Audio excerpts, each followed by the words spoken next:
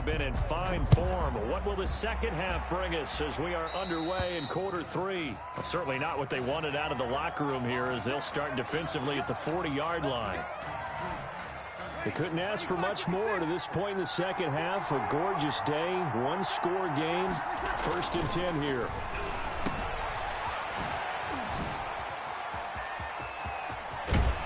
And out of bounds on the other side of midfield at the 45. Now, they may want to go back to that one. First play of the drive, good for 15 and a first down. 1st and 10 at the 45-yard line.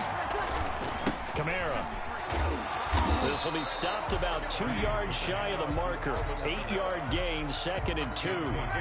8 yards the tally on that first down run. Here's 2nd and 2. 2nd and 2 at the Chiefs. Breeze leaves this one with Kamara, fighting his way down to about the 35-yard line. On the carry. They know that old expression, it's not my night. It hasn't been his so far. I don't know if the legs are a little bit heavy. Sometimes having to hang out all day and play doesn't exactly play to your advantage, but it's been a tough go for him. Every time he looks up, somebody's there defensively. That was the same case on that play. It's 4th down.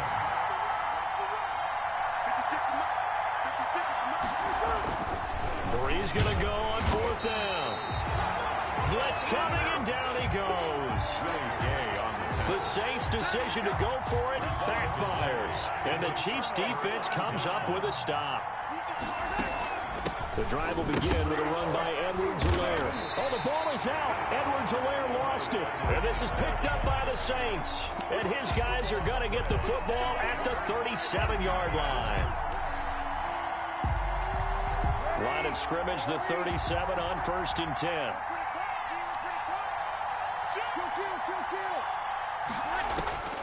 Working from the gun, it's Breeze.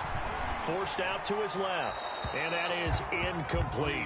But defensively, you're over there trying to catch your breath and try not to show the offense that you're a little bit fatigued. You're right back out there after the turnover.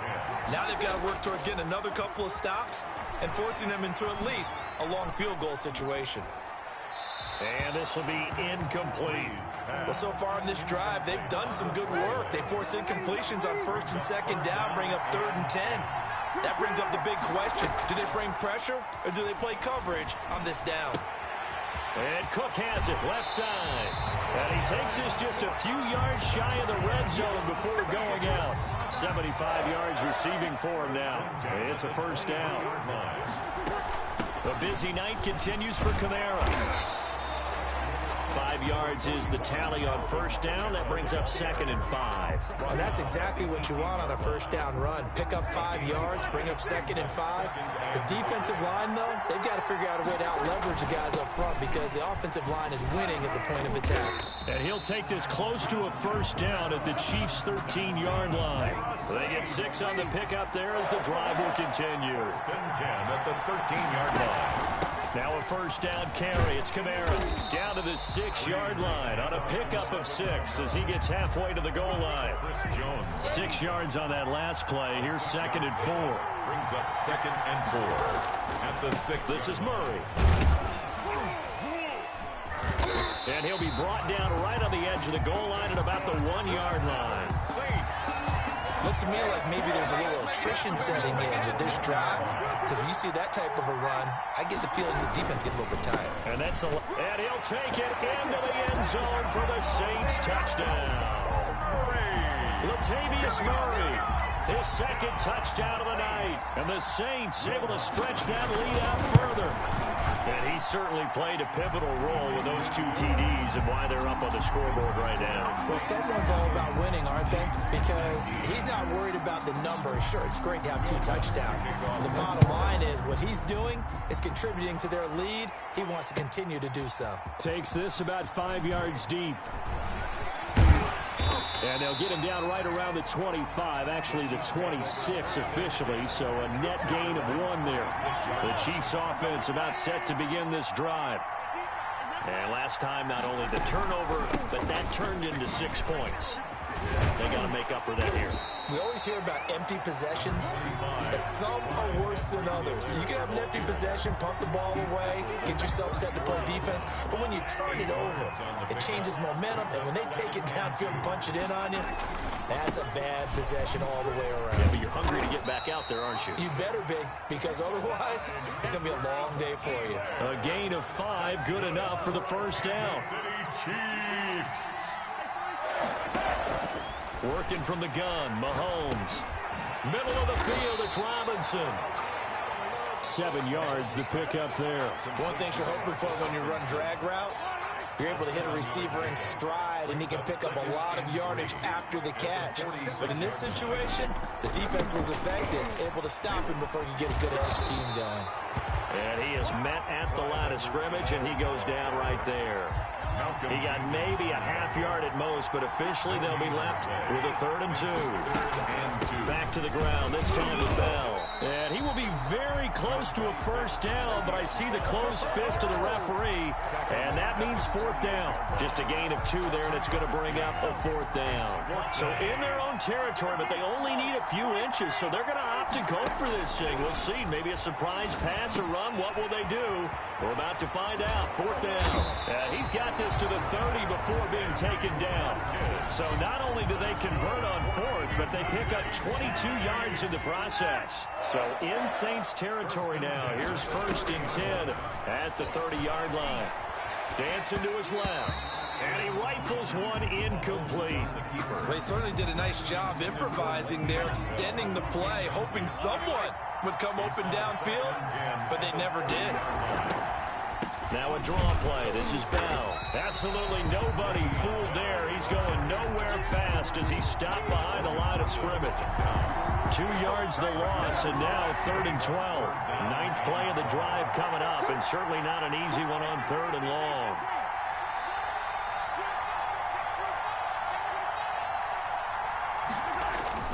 To throw, it's Mahomes, eluding the pressure right. Space to run past the 20. And this is caught by Watkins. And he takes this into the end zone for a Chiefs touchdown. Sammy Watkins, 32 yards. And the Chiefs are able to get this back within a touchdown. And the lead is down to 2. Makes the score Saints 28. Chiefs 26.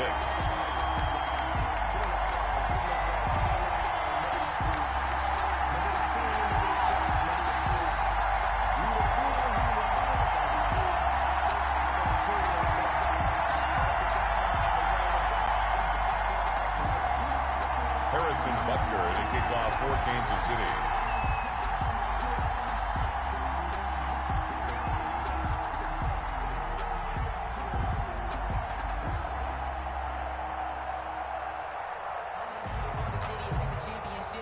Now after the touchdown, here's Butker on to kick it away. Certainly not what they wanted there, so the football by rule comes out to the 40. And that drives coaches insane, doesn't it? When they see that happen, it just doesn't feel right, does it? Plus, you're giving up yardage. Here's Kamara off the draw, and he'll run straight into a wall of tacklers at the line of scrimmage. It's 2nd down. 3rd quarter of a 2-point game, a good one so far. Here's 2nd and 10. 2nd and 10. And here's a throw that's taken in by the tight end Cook. And they get to him after a gain of 6 to the 46. They face a 3rd and 4 after that last completion gets him 6. And right side, they're going to go option here. And he won't be close to a first down as he runs into a wall right around the line of scrimmage. No gain on the play. It's 4th down. The offense going to stay out there. They've converted once, failed once. What can they do here on 4th down? From the gun, it's Breeze. And he's got his favorite target yet again. It's complete. And they're well past midfield, just a yard or 2 shy of the 40.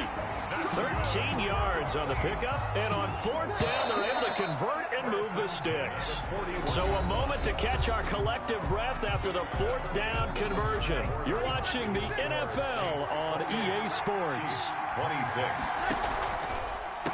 Now Kamara. And he's going to be stacked up right at the line of scrimmage. Nothing there for him. 2nd down. Officially nothing on that last run. They'll try again 2nd and 10. Brings up 2nd and 10. At the Chiefs. Steps away to his left. And he's going to be out of bounds down around the 35-yard line. The Saints on third down. They've had good success, 5 for 8 to this point. This is 3rd and 4. Running with Kamara. And he is going to lose yardage here. Tough sledding. They lose a yard there on 3rd. When a draw works, it can be a thing of beauty. But when it doesn't, oh, it can be ugly. And in this case, loss of yardage ugly. And this is right down the middle as he puts it through. And that will push the lead up to 5. So they get to 3, but you wonder now, is that going to be enough? Excellent question, because when I look at the smiles on that side of the field, they're a little tight, aren't they? If they had scored a touchdown there, those would be big half-moon grins right now because they feel a whole lot better about their position. And a touchdown in the other direction, all of a sudden they're down. Well, conventional football 101, tells us if you don't get it back to the 20-yard line on a kickoff return, that's a disappointment. But some of these teams, special teams coaches, with approval by the head coach, they give them full authority to go ahead and bring it out and try to be aggressive, almost what we call the green light, red light theory. Green light means go, red light means stop. Looks like he had green on that play. And he's got it past the 30 before he's hit and dropped. That's a good way to start the drive. 17 yards and a first down. 1st and 10 at the 32-yard line.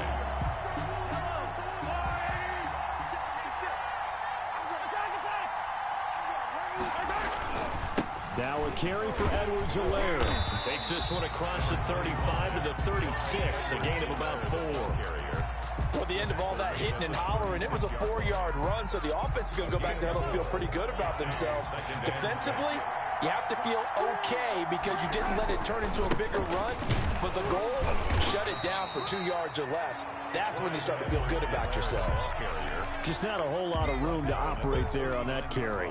No, not at all. They did a really nice job staying in their proper places and not allowing any lanes to open up. Edwards-Helaire, they'll try to run for it.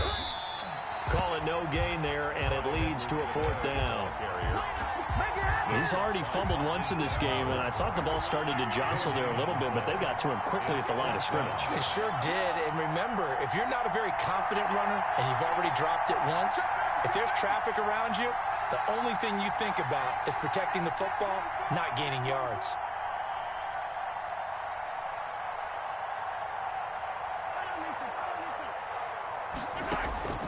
Mahomes going to go on 4th down. He's got the first down and more past midfield. And he'll finally be taken down just shy of midfield. That's good. That's a 4th down pickup of 10 yards and an opportunity certainly missed on the defensive side. That's a 49. From the gun, it's Mahomes. Quick hitter here, it's complete. And he'll go out of bounds finally at the 7. A big play there on the catch and run. 44 yards. The 7-yard line. Now Bell. And he will take it on in for a Chiefs touchdown. Taking it in from 7 yards away. And the Chiefs are once again going to retake the lead. People always talk about one of his biggest strengths running the football, vision, and he found the spot there, went into the end zone. You're exactly right about that. It wasn't just the vision, right? Once he saw the gap, decisiveness, made up his mind, and about the power to finish the play. Not only did he get good blocking, he created his own space as well. Fielded in the end zone. And he's up past the 20 to the 22-yard line. Return. The Saints take over 1st and 10 at their own 22-yard line.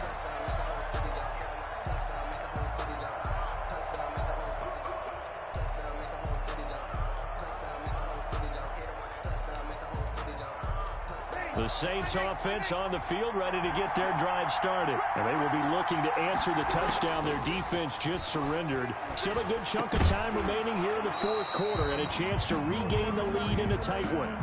As this old brain remembers, when I see 5 wide receivers on the field as a defender, I know the ball's coming out hot. They expected it and got there and popped it free. On second down, Kamara. And he'll take this one up close to the 25-yard line. They do get a couple, but they'll be left staring at a 3rd and 8 coming up. The Saints on 3rd down, 5 out of 9 thus far. This is 3rd and 8. Ladies and gentlemen, that is a force of nature at the defensive tackle position. Yes, he's as big as they come, but still plenty agile. He's able to make a nice play there to swallow up the ball carrier. Certainly not what they wanted there. No gain, and it's 4th down. One score down. Here we go. They're going to go for it here on 4th down. The Saints do snap it. It's Breeze. And that's caught by Smith. And they'll get it all the way up about 5 yards shy of midfield. 21 yards there. A big play on 4th down. 1st and 10 at the 45-yard line.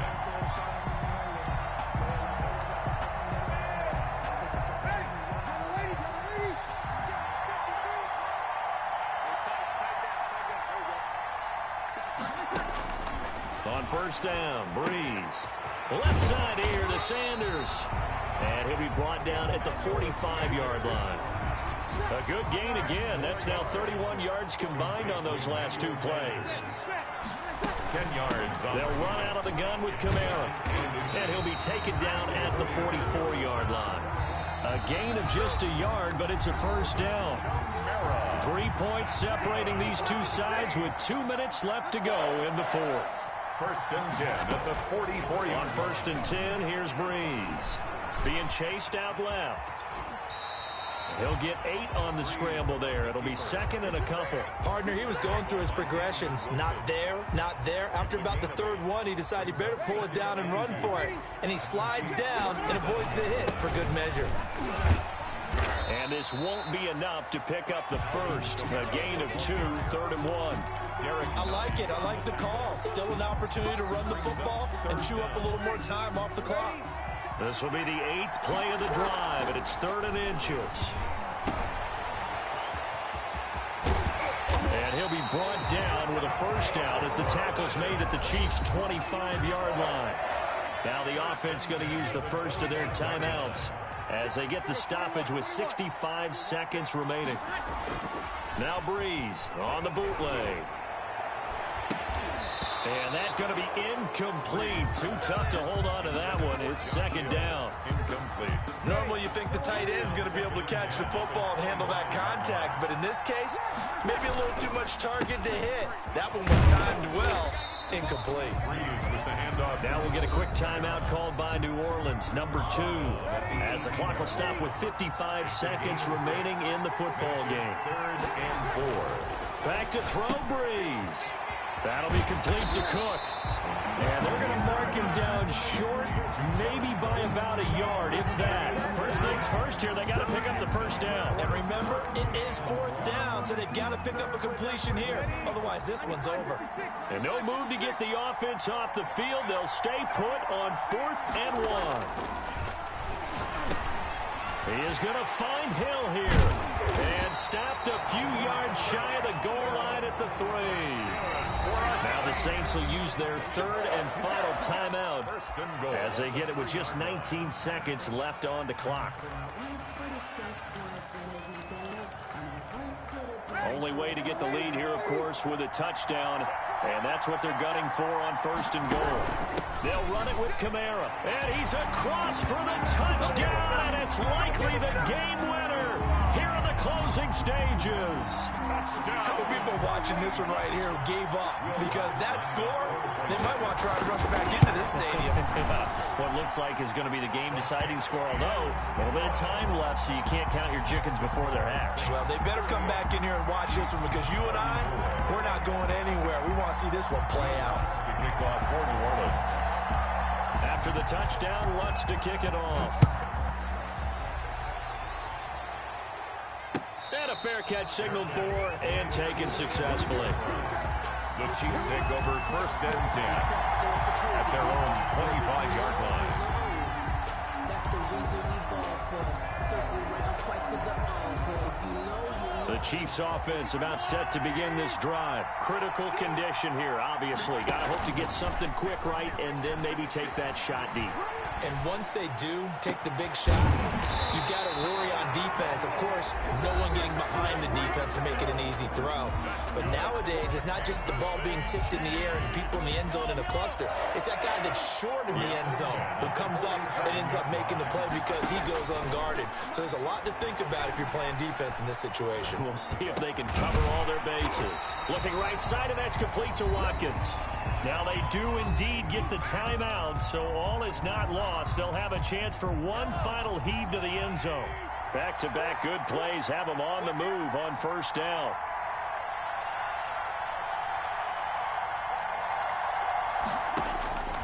One final try from Mahomes. Buying time to his left. He's going to take off with it. He's got the first down here. Oh, no, he lost the football. And this is picked up by the Saints.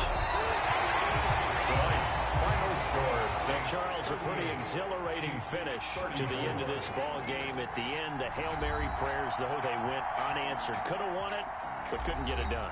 Almost felt schoolyard or playground, didn't it? You remember when you called that play? Everybody just go long and try and find someone open. They gave it a shot, but unable to successfully complete it.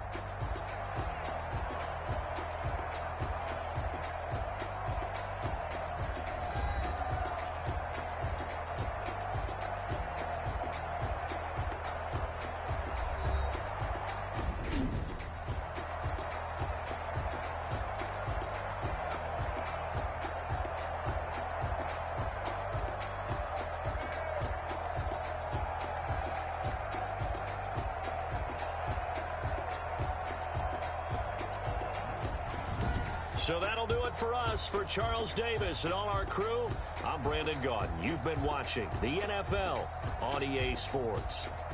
So long, everybody.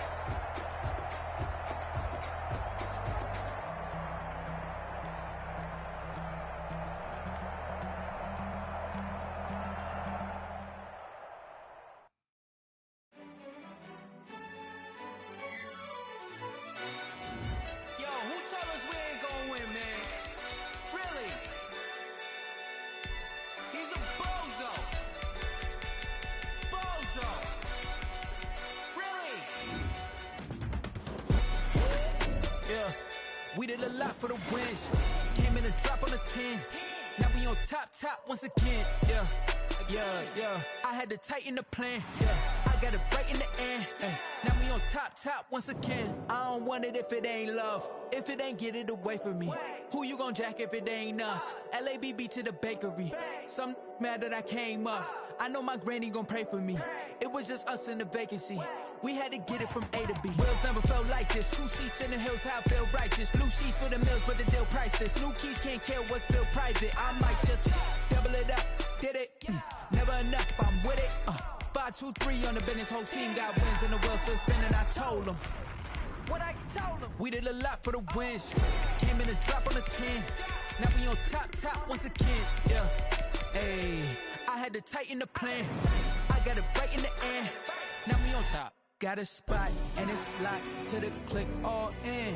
I got ops, if he drop, I just hit my dance. I was pop, they just watched, had to take my wins. They wouldn't let me in. I've been on 10 cents. Who really holding it down? I've been holding it down and I go it again and again. Who was the dummy that died? I'm the coldest around, but he folding again and again. I'm in the what? I'm in the day. I'm doing 30 on 30 and up. You in the what? You in the way. Either you rolling or rolling the dust. You with it, so what? Keep it running. We did a lot for the wins. Came in a drop on the 10. Now we on top once again. Yeah. I had to tighten the plan. I got it right in the end. Now we on top once again. We did a lot for the wins. Came in a drop on the 10. Now we on top once again. Yeah. Hey, I had to tighten the plan. I got it right in the end. Now we on 10.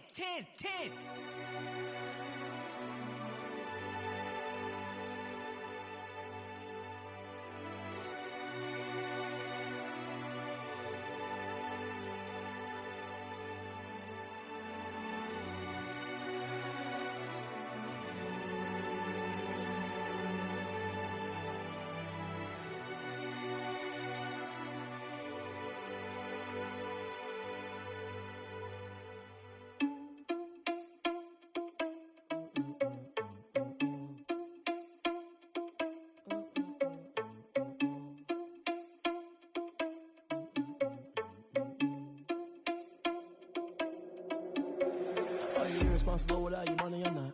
Thought he had a plan, but we gon' foil his plot. Heard him sneaking in, so we just ran in the spot. And then we spin the block around just like the hands on the clock. Are you irresponsible without your money or not? Thought he had a plan, but we gon' foil his plot. Heard him sneaking in, so we just ran in the spot. And then we spin the block around just like the hands on the clock. Come like a bat of the hell, I dare you to cross like a reverend. In my energy paralyzed, I'm like I'm finger 11. Take a second, I'm finna send it like a parent a message. You the best, if it ain't me, then you need you a confession. You a mess, you ain't scary to me. Heard you was a leader, but that ain't apparent to me. Put dust on you like cheetah, run up down and air in the scene. I feel just like Vegeta Prince and I'm an heir to the seat. I mean, for real. Touch the driver's sauce so I don't even grab the wheel. That's on my chest, but it don't mean the man is stealing. Man, I'm walking with some money, man, I mean a couple mil.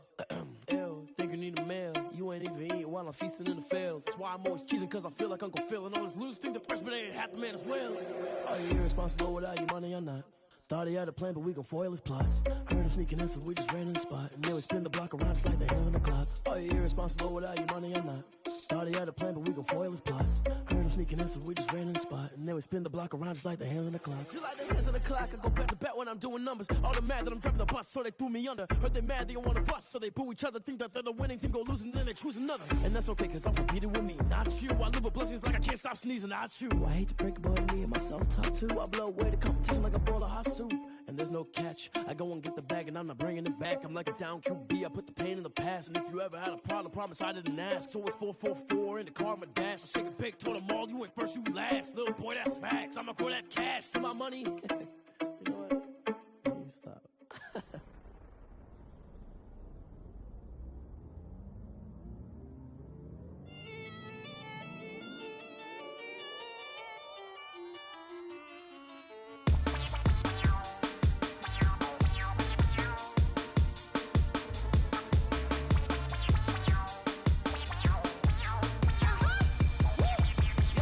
Say I done powered up, level at 10,000 and climbing. No, I've been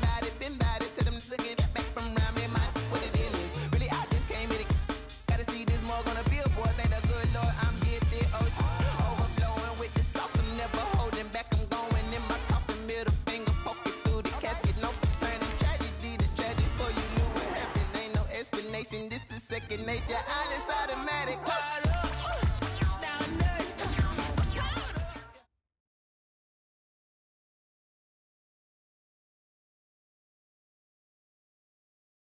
The man of the hour.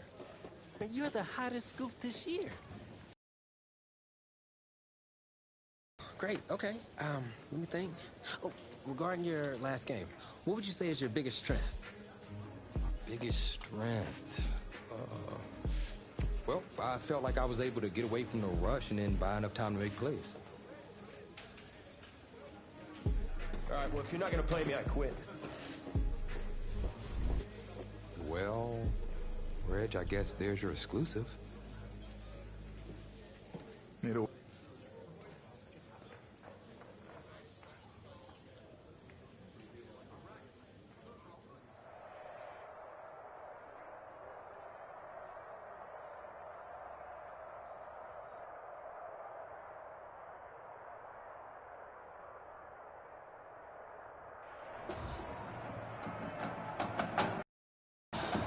Welcome to our EA Sports live stream from M&T Bank Stadium, the home of the Maryland High School Football State Championship and the host of tonight's clash between the Brush Hogs and the Spartans.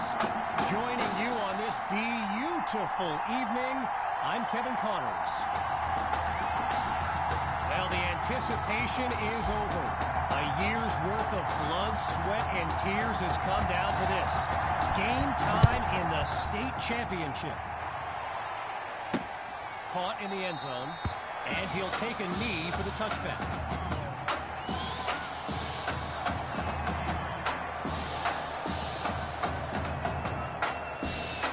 The Brush Hogs take over on offense. And, you know, with a state championship on the line, every drive can seem like it's the most critical. And they'll take him down after a nice pickup. Well, for the Brush Hogs, this game marks a return to the state championship. It's a chance for redemption after losing a blowout just 1 year ago in this very same stadium. The history they bring to this matchup adds a whole new dimension to this showdown. Caught by Rosas, and he picks up the first down.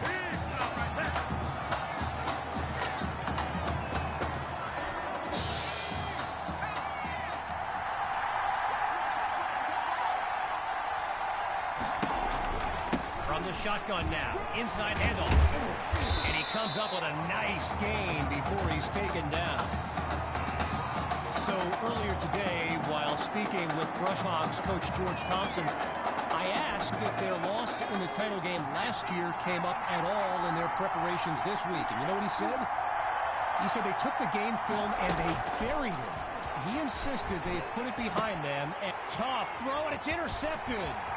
Picked off by Douglas. Another day, another dollar, baby. And it's a pick-six touchdown.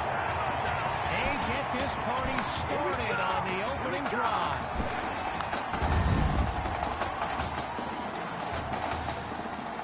Now for the point after.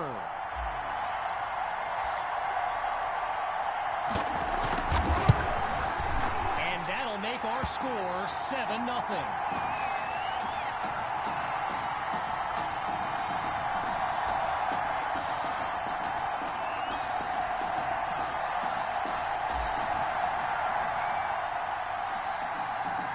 Following that pick-six touchdown, the Spartans are ready to kick it away. This is fielded just inside the goal line. And really not much there as he's tackled just beyond the 20-yard line. The Brush Hogs send out their offense. Let's see what the future holds on 1st and 10. He's back to pass. Fires into traffic, but that's caught over the middle. As anyone knows, high schoolers and social media, it can be a recipe for drama. And Clay Rainey stirred up some controversy this week when he predicted a championship win for his Brush Hogs. You can imagine how well that went over with QB2 and his squad. Spoiler alert, not well. After coming up with a strong run. It's 2nd and 3. Looking downfield, here's Dixon. He's got Rosas, and he moves the chains. First down. Gavin Dixon, the field general of this Brushhawks team, and someone who comes from a family with deep ties to Nebraska football. His dad, Clyde, played running back for the Huskers, as did his older brother, Tommy. Mom, Olivia, was a star on the Huskers track team, so I'm not so sure Gavin has ever even considered going anywhere else.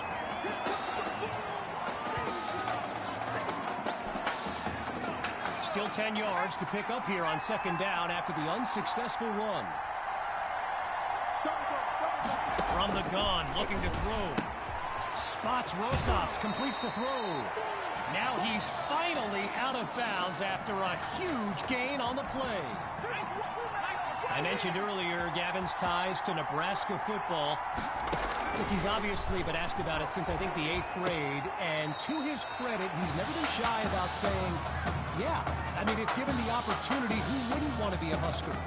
So it's not a done deal till he signs that letter of intent, but there's a very good chance we'll see this young man in Lincoln someday. On 2nd down, he'll drop back.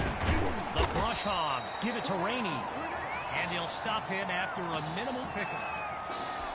You know, another thing about Nebraska football, we got a couple of former Cornhuskers in the house here today. Levante David and Rex Burkhead are here to take in this championship game.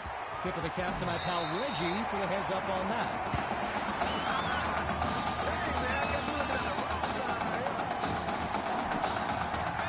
It's been methodical. It's been textbook. It's been the kind of drive you dream about.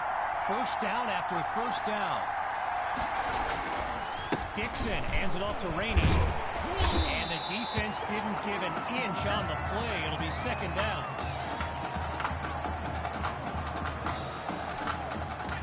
They come out 5 wide, 3 to the right. Looking to pass on 2nd down.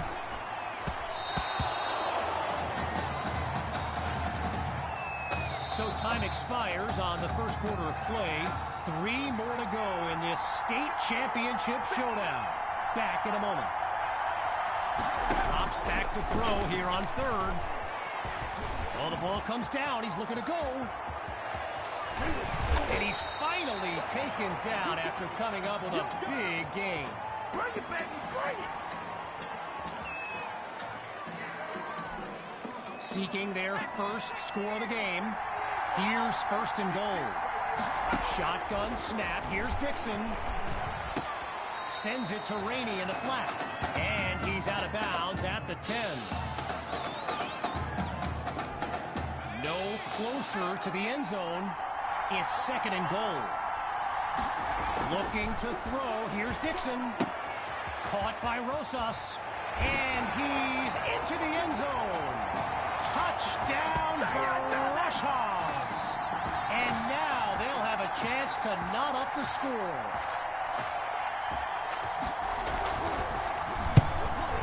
And that'll tie things up as they prepare to kick it away. I'm ready to take off, baby. Stand up. After giving up the touchdown, the Spartans are back to receive. He fields it at the 2. And he'll be brought down after finding a bit of room up the field.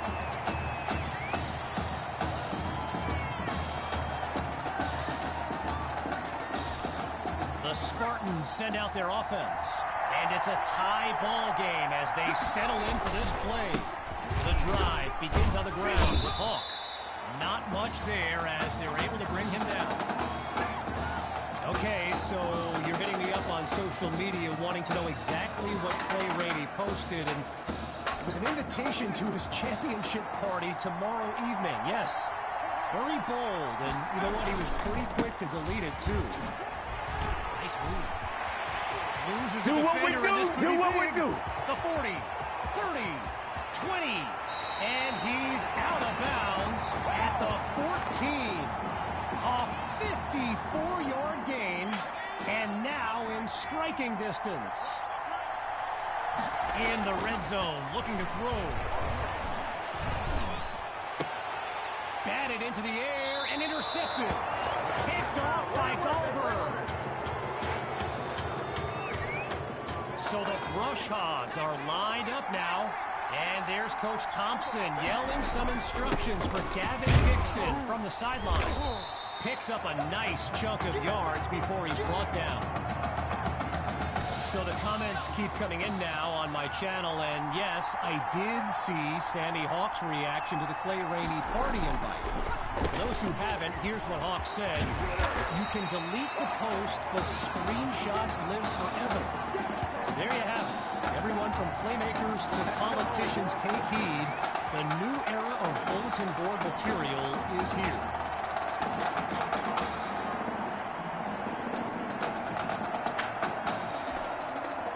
Getting ready for the shotgun snap. Here's Dixon. On first down, back to pass. Fires quickly, and that's complete. And he comes up with a first down. When you look around this stadium, clearly a state championship of this caliber will draw thousands upon thousands of fans, and there's more than a few NFL players among them. Before the game, I saw guys like Patrick Peterson and the Honey Badger, Tyrann Mathieu, signing a bunch of autographs.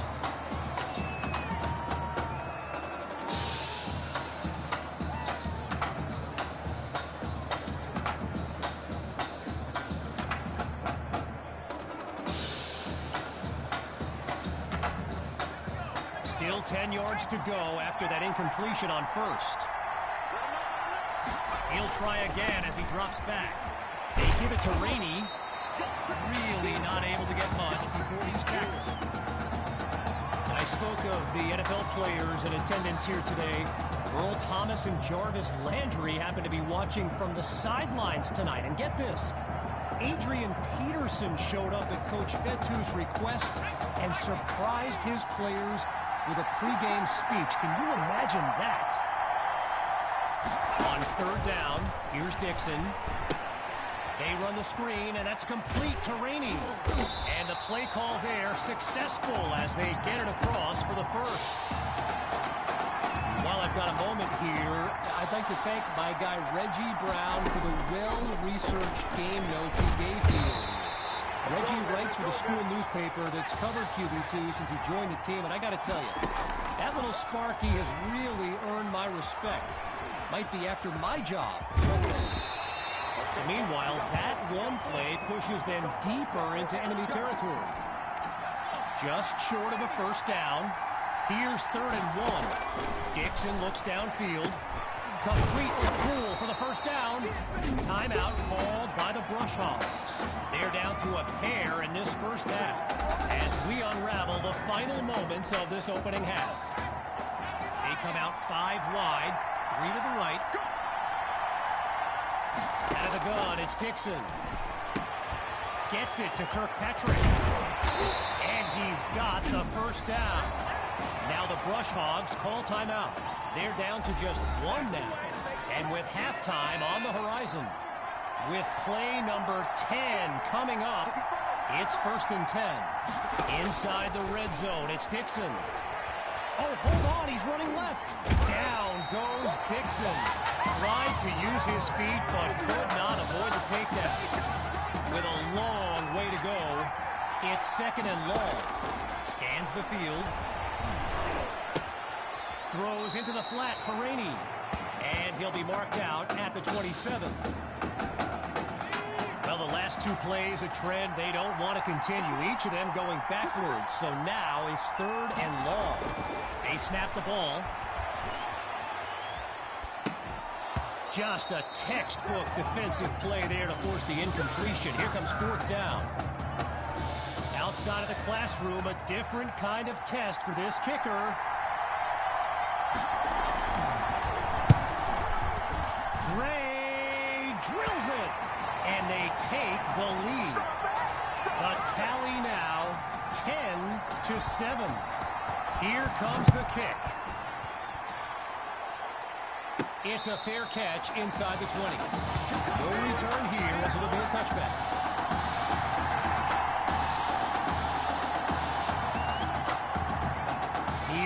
the Spartans to start the drive, and just 3 points separate these squads in a tight first half. Maddox is wide open, and he's taken down at the 48-yard line. Timeout called by Coach Fetu. That'll leave them with 2 in this opening half, and with enough time for one more play.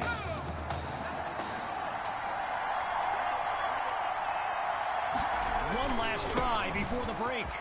Hawk with the carry. And he'll get this to the 45. So, after 2 quarters of action, it's the Brush Hogs out in front.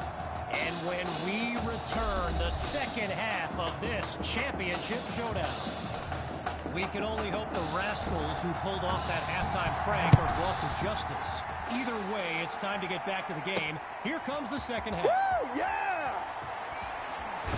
High ball, scooped up by the deep, and it's all the way back for a touchdown.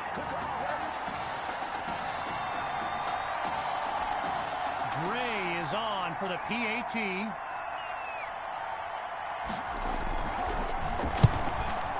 And he puts it through. The lead now 17-7. Following that thrilling fumble return, the Brush Hogs are ready to kick it away. Fielded in the end zone. Hey, nothing ventured, nothing gained. They'll take it, right? This drive starts out past the 25. The Spartans take over on offense. And you can see it in their eyes. They look motivated to close the deficit on the scoreboard. He finds his tight end. Taken down as he makes the grab. 5 yards on the catch there as they prepare for second down. Lined up in the backfield, there's Sammy Hawk. On second down, they'll run it here. Now he's brought down after moving the chains. First down. I've got to take a break from the game here for a moment. I think the pranksters I mentioned earlier are still on the loose. Over in the Brush Hogs fan section, they're holding up signs they found underneath their seats with the letters that spell, well, let's just say there's a reason we aren't pointing our cameras at them right now. On second down, back to pass. Throws left, it's complete. A 29-yard gain, and one for the highlight reel. With the aerial attack looking good on this drive, here's the start of a new series. On the ground, it's Hawk, and they bring him down after a short pickup. So I mentioned the game notes Reggie gave me earlier, and here's an interesting fact. Brush Hogs head coach George Thompson once played Coach Fetu in a football game back in college. Now, it wasn't for a championship, but Coach Fetu's Trojans won that non-conference showdown. Amazing how we've come full circle here today. Looking for another conversion. It's third down. Looking to pass. Absolutely nowhere to go, and he eats that sack. Looking to roll the dice. Here's 4th and 4. Gathers the snap. Now he brings the ball down. He's on the move. But he's taken down immediately. Doesn't get anywhere on the scramble. The Brush Hogs take over on offense. And they've managed to finish every drive with a score, so a chance now to continue that streak. A quick hitter for the completion. And he's tackled at the 38-yard line. 19 yards that time, and that's good for a first down. From the gun, it's Dixon. And they're unable to hook up on that play. Here comes second down. Still 10 yards to go after that incompletion on first. Dixon hands it to Rainey. And he'll scoot his way forward for a solid gain. A pickup of 4 on the play. And now it's 3rd and 6. Out of the gun, looking to fire. Now he tucks it. And they'll stop him at the 48-yard line. The Brush Hogs lined up, ready to punt it away. And here's the kick. And this is a terrific punt that goes out of bounds inside the 5-yard line. With their backs against their own end zone, it's first down.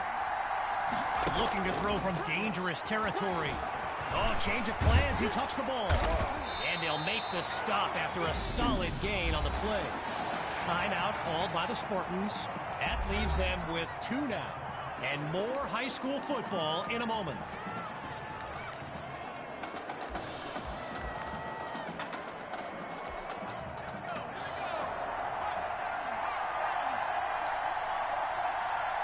To throw on second down. Here's QB2. He airs this one out.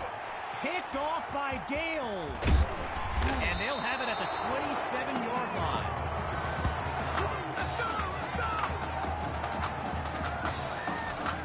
Here come the Brush Hogs to start the drive.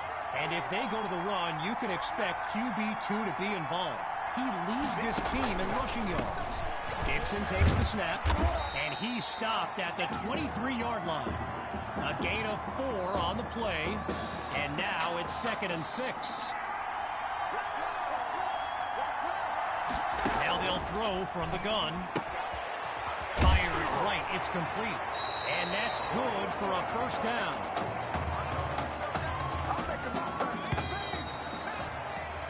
There's the whistle as we end the 3rd quarter. When we return, the quest for a state championship continues. Stay tuned. So we resume action here in the 4th quarter. A first down play coming up. And he'll be marked out at the 11. After a minimal pickup, it's 2nd and 7. Here's Dixon. Rainey gets the handoff, and he shows off some strength before he's wrangled to the ground. Boy, they've shown no fear on 3rd down all game long. A great conversion rate. Can they do it again here? That's the snap. He's on the move. Now he's dropped after getting past the marker. A pickup of 4 on the play, and they are knocking on the door now. 1st and goal. Going with the run, and he takes it into the end zone. Touchdown, Brush Hogs, and they stretch their lead.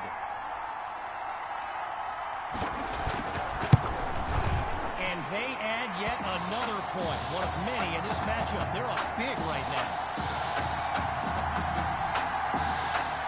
Still leading by a comfortable margin. They're lined up for the return. Fielded at the 3. And his decision to bring it out proves fruitful as he puts together a great return. Wanting nothing more than a score, it's 1st and 10. Looking for a receiver. Using his legs now. Completes that throw to Hawk on the screen. And he's stopped at the 47. While doing some prep for this game, I got a recommendation to check out recruitstowatch.com. And let me tell you, QB2 is well represented with some jaw-dropping highlights. And you got to remember, until earlier this season, he hadn't played a down of football since Pop Warner. Think about that kind of meteoric rise. Boy, a brisk pace to this drive as they look to keep up the momentum. Here's QB2. Wait, maybe not. He's on the move. And now he's out of bounds. First down. Getting ready for the shotgun snap. Here's QB2. In the red zone, looking to throw. Oh, change of plans. He tucks the ball. Hauls it in the end zone. Touchdown, Spartans. Benny Fuller. His first catch of the game is good for 6. Shotgun snap. Here's QB2. Wait, maybe not. He's on the move. He makes the grab. Good for 2 more.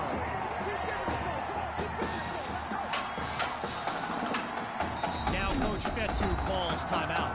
That's their second one thus far as we pick back up with the action. Well, the students are rising to their feet as we await this onside kick.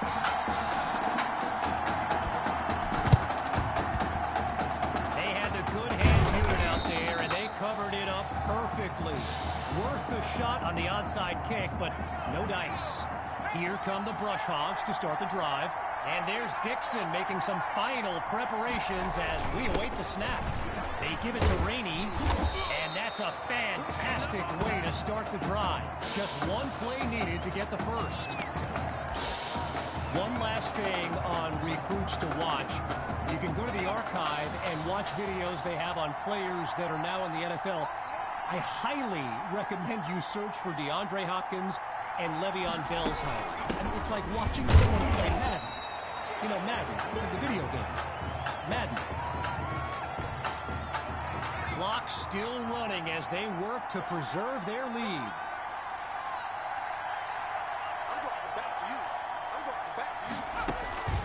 From the gun, inside handoff. And he's taken down at the 30. A pickup of 6 on the play. And now it's 3rd and 3. Rainey's lined up in the backfield.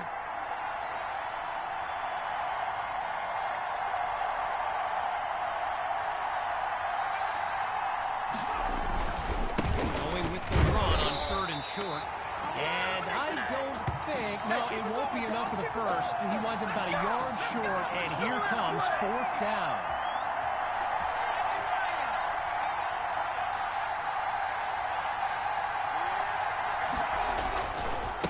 Run it. Oh, but he goes backwards. Timeout called by Coach Fetu. No choice but to stop the clock as we step aside for just a moment. Throwing to start the drive. Here's QB2. Going deep now for Fuller. He's got it. Touchdown. Benny Fuller. A show-stopping score from beyond midfield. Looks to throw out of the shotgun. Oh, change of plans. He tucks the ball. He can't make the connection. So they come up empty on that play call. Following the touchdown, the Spartans are ready to kick it away. Taken at the 10. And that's a solid effort on the return as the offense heads onto the field.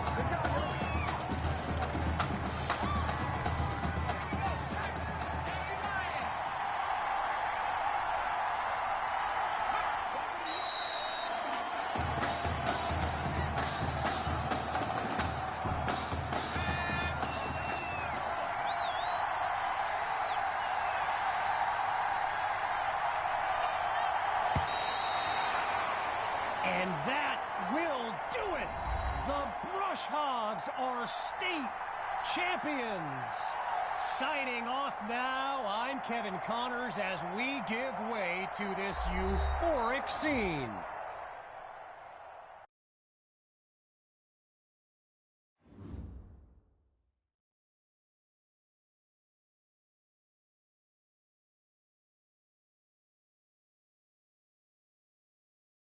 Right here, this is my favorite part. The spin move you do. Breaking that dude's ankles and the stiff arm, woo! Reminds me of my playing days, Samoan warrior style. It's too bad you stepped out of bounds. You could have scored a touchdown. Well, there's no way he could have dodged. Tommy, how the heck have you been? Hey, Tommy, how you feeling, man? Good. Got a clean bill of health. I'm ready to get back out there. Come on in, have a seat. Didn't think you'd be back. Trust me, I tried transferring. Doesn't seem like any other schools want to accept a perceived health risk. But I've got a clearance from my doctor, Coach. I'm ready to play. It's only right you take your spot back. I was just keeping it warm for you. You know, the team seems to be doing just fine with you out there. And seeing that you're kind of thin at receiver, I was thinking that maybe I could help out by lining up outside. Shoot, yeah. We'll work something out.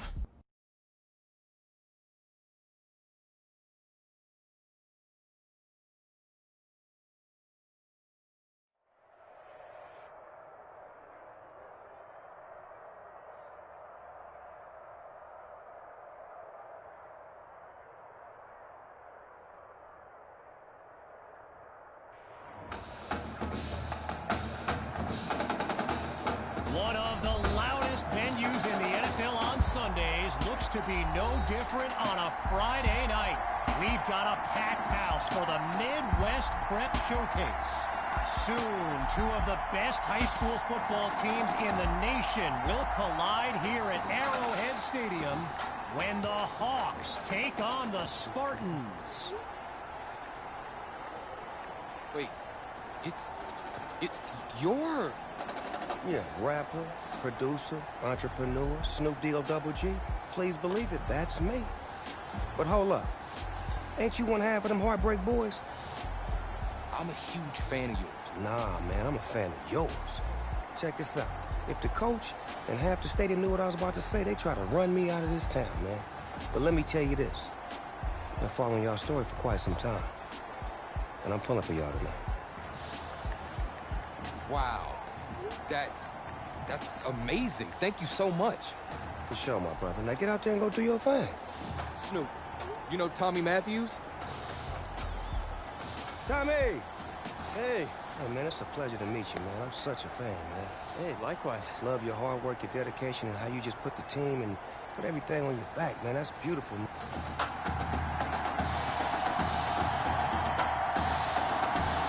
Well, the crowd is loud and on its feet as Ricky Sutherland gets things started. Caught in the end zone. Geez, all that effort and not much to show for it. They'll start this drive just beyond the 20. So in this matchup of top-ranked quarterbacks, it's QB2 with a chance to strike first on this opening drive. Complete to Maddox, and he's got it past the marker, first down. So get this, earlier today I was speaking with Hawks coach Kevin Robbins, and in typical fashion, he did not hold back about today's matchup. He proclaimed his D would be so good against QB2, they'd end up putting Tommy Matthews back at quarterback. Bold words. All right, so following the short gain, it's 2nd and 7. QB2 looks downfield. Quick decision, completes the throw. Now he's brought down. That throw good for only a couple, as it'll be 3rd down. Out of the gun, they'll throw. He gets it to Matthews. And this will be spotted at the 44-yard line. All these kids so thrilled when they found out this year's edition of the showcase would be played at the home of the Kansas City Chiefs, Arrowhead Stadium. This is now a premier event on the high school football calendar. Still 10 yards to go after that incompletion on first. Once more on 2nd down, here's QB2. This time he finds Matthews. So that's a pair of catches now in just the first quarter. And Tommy, he's running routes like he's been playing all season long.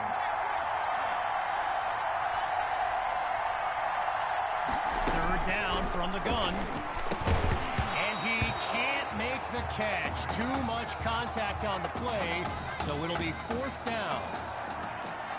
Apparently, the kids on the field weren't the only ones thrilled about this game being at Arrowhead. We've got an incredible turnout for one of the most hyped matchups of this season. Ready to take a chance. It'll be 4th and 3. Now he tucks the ball, looking to run. Goes to Maddox. A 25-yard gain and a spectacular run by QB2. Another 1st and 10, and even more of a threat to score now. Inside the red zone, it's QB2. He's got it! Touchdown, Spartans! He used to pass them, now he catches them. Tommy is back. Here's Myers now for the extra point. And that's good for a 7-0 lead. No pain, no gain!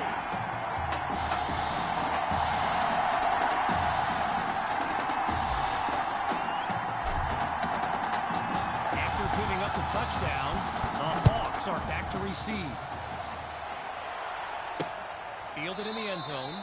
Yeah, I think the special teams coach's head might have exploded if he took that one out. Right choice on the touchback. So for the first time in this showcase, we'll get a good look at quarterback Braxton Knight and this dynamic Hawks offense. Back to pass. And they can't make the connection, so it'll be 2nd down. Arrowhead Stadium, one of the best venues in all of football. And you know who loves it here? The coach, Jonathan Coachman. Big-time Chiefs fan. He's a Kansas native. In fact, I wouldn't be surprised if he's in the house today. And he'll take it up to the 31-yard line. The D is ready for a throw on 3rd down. Out of the gun, it's Knight. Sends it to Monroe, picks up the 1st. And he's brought down at the 39. Braxton Knight, easily one of the best quarterbacks in the nation, hasn't faced a double-digit deficit since he became a starter last season. And when he gets this offense clicking, it is a sight to behold. One running back look with 3 tight ends on the field. Here's Knight on 1st and 10. On the slant, gets to Cole. He came with a hit stick on that tackle. So yes, there's an obvious reason why they call this the Midwest Prep Showcase. Every year, it's quite literally a showcase of the nation's top players. But this year is the first time they've ever had the top 2 quarterbacks in the country face off. I'm speaking, of course, about QB2 and Braxton Knight. Surveys the field. Now he finds his target on the out route.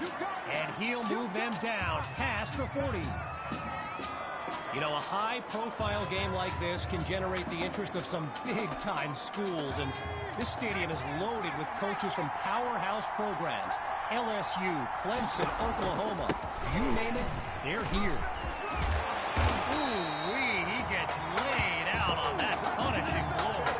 It's a 12-yard gain, good for another 1st down.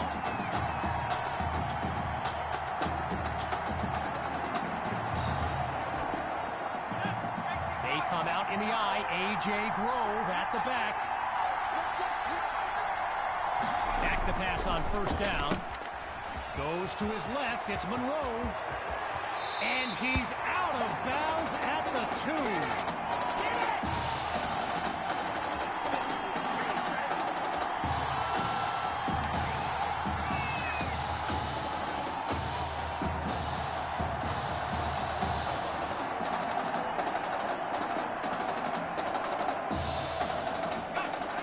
You can feel a change in the air on this 1st and goal. Knight looks downfield. Oh, it'll be intercepted. And they'll have it at the 2-yard line. So the Spartans are lined up now. And all eyes are on QB2 as he gets set for this drive. I think every smartphone in the stands is pointed at that young man. QB2 takes the snap. And he's brought down after a nice gain on the play.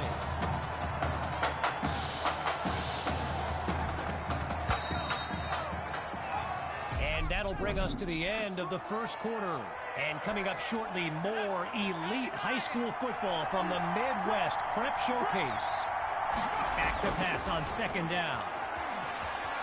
Scratch that, he's moving left. And he's taken down after a huge gain on the play.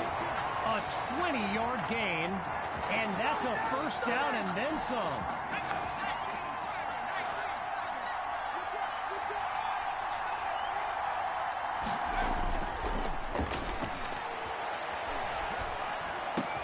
And that's another catch by Matthews. We could be in for a magical night. Working now from the far side of the logo. It's first down. Here's QB2 to start the series. Finds Matthews on the slant. Now, Coach Betu's team among the best in high school football, undefeated and blessed with the potent combination of QB2 and Tommy Matthews. They are the combo to watch here today, no question. And they're unable to hook up on that play. Here comes second down.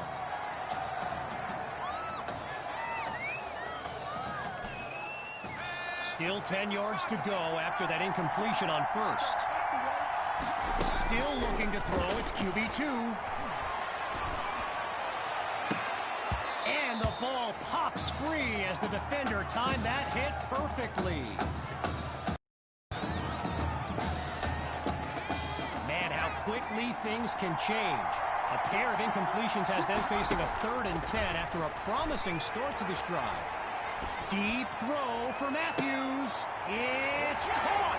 Touchdown, Spartans. Tommy Matthews adds another score in his return.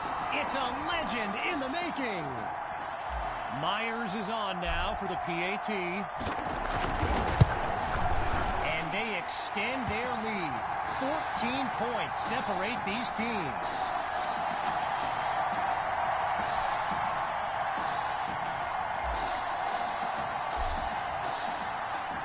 Here's the whistle, and now the kick. Caught in the end zone, and it'll be a touchback as he elects to take a knee. Opening play of this drive for the Hawks, and Field General Braxton Knight finds himself in an unusual situation. He's not used to being down double digits at any point in his career. He's got a man, and this will be spotted at the 36. I mentioned a few colleges earlier with recruiters in attendance. My guy Reggie gave me a list with a few more names on it, and you know it's a heavyweight matchup when you've got schools like Oregon, Florida, and Southern California among the fans here today. Following the incompletion on first, here's 2nd and 10. Drops back to throw it again. Fires quickly, and that's complete. Tackled as he pulls in the ball. 4 yards there on the completion, but it sets up a 3rd down. Gotta share a quick story. All right, so I'm making my way to the press box before the game, and who do I see but the dog father himself, Snoop Dogg. And he's seeking out QB2. But here's the thing. Snoop is a diehard Hawks fan, which tells you just how magnetic QB2 really is. And so the Hawks are ready to punt it away. And he gives it to Booth. Washington fields it. And not much to it on that return as he's unable to find a seam. The Spartans send out their offense, and they're working with a 2-score lead as they fire up this drive. They'll go with the run. Great move, avoids the defender. There's room to run. He's at the 30. They ain't ready for us. 20, 10, touchdown. A show-stopping score from beyond midfield. And now it's time for the extra point. And they add yet another point, one of many in this matchup. They're up big right now. You know, I can't help but think back to what Coach Robbins told me before the game, how how his defense was going to shut down QB2. Hadn't exactly happened, right? And I'd be very interested in hearing his thoughts right about now. And he was hoping for more as he gets taken down after an average return.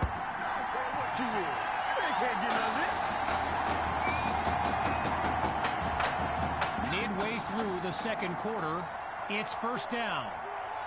Let's go, man. Big series right here. We got to step up. Throwing to start the drive. Here's Knight. Dumps it underneath to Grove. They bring him down. A solid gain of 6 there on first down. One last thought on Snoop. You know, he's a Southern California guy, Long Beach, if I'm not mistaken. And I wonder if he wasn't whispering in QB2's ear about the Trojans, right? I mean, who knows, but I wouldn't be surprised. And he's out of bounds at the 30. A gain of 1 on the play, and now it's 3rd and 3.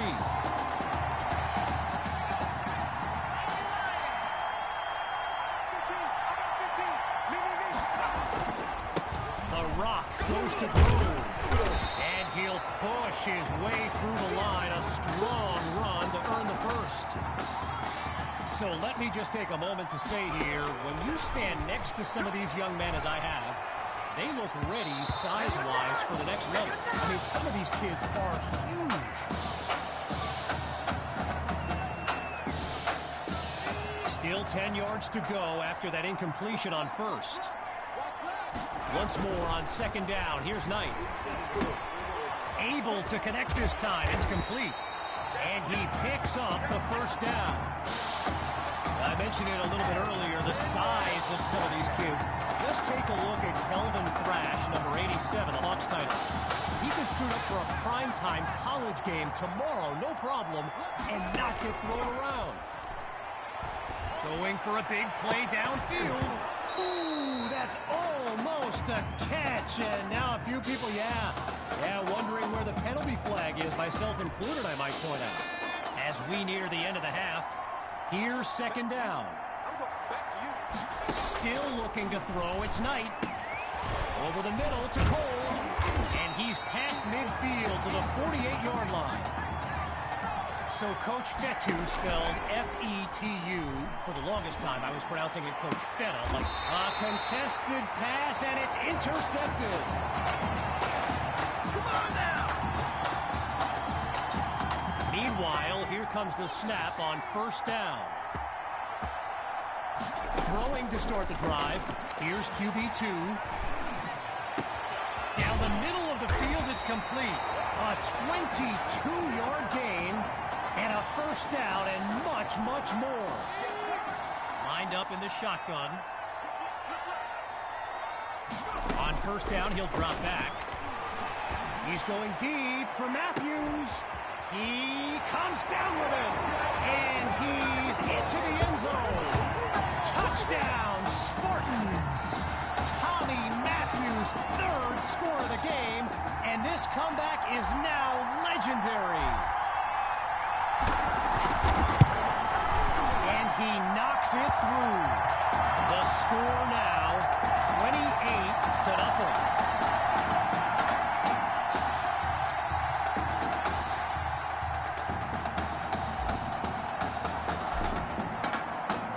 Following that costly score, here comes the kick. Fielded in the end zone. And this will come out to the 25 as he drops to one knee for the touchback. Opening play of this drive for the Hawks. And at this stage of the game, every minute counts for them to have any shot of making a comeback. Here's Knight. Throws middle, it's complete. And he's taken down at the 43-yard line. Timeout called by the Hawks. They've got 2 remaining as we near the halfway mark. Getting ready for the shotgun snap. Here's Knight.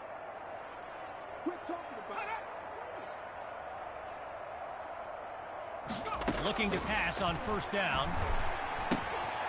Fires the ball, and it's complete. Now he's taken down, but not before coming up with a first. Now the Hawks call timeout. They're down to just 1 now as we unravel the final moments of this opening half. On first down, back to pass. Sends it to Thrash. And they'll take him down at the 42. Timeout called by the Hawks. Their third and final one. And with halftime on the horizon. Okay, there's long range, and then there are kicks like this from the parking lot. Oh, it's too short. No good. And they remain scoreless in this one.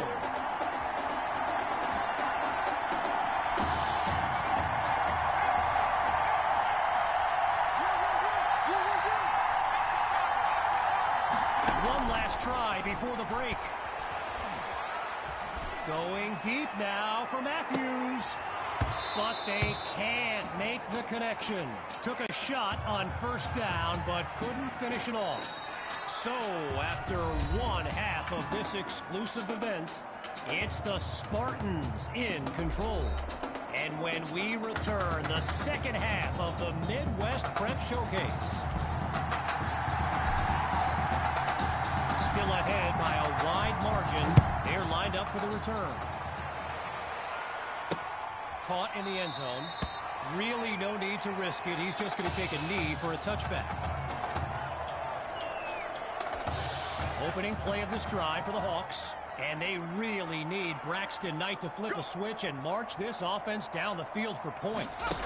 Looking to throw. Here's Knight. Into double coverage, and it's intercepted. And that's the second time this game.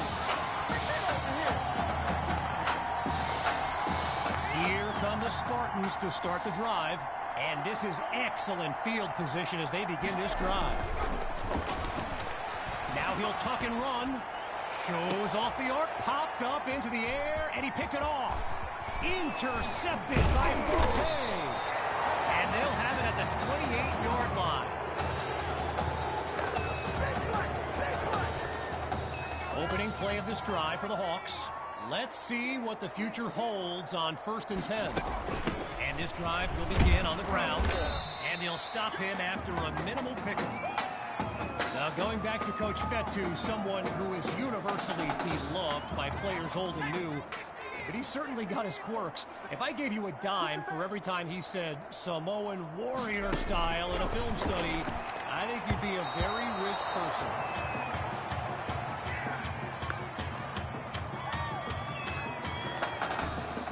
Following the incomplete pass on second down, it's third down. Knight takes the snap. And that drops incomplete. So now they're looking at a fourth down.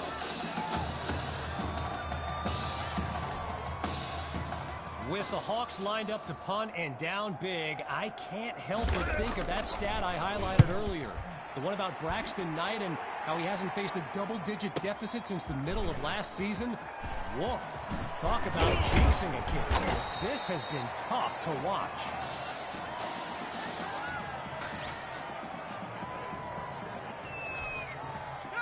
QB2 settles into this shotgun look. Back to pass on first down. He's running left. And they'll take him down after a nice pickup. Naturally, people across the football landscape are sharing their thoughts on where they think QB2 will go to college. Some think Miami, others insist it's Texas. But I can tell you this, I'm beyond confident his decision will be the top thing trending on signing day. Check out the skills. And he's finally tackled after a solid run. 11 yards on the play. Good for a new set of downs.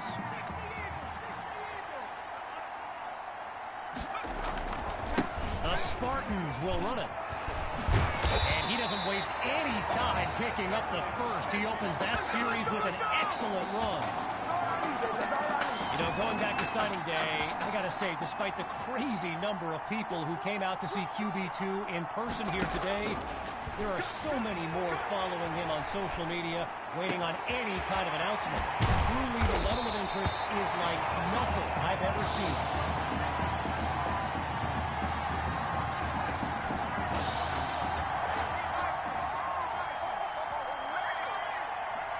From the gun, it's QB2. He's going to run. And he'll do it himself. Touchdown. They are running away with this game. Myers now to add the extra point. And he gets it to go. Our score now, 35-0.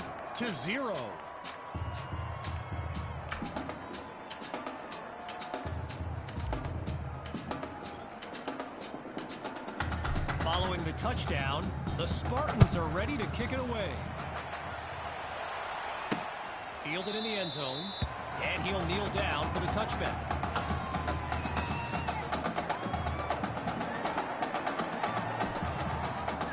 Shotgun look. Trying to get something going on the ground. Not much there as they're able to bring him down. A pickup of 3 on the play, so it'll be 2nd and 7.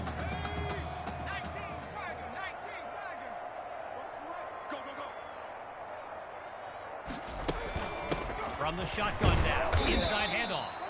They're going to bring him to the ground after just a short pickup. After a minimal pickup, here's 3rd and 5. Shotgun snap. Here's Knight. He finds Thrash. And he's taken down at the 40. A 30-yard gain. And that's a 1st down and then some. Boy, and with the crowd still buzzing, it's 1st and 10. Knight hands it off to Grove. And he's down to about the 36-yard line. A gain of 4 on the play. And now it's 2nd and 6.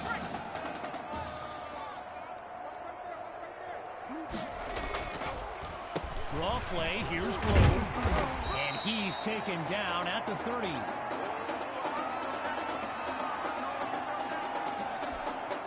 Looking to convert once again. It's 3rd and inches. From the gun, it's Knight. He's got his man in stride. It's complete. Man, heavy contact on that punishing takedown. 14 yards on the play, and they pick up the 1st. Now from the red zone, it's Knight. Under pressure and sacked.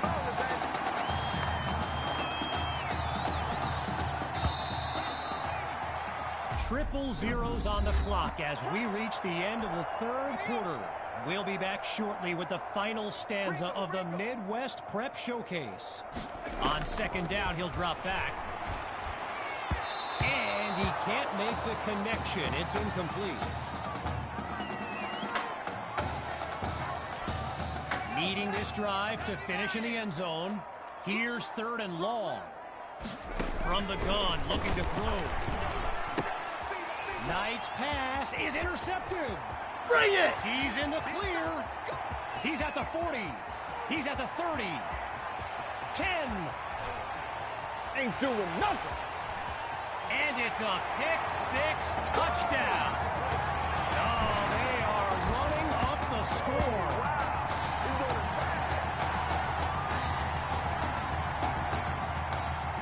Now they'll kick the PAT. It's up and it's good. So the scoreboard reads 42-0.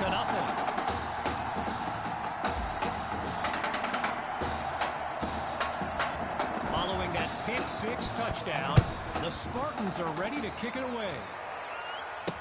From a yard or 2 inside the goal line, he's got it. And we won't see a return here as he kneels for the touchback.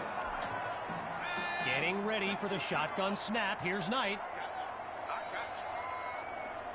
On 1st down, he'll drop back.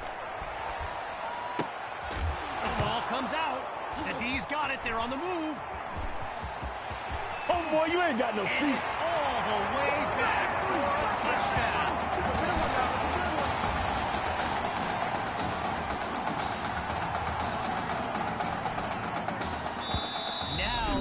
lined up for the extra point. Now Coach Fetu calls timeout. That leaves them with 2 now, as we take a quick timeout of our own. Following the fumble recovery, here's QB2. He's into the end zone. Give him 2 more. And that'll push the advantage, growing their lead.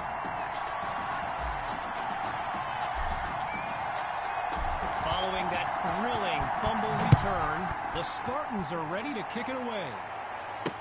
Caught in the end zone, and this will be a touchback as he drops to 1 knee.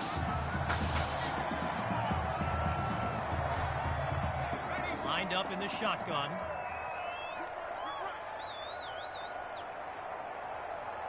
Throwing to start the drive.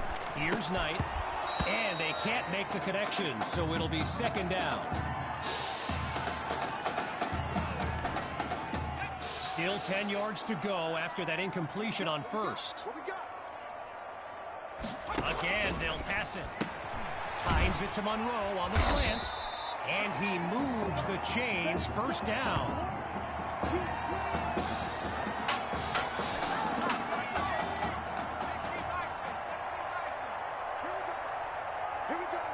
Here's Knight to start the series. And they're unable to hook up on that play. Here comes 2nd down.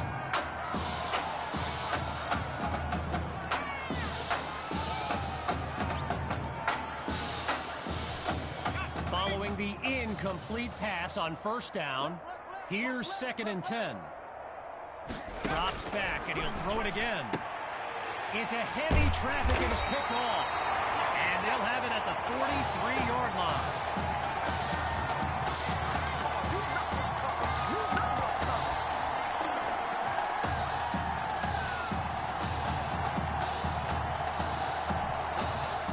Hawks lined up in the backfield.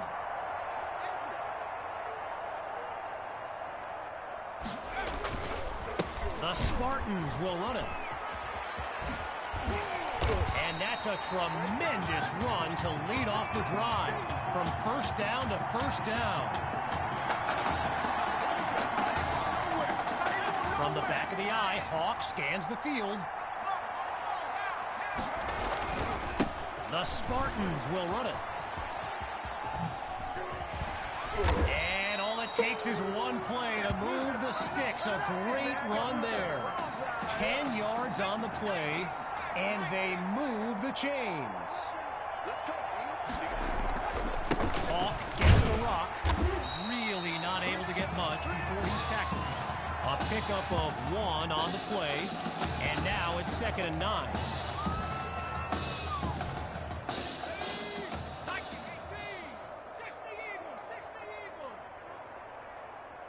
Looking to throw this time. Wait, maybe not. He's on the move. Lets it go. It's caught. Touchdown, Spartans. They just continue to light up the scoreboard. Now to tack on another point. And that's no good. Might have been a divot that messed him up. He was poking at the ground like a golfer before that kick.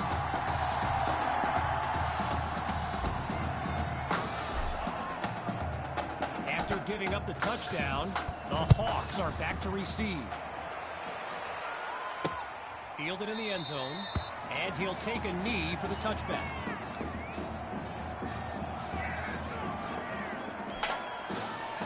Getting ready for the shotgun snap. Here's Knight. Looking to pass on 1st down. And the ball pops free as the defender timed that hit perfectly. Still 10 yards to go after that incompletion on 1st. Again on 2nd down, it's Knight. Pressure comes, and down he goes.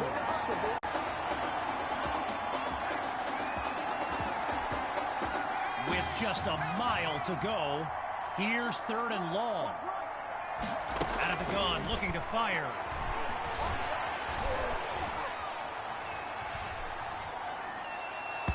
So that falls incomplete, but there is a flag down.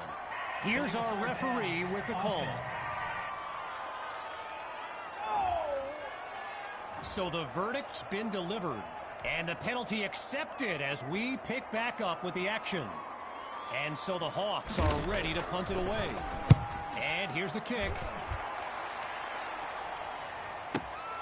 Here's Washington. And he's taken down at the 48-yard line.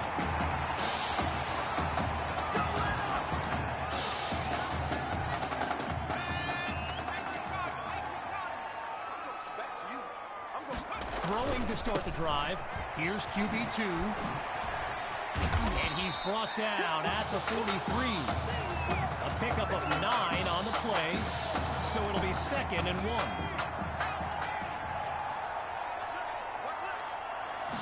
Looking to throw. Here's QB2. Oh, change of plans. He tucks the ball. He's got enough for the first down. And he's out at the 25. A pickup of 18 yards and a first down for the Spartans. Boy, a brisk pace to this drive as they look to keep up the momentum. He's back to pass. Wait, maybe not. He's on the move. He makes the delivery. And he takes it into the end zone. Touchdown, Spartans. And they extend their lead. The Spartans will try to add 2 to the board.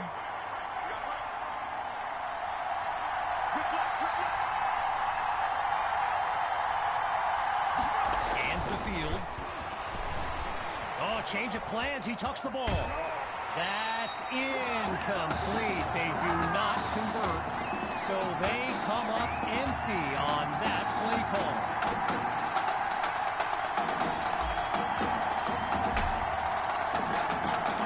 Ready now for the kick.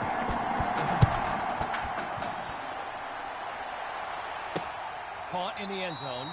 Yeah, I think the special teams coach's head might have exploded if he took that one out. Right choice on the touchback.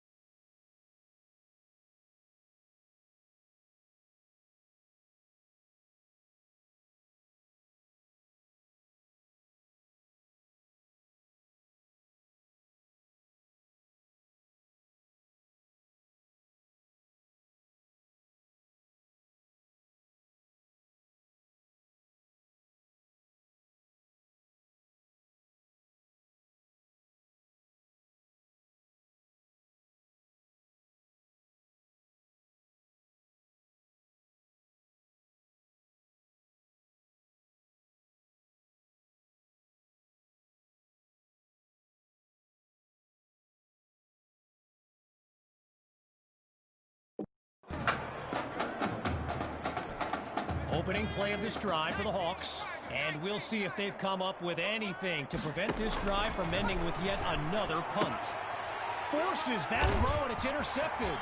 Picked off by Douglas. And it's a pick-6 touchdown. And that should seal the deal.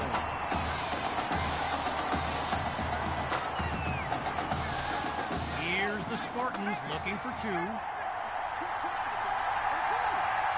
Out of the gun, it's QB2. Oh, the ball comes down. He's looking to go. He's got it. Yes, they'll add 2 to the board. And that play call, not exactly sportsmanlike. We should be in for an interesting handshake between the coaches when this baby's over. Following that pick-6 touchdown, the Spartans are ready to kick it away. This is fielded just inside the goal line. And it'll be a touchback as he elects to take a knee. We're under 2 minutes in the final quarter. It's 1st and 10. Throwing after the interception. Here's Knight. He's got it past the marker. 1st down, Hawks. Playing for nothing but pride at this point. It's 1st down. They snap the ball. Not able to throw it away. Gives up the sack. As we approach the final minute, it's 2nd and long. Looking to pass. And he's not able to come down with it. 3rd down on the way. Following the incompletion on 2nd, here's 3rd and long. Now they'll throw from the gun. Knight is picked off. Intercepted by Douglas. Oh, and that's a crushing blow. The Spartans take over on offense. And if they go to the run, you can expect QB2 to be involved. He leads this team in rushing yards. Looking deep for Matthews. He caught it. A big-time play that gets a roar from this crowd. Well, will you look at this? Absolutely no mercy. And this goes all the way back to last year's game where the roles were reversed and those guys ran it up. Hey, turnabout is fair play. Following the incompletion on 1st, it's 2nd and goal from the 4. Gathers the snap. Hauls it in the end zone. Touchdown, Spartans. Tommy Matthews. And his mom, she's going crazy right now. Her son's having an incredible game. Drops back again. So Coach Fatu keeping the playbook open as Coach Robbins steers a hole right through him. This is getting tense right now.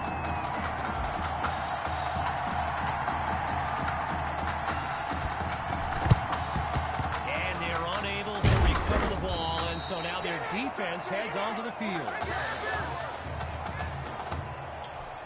First play of the drive for the Hawks. And they really need Braxton Knight to flip a switch and march this offense down the field for points. Grabs the snap. Looks to his right. It's complete. And he's brought down at the 37.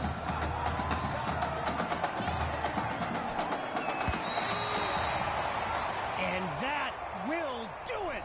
The Spartans win the showcase. On behalf of everyone at EA Sports, I'm Kevin Connors, signing off.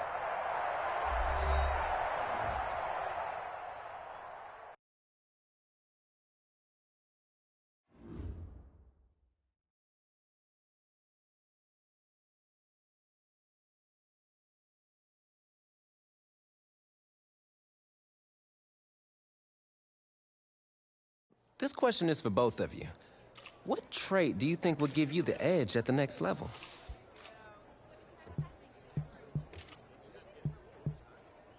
I feel like when I get in the zone, I can whip the ball all over the yard and...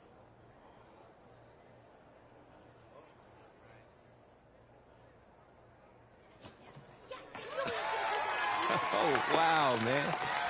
Wow. So more details rolling in, everybody, on today's crazy news. Coach Miller is stepping down from his illustrious college coaching career, and in his place, the school is promoting hotshot defensive coordinator Red O'Brien. Now, Coach O'Brien has been all the rage for quite some time, sitting at the top of a ton of schools' short list for head coaching gigs, but it sure looks like he's just going to stay put and take over the entire program. But what I really want to know is what it's going to mean for everyone's favorite dynamic duo, the Heartbreak Kids.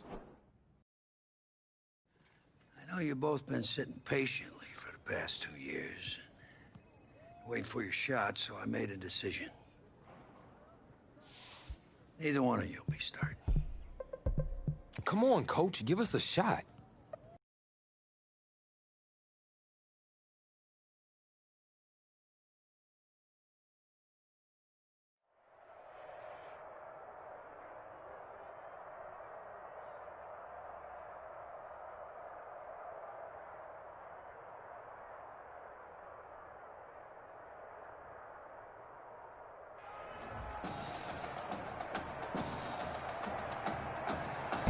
Well, there is no hint of fall here on this hot and humid Saturday afternoon. Students and alumni have made the early season pilgrimage to Hard Rock Stadium in Miami for the season-opening kickoff classic on EA Sports. It's the LSU Tigers taking on the Oregon Ducks.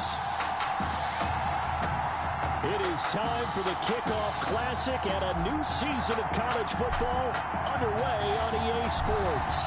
Set to go now on a beautiful sunny afternoon. And off we go on EA Sports. And this carries into the end zone. And no run back here, so they'll bring it out to the 25.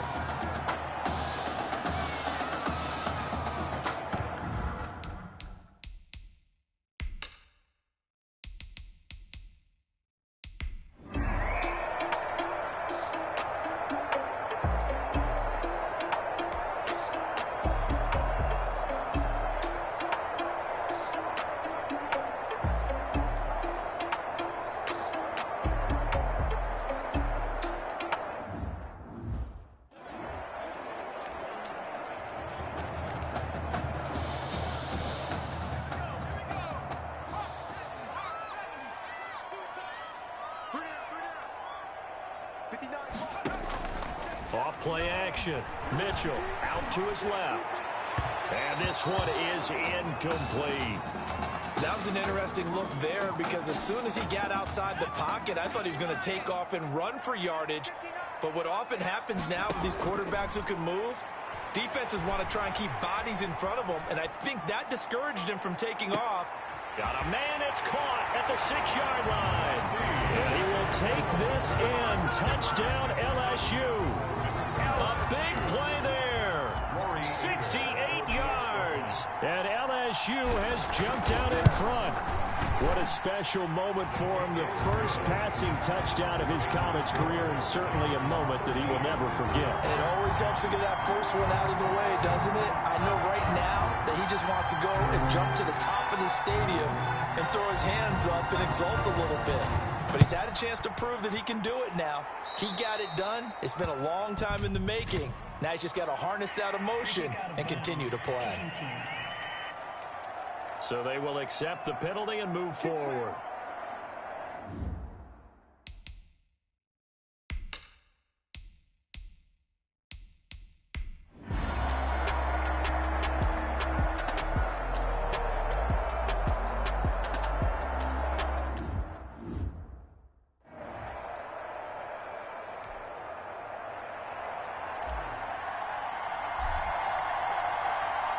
After the touchdown, the LSU Tigers kick team out there to send this one away. This taken in about 4 yards deep. And with time a factor here late, he'll just take a knee and they'll put it out to the 25. The Ducks come up now, 1st and 10.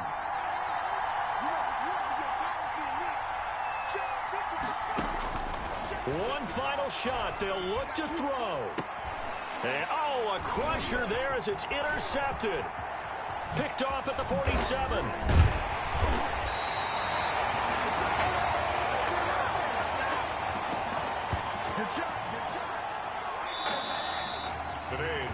score, the LSU Tigers 19, Ducks 17.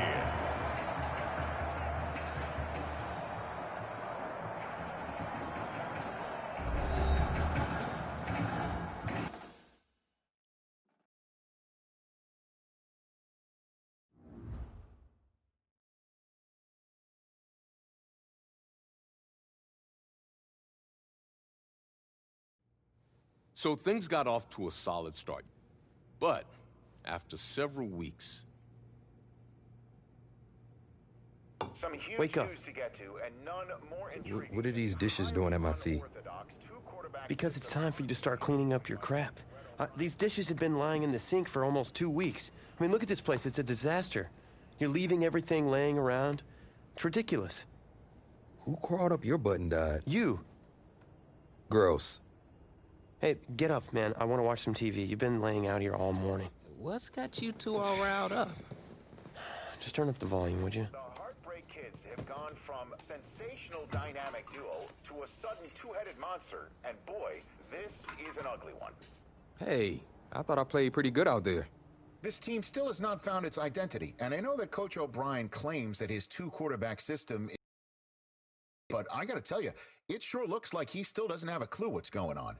As Coach Madden famously once said, if you've got two quarterbacks, you've got none. And right now, I got to tell you, man, Coach O'Brien's indecisiveness with the most important position on the team is only going to lead to problems on the field. The answer is simple. Just start me. That would make the situation worse. I mean, the team plays better when I'm on the field. Everybody knows that. If I could just get into a rhythm, I'd be fine. Last thing I need is to be worrying about you breathing down my neck if I make one mistake. Well, you better believe it that I'll be there when you do. Okay, I see what's going on here, guys. I don't know what made you follow me here and try to win back your old position. I mean, you could have just kept the Heartbreak Kids going, or you could have went your own route on another team, but you decided to what, come here and punish me? Is that it? What are you talking about? You're the one who showed up and stole what was mine in the first place, okay? I'm supposed to be Batman, you're Robin. Oh, this whole thing again?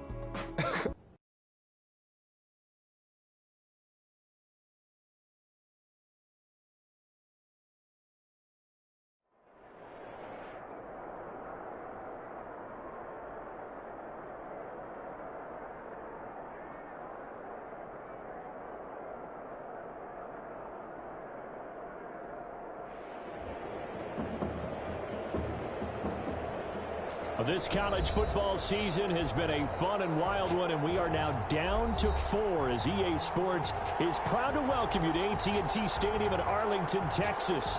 This afternoon, it's the first of our college football playoff semifinal matchups, as we'll see the Oregon Ducks taking on the LSU Tigers.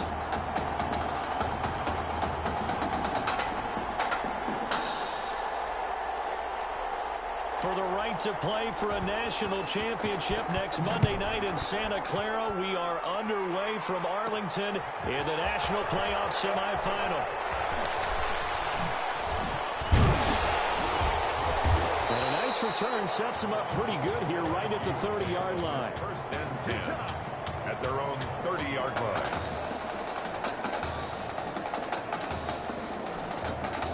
So first and 10 now from the 30.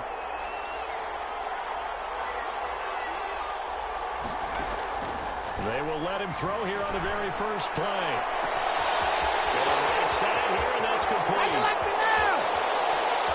And he will take this in. Touchdown, LSU. Mason Thibodeau, 70 yards. And LSU has taken the early lead. For the extra point. Well, one word for that opening play call, and that is aggressive, but it worked. First play from scrimmage, long touchdown pass. Well, let's be honest about it. Our production meeting last night, we talked about when would the secondary get tested. I did not say they'd get tested on play number 1. I knew as the game went along, they would take their shots, but that, as you said, a bold strike and very successful right out of the gate. After the touchdown, the LSU Tigers kick team out there to send this one away. And this carries into the end zone. And he'll decide to not bring this one out as their drive will begin at the 25.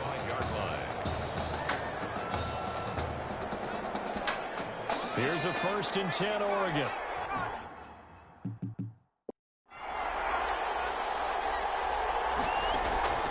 From the shotgun, here's Barrett.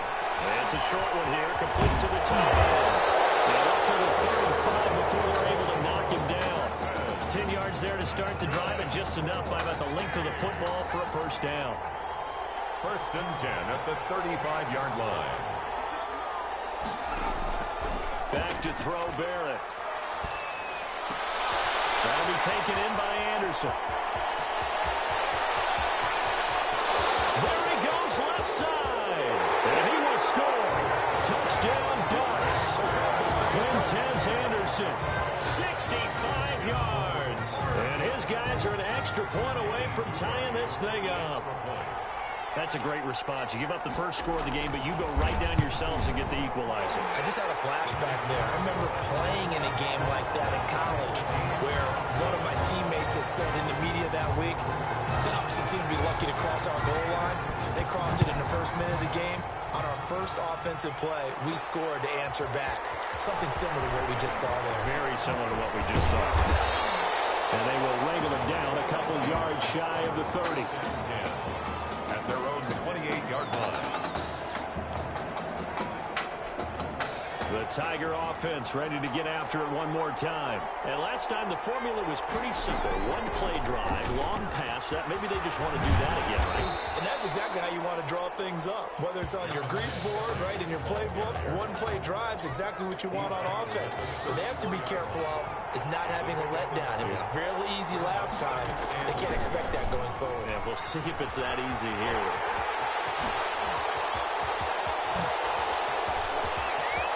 Weaving through traffic, and now he's free. And he is into the end zone for an LSU touchdown. A.J. McGrath, 66 yards. And his guys have taken the lead. For the extra point. Seeing some pretty good offense here in this first quarter. It's been a wild start to this quarter, as you noted. And now with that lead that we're seeing, can they retaliate? I get the sense this one's going to go back and forth all game long. And that probably won't be the last long touchdown that we see in this one.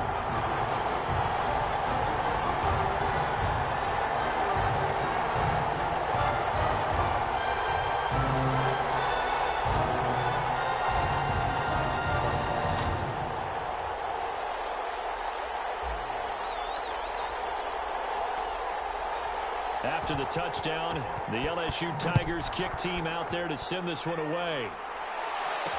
This taken in about 4 yards deep. And no effort to bring this one out. It's a touchback. At their own 25-yard line. The Ducks set to go on offense as they come to the line. And they're hoping to redo their efforts in the last drive when they got into the end zone. And just think of what it's like now on the sideline. Because when you score a touchdown, you have to go over and look at the tablet and see what you did on the last drive. When you scored points, it's a whole lot better view than when you're trying to figure out how to fix things there. Brings up second. They'll operate from the 32-yard line here, 2nd and 3. Here's Barrett looking to throw. On the move to his left. He's going to take off with it. A good decision in the end. The pull and run gets him 9 yards and a first. Offensively, they liked their situation, so they tried to take a shot downfield, but no one was open. So it was tuck it and run time, and he picks up a first down. Now a first down run is going nowhere. He's going to be dropped in the backfield, a loss of 2. An interesting and intriguing decision there defensively because they kept extra DBs on the field despite seeing the multiple tight end look that came out for the offense. I thought they were going to switch out of it. I didn't know if they felt they didn't have time or what the case was. Well, in any event, the extra speed allowed for great penetration as they stuffed that one behind the line of scrimmage. They try to throw on 2nd down, but this one is incomplete. An incomplete pass on that last play, and that means they'll need to come up with something here on 3rd down. Working out of the gun, it's Barrett. Looking left side, and he's got a man. It's Burgess. And he'll work it across midfield inside the 45. 17 yards there on 3rd down as they pick up a 1st and 10. That's a play that will likely be forgotten when you talk about big moments in this game. But plays like this are critical to keep drives going. With points result, We'll call this play significant. And now a throw on first down there, but it's incomplete.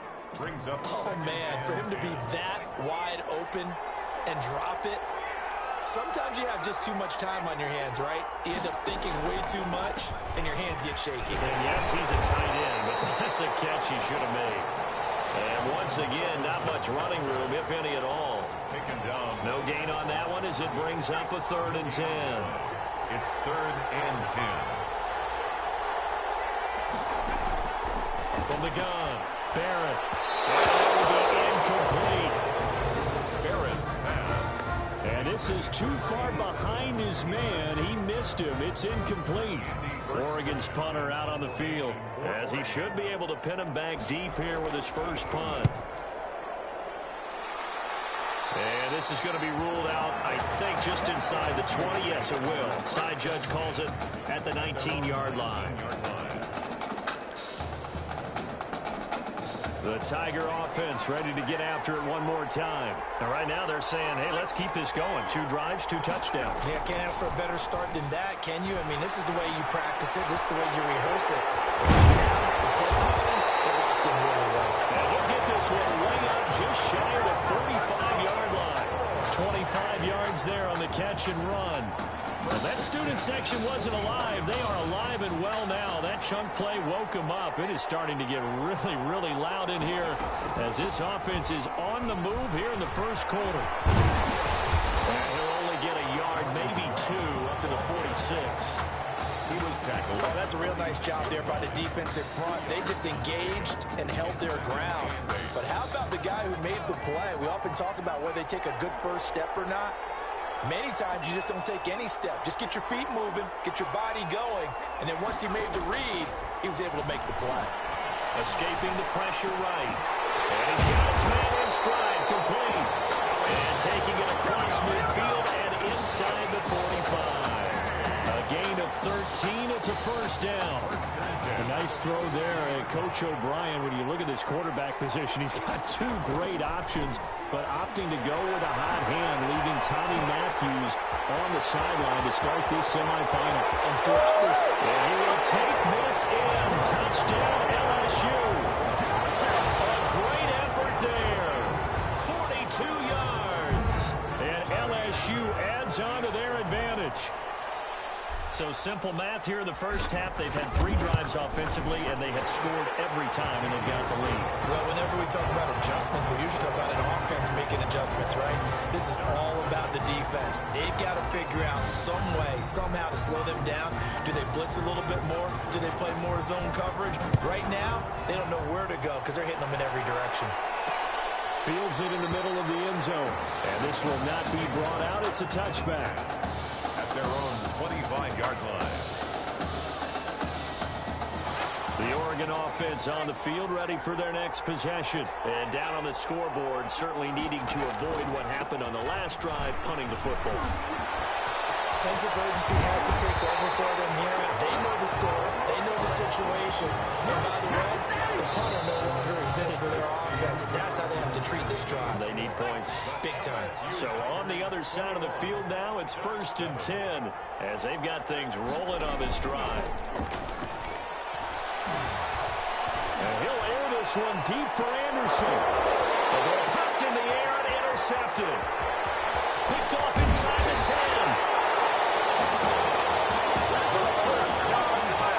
Oh, and that's a nice job defensively to get a piece of the football. He's going to pop it into the air, and then it's the tip drill. And good concentration by him to react to it and pull in the interception. And now the drive starts with a completion out to the right.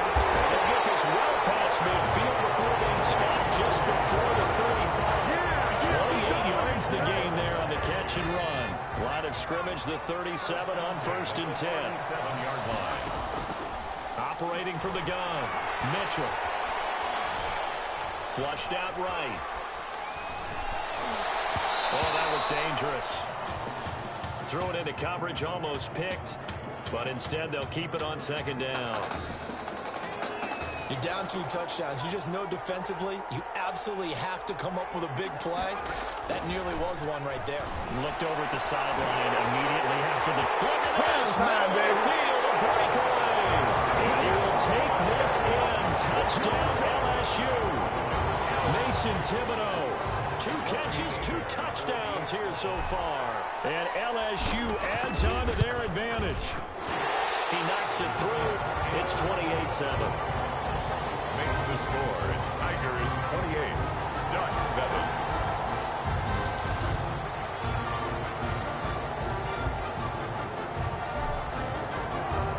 After the touchdown, the LSU Tigers kick team out there to send this one away. Takes this about 5 yards deep. And this will not be returned. It'll come out to the 25. 25-yard line.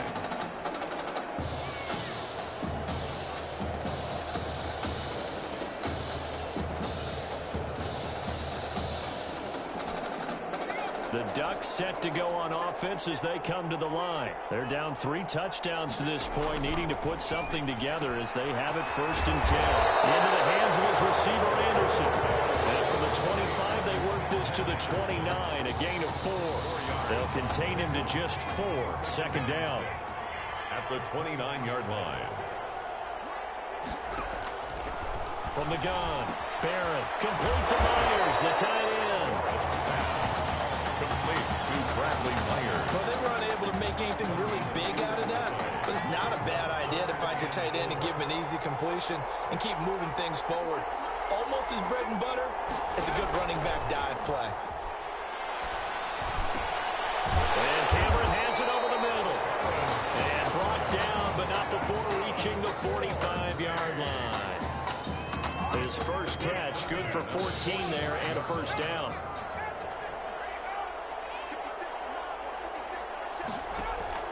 Here's Barrett on play action. And he's got it complete to Anderson. And he'll go down, but not before getting this inside the 30. A good pickup there, 26 yards. So in the 2nd quarter, he's already up over 100 yards receiving now. And isn't 100 the magic number for a really good game for a receiver? So he got a chance to really shatter that and have a profound effect on this game. That's going to go as a loss of 6, and it'll set him back for 2nd down. I have a feeling they'll stay committed to running the football, especially on the early downs. They just haven't had a whole lot of success just yet. Rush coming, and he's taken down. 3 scores down, not even a halftime yet. They have not getting much generated offensively. They've got to figure it out. It's tough because this defense just seems to be playing with so much confidence right now. They really are. They are on their toes, and they're getting at them. Throwing on 3rd and long. Barrett throwing for his running back. He's got him complete. And he gets it down to the 32. They do get 10 back, but still a ways to go on 4th. That's certainly playing down and distance very well by the defense, isn't it? Take whatever you want underneath, by all means.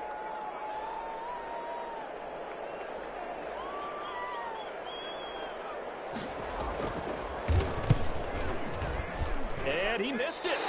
It's no good. And this score will stay right where it is. Well, this winds up an empty possession. Everything looked okay. He just never got the ball on target. And knowing him, he'll be disappointed with that effort. Here's Mitchell on 1st and 10. Setting up the screen to Kelly. He'll be taken down, but not before he works it past the 50. First play of the drive, a success, 19 yards. This young quarterback does have a support system of former players and teammates. In fact, he heard from former Tigers like OBJ, Jarvis Landry, Leonard Fournette, Jamal Adams. All have reached out to him on social media in the days leading up to this semifinal. A throw down the field, caught by his running back. And he will take this in. Touchdown, LSU. A great play there. 49 yards. And LSU adds on to their advantage. Okay, we need to double check here with Marvin because he keeps all of our good stats. But what I've got is 5 drives, 5 touchdowns, and they've got a nice, healthy lead. After the first drive, we thought things might be clicking. They're really clicking at this point. They're clicking about as much as they can click. And right I just said click a lot. Yes, you did, but that's okay because the guy who's coordinating the defense, trying to slow them down, good luck. He's going to have hair that looks like mine very soon. Not much of it. After the touchdown, the LSU Tigers kick team out there to send this one away. Fields it in the middle of the end zone. And he'll just sit on this one as their drive will start at the 25. 25-yard line.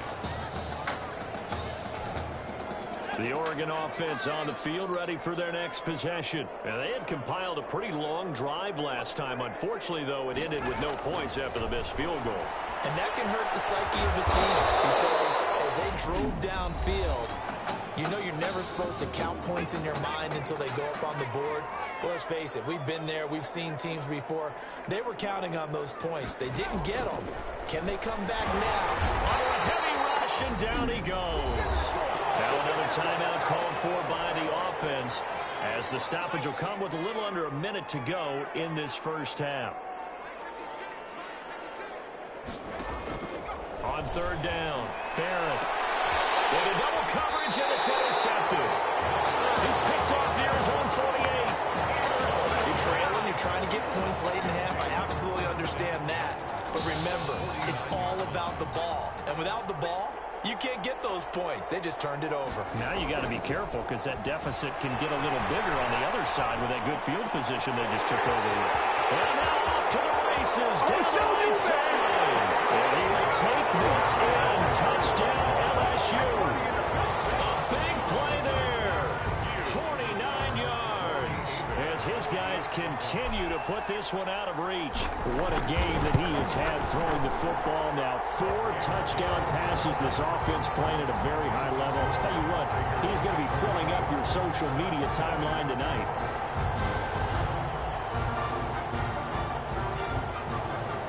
After the touchdown, the LSU Tigers kick team out there to send this one away. Now this will make it into the end zone, and it'll come out to the 25 as he will not attempt to return. 25-yard line. The Ducks set to go on offense as they come to the line. And you're under a minute to go in the half, a first half that hasn't been particularly kind to you. How do you think they'll play this? Well, I think the smart approach is to run out the clock, lick your wounds at the half, and see if you can come up with a strategy to play better in the second. But there's also something to challenge on your offense right here. You know, hey, guys, you help dig this hole. See if you can get us out of it a little bit before the half runs out. Let's go make some plays. The Ducks come up now, 1st and 10. From the midfield stripe, they'll look to throw. Throw left side, complete. That's Burgess. The completion, but they go in the wrong direction. A loss of yards, and now they're dealing with a 2nd and long. So they had the big loss on that first down pass play and facing a 2nd and long. He's got Anderson right side. And he'll be taken down at the 44-yard line. Now hold everything here. We're going to get a timeout by the offense. As it'll come with 15 seconds to play in the first half. They had the catch on 2nd down, but it didn't help at all. And now they're looking at 3rd down here. Operating from the gun. Barrett. Finding a safety valve here. That's complete. And he's going to get this down near the 30-yard line. A really nice pickup of 14 yards, and it moves the sticks. LSU fans saying, hey, Tommy who right now, they're pretty happy. They lead big as we reach halftime.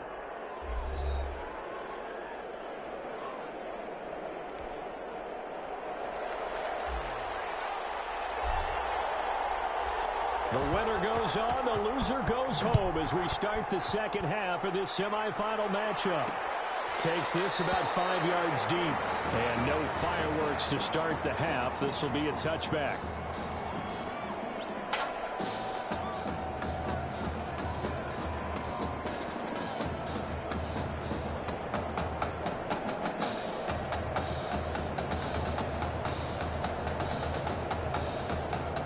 The Oregon offense on the field, ready for their next possession. They start out with a run by Ferguson. And he's going to get a solid gain of 9 before being brought down. 2nd and right at a yard. That was a really nice job by them picking up the run blitz and detecting it and blocking it and turning it into a nice run. And a lot of times you think if you blitz a running play, you're going to smother it. But a lot of the blitzers, they come in a little bit high. They don't have great leverage. coverage, and they're easily blocked and turned to the side. Well, they've certainly been successful throwing it around in this game. That's allowed them to move the ball on offense. But I've got to tell you, to watch them run the football and successfully, I'm not taking sides. But to see the ball in a running back's hands, oh, that's football for me. And they went the wrong way there. Losing yardage back at the 43-yard line. I see a shake of the head as he gets up, and you've got to imagine he's thinking, you got to help me out. He's hoping his team can read his thoughts because he definitely needs some assistance. Now he's going to swing this one out to his running back. And he's going to be stopped up right at the line of scrimmage. No gain on that one, and it's going to bring up a third down. Usually the offense has an answer to anything a defense throws at them, including a safety valve. And that's what they did on that play. They went there with the defense. And he's going to be brought down here in the backfield. It's been a tough one all game long for this offensive line. They're already down big, and now you know they're just going to come after the quarterback in a big way, don't you? They just can't get out of their own way right now. It's created an avalanche, and an avalanche is coming right on top of it. Taken in at the 11. A very good kick there, but 15 yards on the return. And possession will switch hands, 1st and 10. The Tiger offense ready to get after it one more time. And Charles, look, I mean, coming into this one, you and I, we didn't know what to expect. This could have certainly been a disaster, nothing short of it. But this young man under center, he has certainly risen to the occasion. He certainly has, and we certainly prepared in case it worked. There he goes, right side. This is too easy. And he is into the end zone for an LSU touchdown. This offense, they were dynamic in the first half. The halftime break, that didn't slow them down at all. Big strike here in the third quarter. It's almost as if they were saying, it's not just our skill in the first half that's getting this done, it's confidence as well. And confidence has taken over this game in a big way. How about these strikes that we're seeing? Extra point right down the middle. And the lead will swell by one more. After the touchdown, the LSU Tigers kick team out there to send this one away.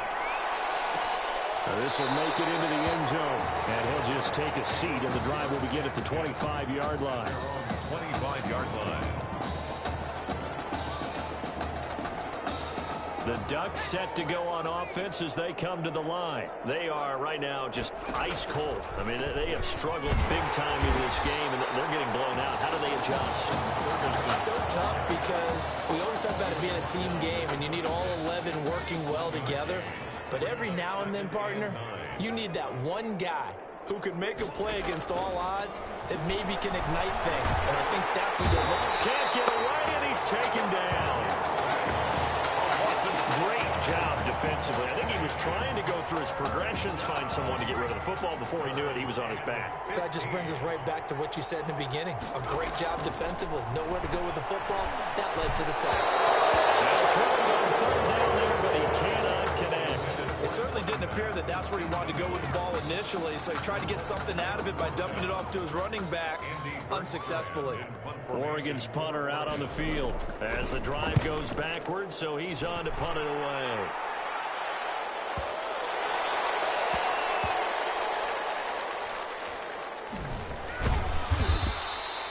A 47-yard punt, maybe a couple on the return. And the offense will come back out deep in their own territory. The Tiger offense ready to get after it one more time. And coming off a one-play drive that was so deflating for the defense, what's their mentality? How do they rally here and stop this offense? Well, hopefully there's some determination that sets in because they weren't ready to go on the last one. Give all the credit to the offensive guys for getting it done, but to allow a run of that length, that's just not being prepared. So now, are they determined? Are they ready to read their keys and make the proper plays? And we'll see how determined they are. Flush to his right. Airing one out, and that's caught inside the 35. And he is out of bounds inside the 35. That one good for 37 yards. So the big play changes the complexion of things. Here's 1st and 10 just outside the 30. Rolling to his right. Looking downfield, and that's caught right side. He's got his man. They moved the ball over 50 yards between this play and the last one. So 1st and 10, and if they score on this drive, might have to start digging in our second half blowout material. But that's going to wind up incomplete. I know he was trying to get the completion downfield, but the way this game has gone, with a few of the runs he's made along the way, he should have kept the ball and taken it with his feet downfield. That's the big play that shreds a defense. Instead, he thought to himself, I'm a quarterback. I've got to throw it. He bailed out the defense with that incompletion. And he will take this in. Touchdown, LSU. A 16-yard touchdown. And this offense is running away with this one. Now, this is really something for a guy who's been rotated in and out of this offense. Heck, the last 2 games being his only back-to-back starts, he has come through with 5 touchdown strikes in this semifinal. And still, you got to think there's going to be talk about Tommy Matthews. So get ready for all those sports radio debates all the way until kickoff of the national championship game. Extra point splits the uprights, and that will extend this big lead.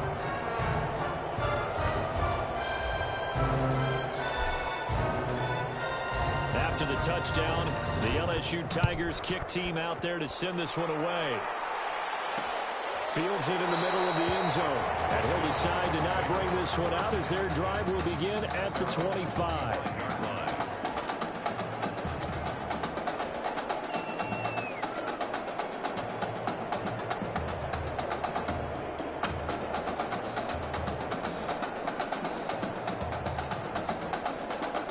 The Oregon offense on the field ready for their next possession. They have been struggling. I would imagine at halftime they went through some possible changes. Well, those changes aren't working, so now where do you go? I think that now it's much more in their head. And what I mean by that is just what you said. You've gone over the changes. I bet they were pretty clinical at the half, not too emotional. They might need to go to the emotional side because you've got to find something, some spark somewhere. And so far, just being calm hasn't exactly worked. They need any spark at this point. And he'll go down, and that will do it for the 3rd quarter of action. 3 quarters in the books. Back now here on EA Sports. Here's a 1st and 10 Oregon. And this is a blowout so far as we get set for the 4th quarter. Pressure comes, and down he goes. That right now, that's a defeated team out there. I think you can see it totally in their body language. Hands on hips, heads low. It's just been a struggle from the start. Yeah, this team has been thoroughly beaten right from the word go.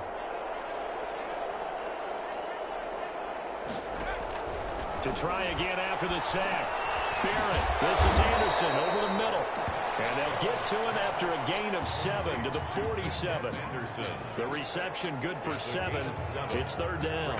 One thing I think that's safe to say defensively, the tackling's been really good. And because of that, it's been very, very hard for them to move the ball because you're not getting the benefits of run after catch. They tackle them almost on the spot. That means you have to run extra plays, harder to move it.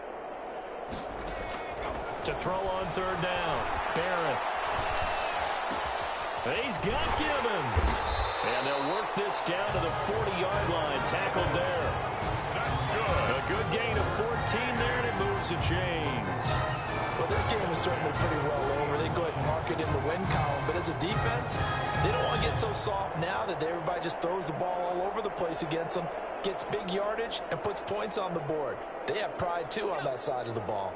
So on the other side of the field now, it's 1st and 10 as they've got things rolling on this drive. And he's going to be intercepted a 3rd time. Picked off at about the 31. And now to the races down the right side. And he will take this one home. It's a touchdown. That's the story of the game. They've been suffocating all game long on defense. They were suffocating there again in a big way. And they've done it not just by out-athleting them, which is often the case, but by being able to adjust to anything they tried to throw at them and beating them to the punch each and every time. This was a defense that was well prepared.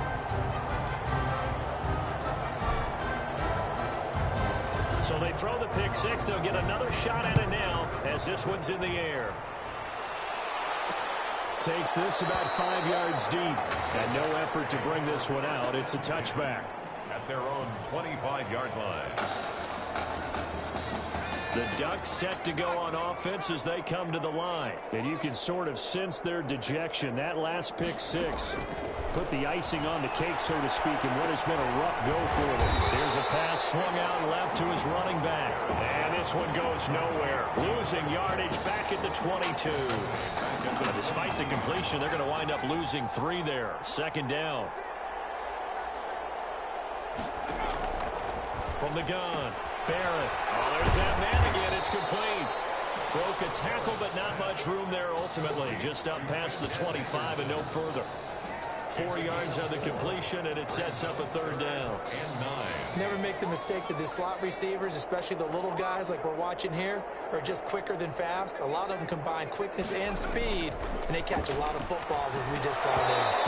Now a third down throw, but it misses the target. Incomplete. That incompletion is not a surprise with the way that this one has gone, and the frustration of body language is evident everywhere.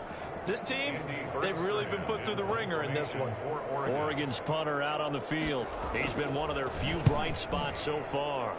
Averaging 50 yards a boot so far as this one's away. And this will be taken at the 13.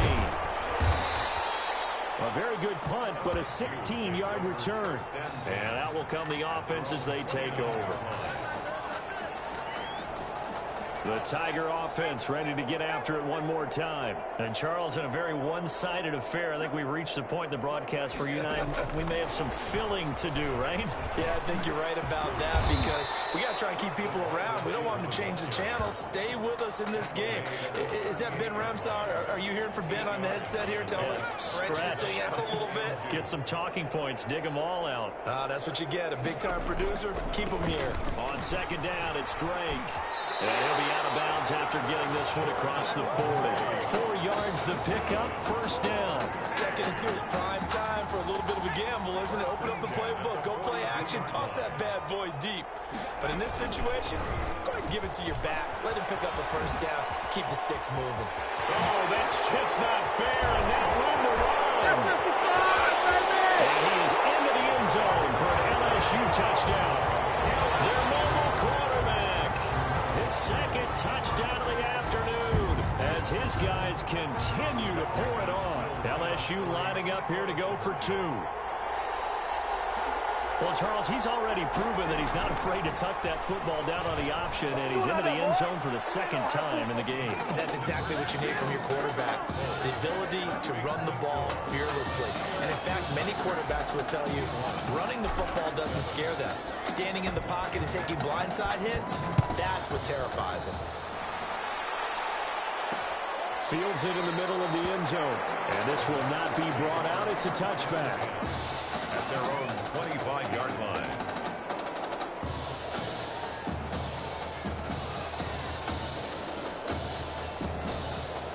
The Oregon offense on the field ready for their next possession. These guys had to punt their last possession, and that's become too familiar of a refrain. Too many of these drives just wound up going nowhere. Well, you know how in baseball when the pitcher gets a base hit and he's on base, they bring his jacket out to him to keep him warm? A lot of times the punter goes to the sideline, puts on sweatpants or a wrap over his leg to keep it warm. He might need a massage from the trainer right now from all the work he's getting.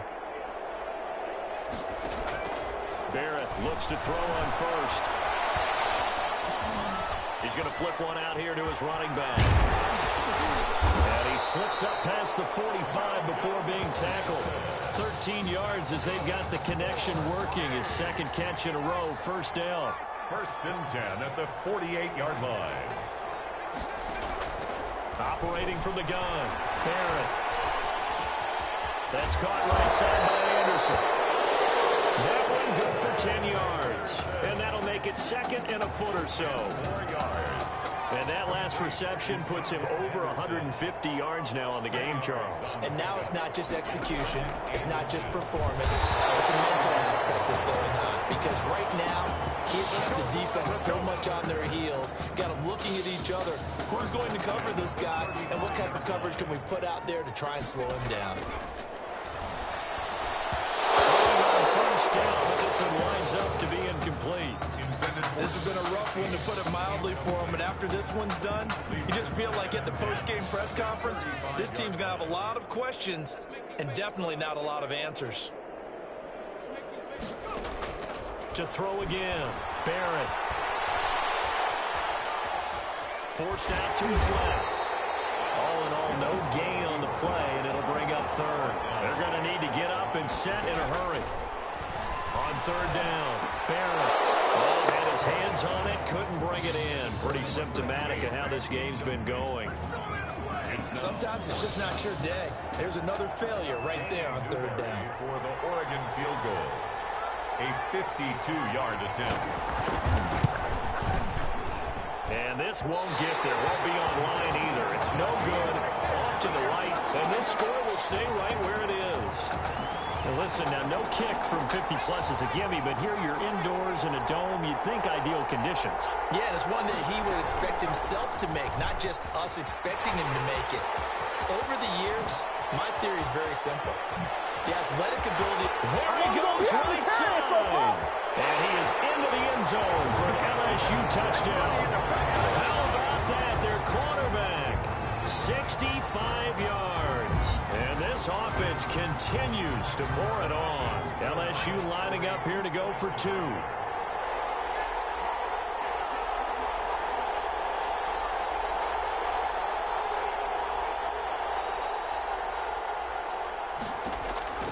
Mitchell now, operating from the gun. That'll be incomplete with 9 seconds now showing on the clock. I know we could sit up here and dance around it a little bit, but going for two in this situation, somebody doesn't like someone else. There's no doubt in my mind. Well, what they couldn't see is you lean back in your chair and you went, yeah, that's not a good decision. They didn't get it, though. Yeah, I don't think you just say, well, my kicker's hurting this spot. No, okay.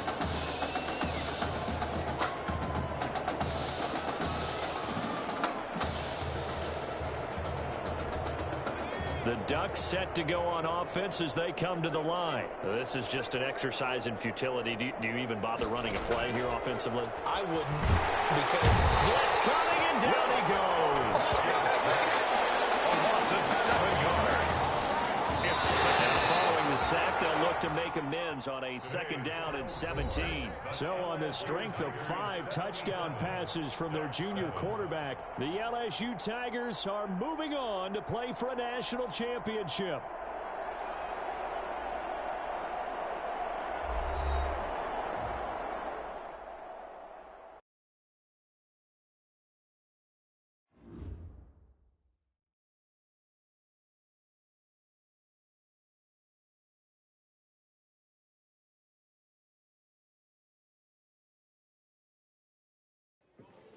You all right?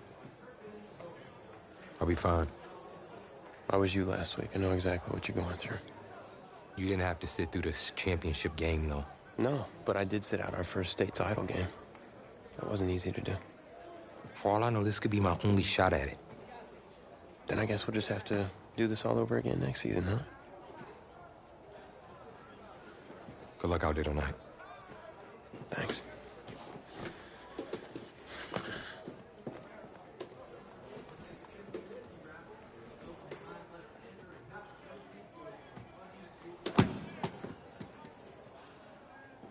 Who rained on your parade, Little Miss Sunshine?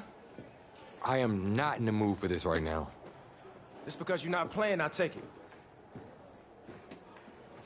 Like I haven't had a bad enough day already. Now I have to deal with you. I know you upset, but that dude Tommy's your brother. And brothers should always have each other's backs.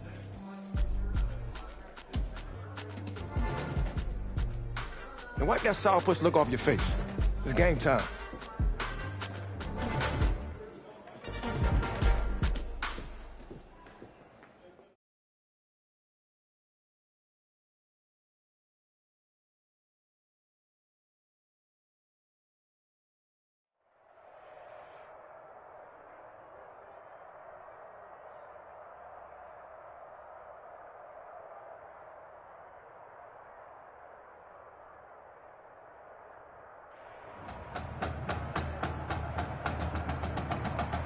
We crown a champion tonight here at Levine Stadium in Santa Clara for the College Football Playoff National Championship game. It's the LSU Tigers and the Clemson Tigers.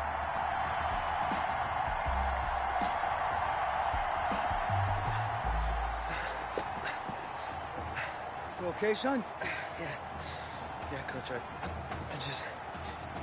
Tommy. You all right, Tommy? We need some help over here. Hurry. You got my back, right? Of course. Always. Then go out there and finish this thing.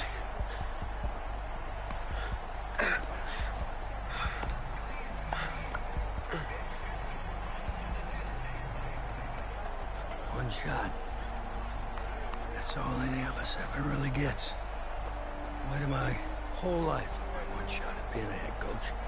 And here I am. This is your one shot to go out there and show the world who you are. You're the guy who's going to lead this team to victory. Or are you going to be remembered as the guy who got caught up in the moment and let it all slip away? I know you're worried about Tommy. Sure, we all are. But this is your one moment. Now get after it, son. Get some.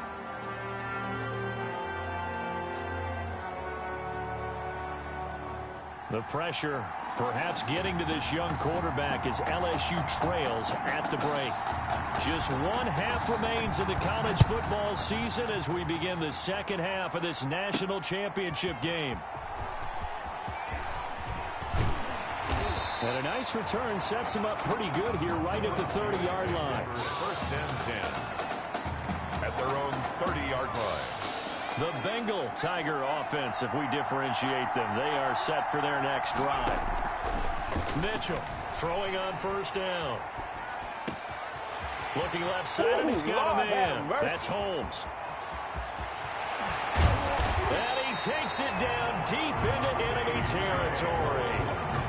A big play there on the catch and run. 66 yards. Well, that didn't take long. One play, and we're already looking at a first and goal situation. From the gun, Mitchell. And a big loss here as he's taken down. Well, there's still time to rectify this situation because the silver lining, they took a sack on first and goal. But that close to the goal line, that still definitely hurts. He'll buy some time right.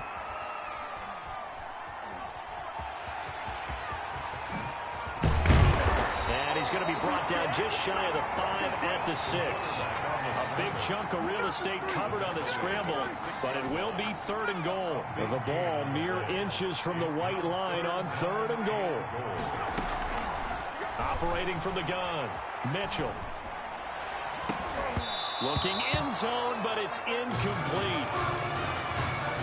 They really had a good drive going there, but a nice recovery by the defense these past few downs, able to knock that one away on third down and bring up what I think for the offense, an unexpected fourth down here.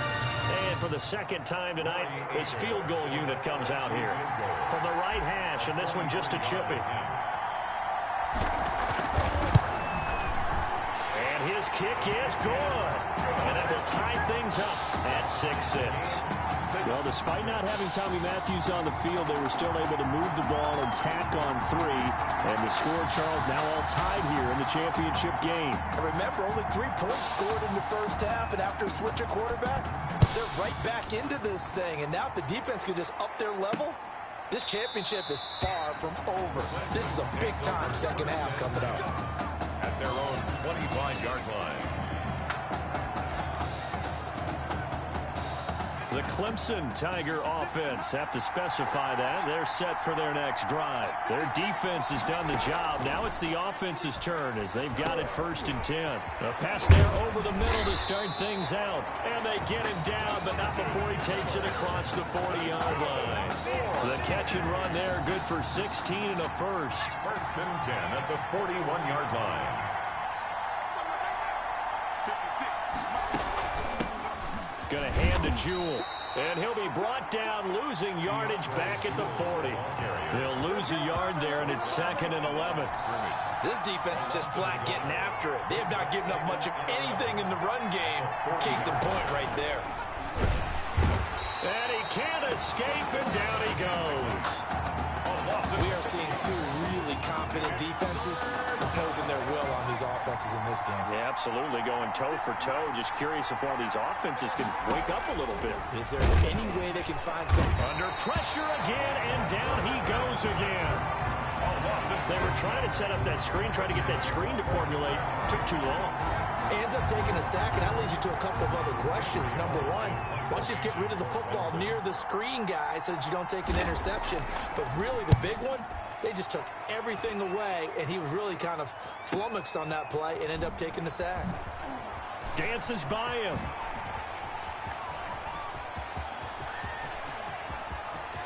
And he's free going down the left side. It's a foot race. And he is into the end zone for an LSU touchdown. When you got a guy that fast back there to receive punts, that's a nightmare for the guy game planning, the special teams coach, but it's also a nightmare for the punter. Sometimes they get so nervous that they mishit the ball and kick it right to him. Now a two-point conversion attempt forthcoming. Now Mitchell from the gun, he'll throw. And this one incomplete. So they went for the two, they don't get it. Should have been picked, probably doesn't matter on a two-point conversion, but still, as a forward DB, you want to grab that ball when you can, don't you? You certainly do, and don't say it, because I know you're thinking it. Don't say it. What am I thinking? You know I know what you're thinking. Well, if he had hands, he'd be playing on offense, right? That's true. You've said that before. Taken at the 15, a short kick. The lane opens here. He's past the 30. Clemson takes over 1st and 10 at their own 35-yard line. The Clemson Tiger offense have to specify that. They're set for their next drive. And a tight game after punting last time. See if they can get something going on this drive. As they head to the field now, with the game this close, you've got to feel there's a sense of urgency for them going on offense right now. But they have to do it without letting panic creep in and affect their play. And they run the option on 2nd down. And this carry not as productive. He's swallowed up at the line of scrimmage. They'll say no gain on the play there, and now it'll be 3rd down. No gain on the play. Brings up 3rd down and 5. From the gun, Cooper. In trouble, and he's taken down. So the opening drive of this 3rd quarter, they're trying to set the tone for the 2nd half. And without a doubt, they did exactly that. I've known coaches who have said the first 5 minutes of each half are so important to do exactly what you said, which is set the tone. I've also heard coaches talk about the first 5 plays. Let's go out and be aggressive right off the top. That's exactly what they did. A great return there of 22 yards. And the offense will take over with a new set of downs. The Bengal Tiger offense, if we differentiate them, they are set for their next drive. To throw is Mitchell on 1st down. It's complete to the tight end Bennett. And the result here, a pickup of 8. Leaves him with 2 to go on 2nd down. It's a gain of 8. Brings up 2nd and We have played 3 quarters. Back now here on EA Sports, as it looks like we are just about set and ready to begin with the 4th. Here's Mitchell. Off play action. Eluding the pressure right. And he finds a man on a crossing route. And he goes down, but not before getting this inside the 25. A gain there of 30 big ones. So the big play gets him all the way down to the outskirts of the red zone here for 1st and 10. They started this drive with terrific field position, and it's going to get even better after that play. Had great options with where they started, so they decided to press their advantage, and it paid off. 5 yards on the catch there, brings up 2nd down. At the 19-yard line.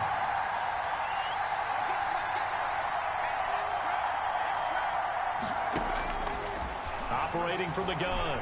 Mitchell escaping the pressure right. That is caught inside the 5. And he will take this in. Touchdown LSU.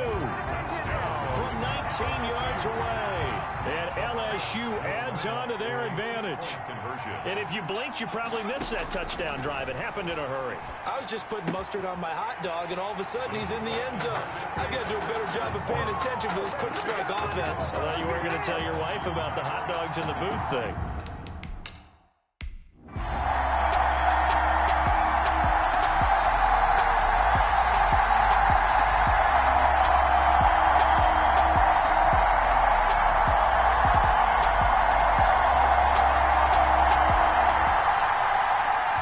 Changed quarterbacks at half and did not miss a beat. Here they are, your national champions.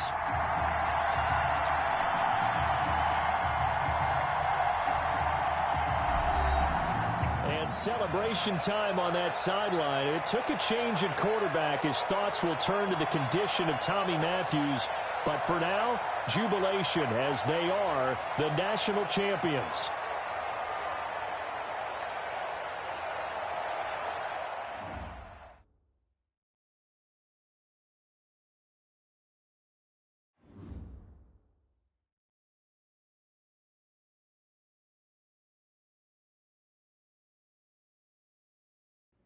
Well, Tommy's injury certainly was a setback. But the bond that these two kids have is really strong. And although only one of the Heartbreak Kids was out there in the second half, Tommy's spirit was with him, and I believe...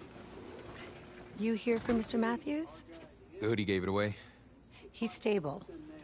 But we're only allowing family to go back right now. That's great, because he's my brother. I'm proud of what he's accomplished this season. I think there's only one individual on everyone's mind tonight. This one's for my brother, Tommy Matthews. You think that's something? You should see it in person. Oh, man. That's so cool. Thanks so much for coming and bringing this. You kidding me? I wouldn't miss this for anything. Coach and the guys in their best. They waited as long as they could, but no one knew when you might wake up, so they had to catch their flights back.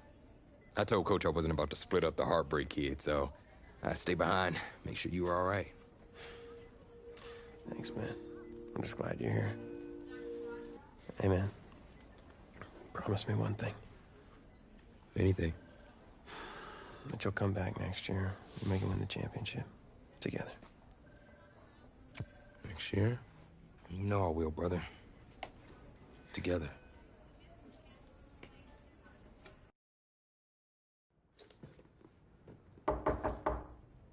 Is that him? He's an hour early.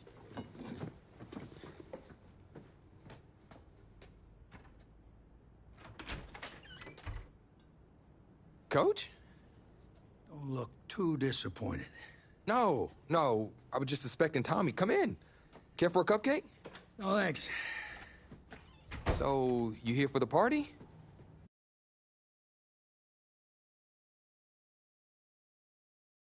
I'm here to talk to you about next season. Yeah, sure, talk away. It was something you said at the start of the season earlier. It really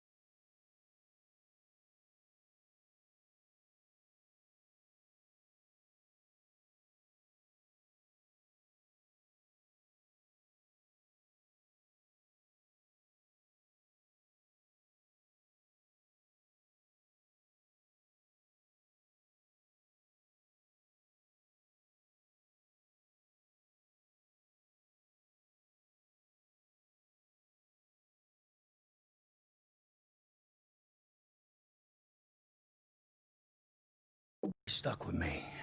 It's... Something good, I hope? Well, it was... something you said about treat your men like your beloved sons, and I'll follow you into the deepest valley.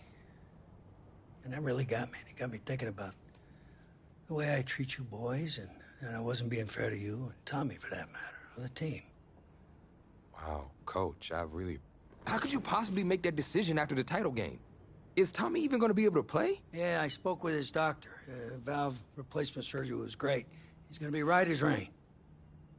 I just don't understand. I know this is hard for you.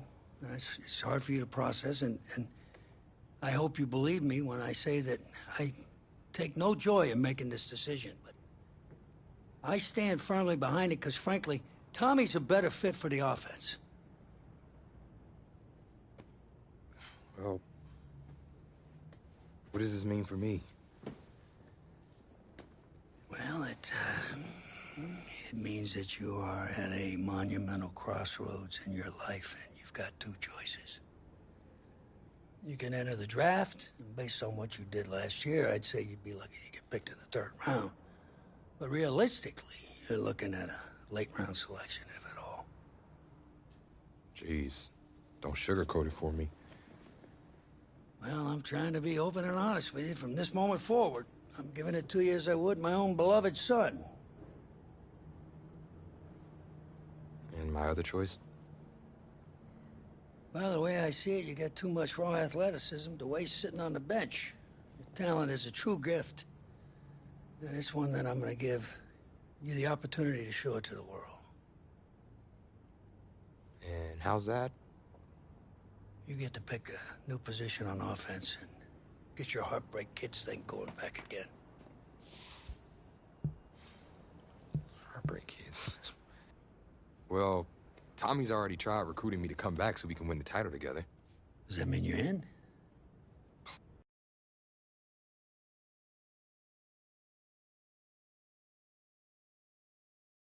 It wasn't an easy decision at the time, but I don't regret it for a second.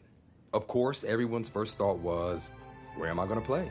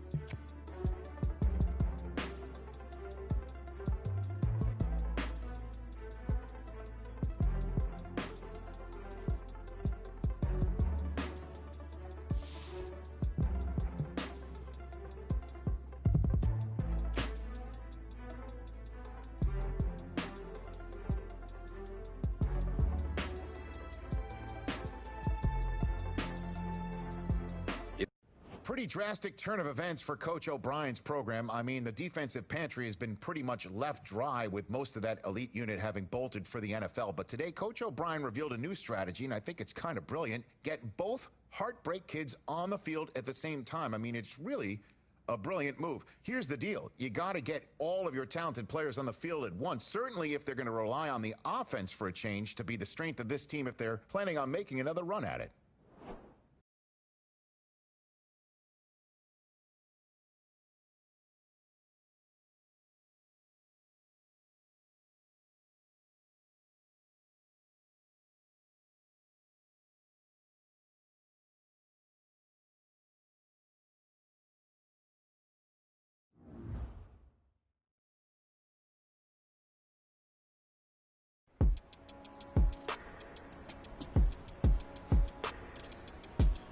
All right, Dan, show me what you got. Let's go. Okay, break.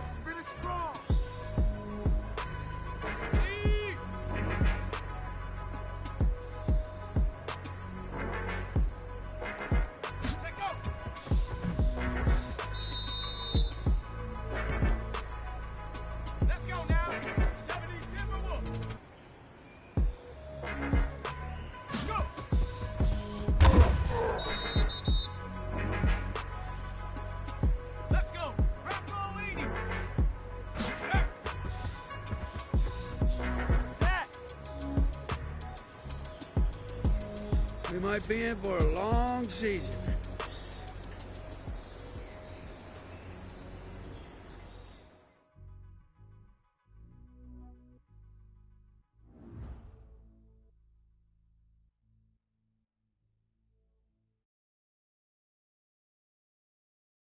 Gotta say, I was surprised with the way you guys played that season, and especially considering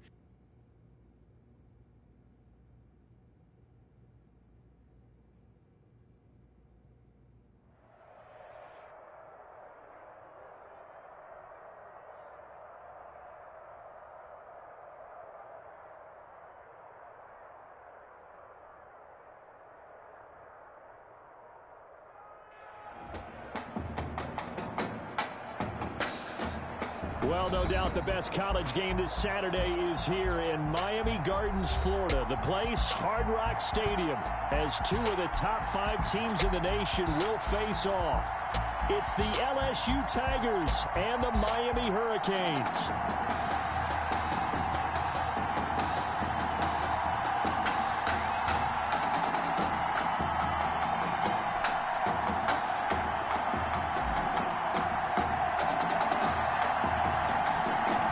Kickoff team on the field now as they will send this one away. Fielded right around the 8. And makes it across the 20 as his guys will set up shop at the 23-yard line.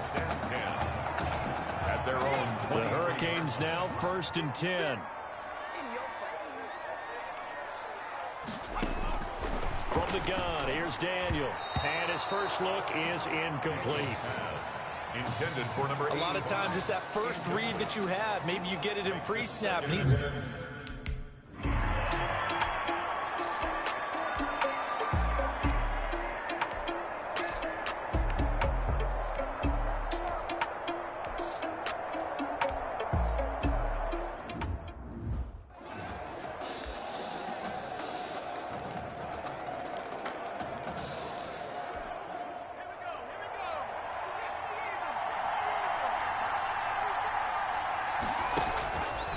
First down. Matthews.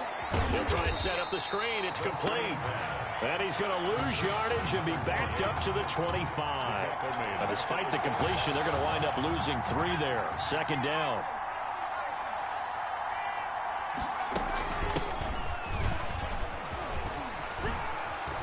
Murray has the first down and more. And finally brought down right at the midfield stripe.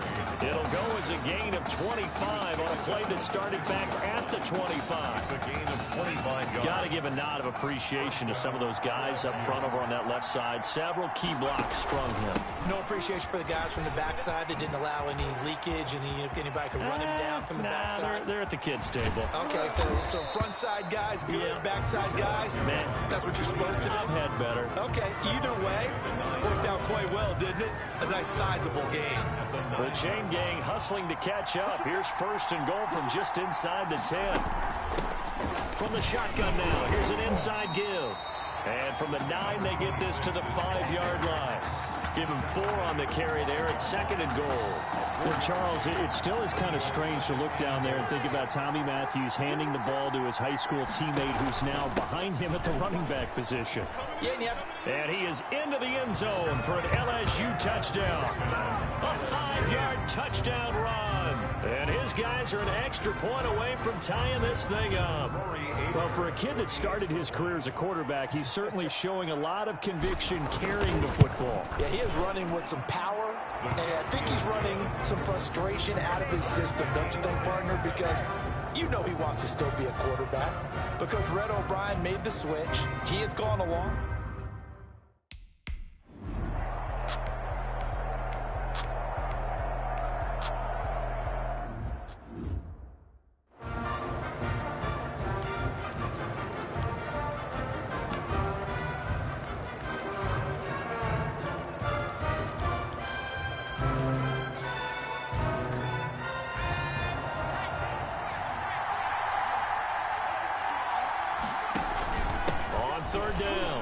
It's Mitchell.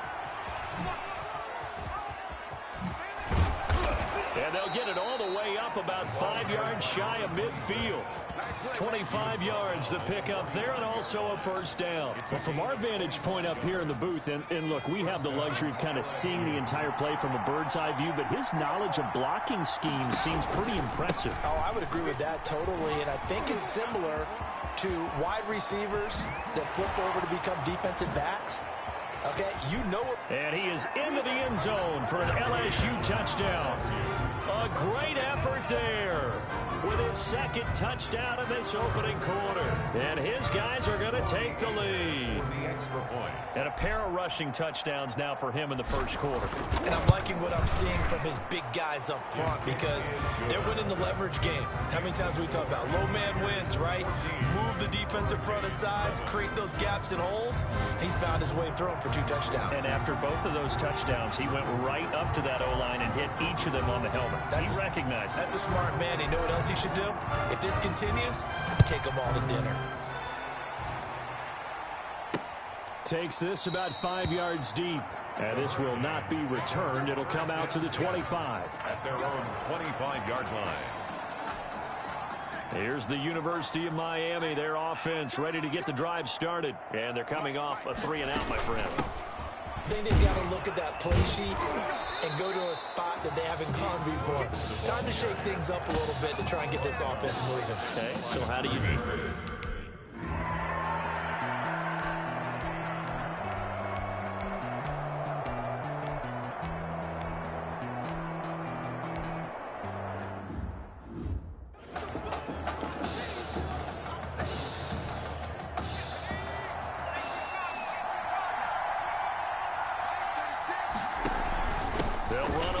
Down.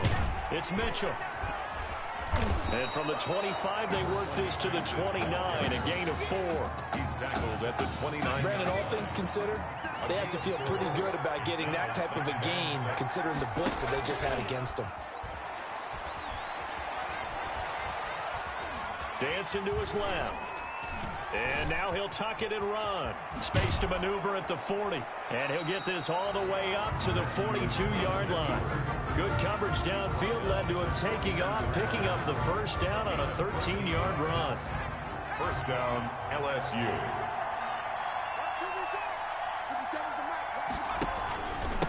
And he'll give it here to his running back.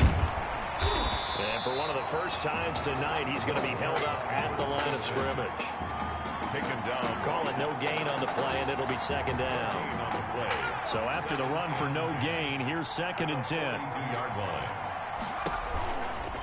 Now a give, right side. Mitchell.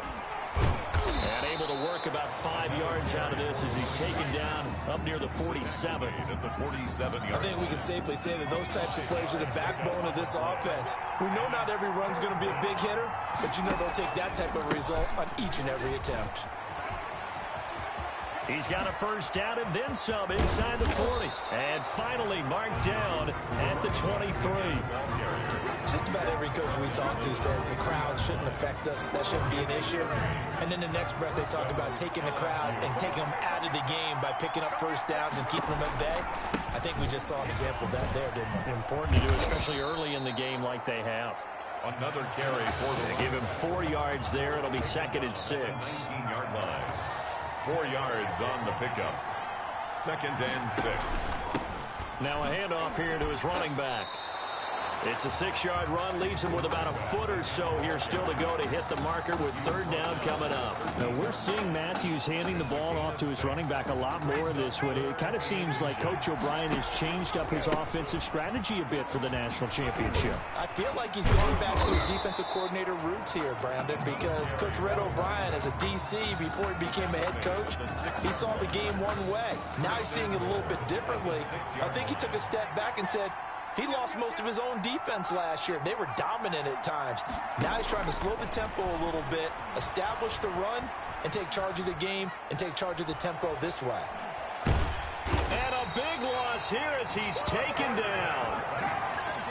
And on 1st and goal, they decided to throw for it, but the coverage was excellent. And he kept holding the ball, hoping someone would shake free. Instead, he's hit and drop. And now, they're not even in the red zone anymore. On 2nd down, it's Mitchell.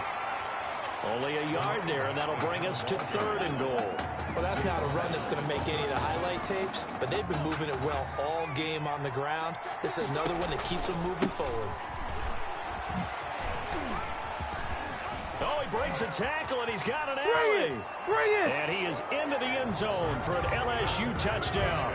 A great play there in the final seconds of the first half. And LSU adds on to their advantage. That's one of the better examples of clock management I've seen. Whittled it all the way down just about and still put the ball in the end zone. Just a methodical drive and something really to take into the lockers here.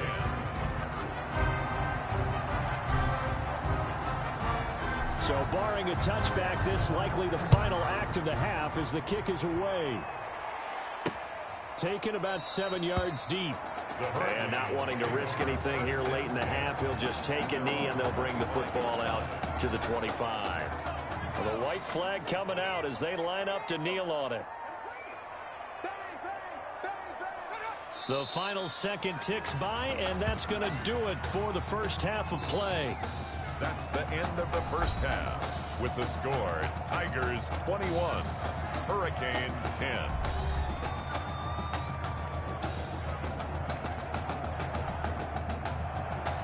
Both teams appear ready for the fight ahead, and we resume action here in quarter number 3.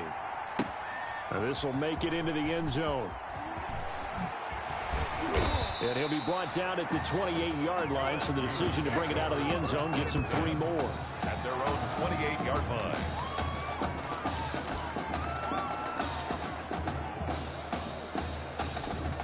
The Tiger offense ready to get after it one more time. And it's a unit last drive that did it all on the ground, Charles. And they controlled it from the interior. Big on big, right? Offensive lineman versus defensive lineman. But you know, in order to keep the football moving downfield, other people have to get involved as well. Your wide receivers, your tight ends, lead runners, anything that you have possible to get in front and keep the ball moving. And now the defense may be looking out for a pass coming up. And they nearly get this all the way to midfield. Mark him down at the 49.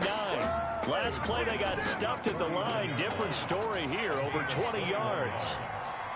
First down, LSU.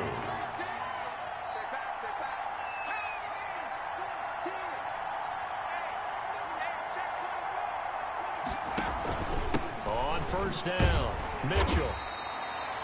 Just a yard on the first down carry, so it's 2nd and 9. Yeah, things were pretty stacked up there in the middle of the line. A lot of bodies, not much space. I think ultimately he was fortunate to get anything out of that run.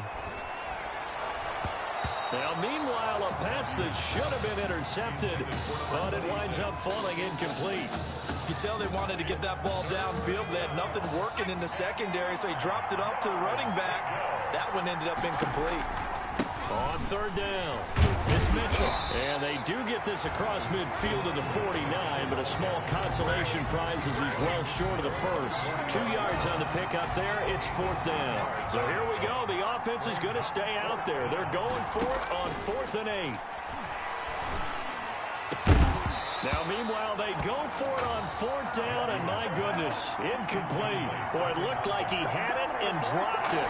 And this defense will take over right near midfield at the 49-yard line. On first down, it's Daniel. Steps away to his left.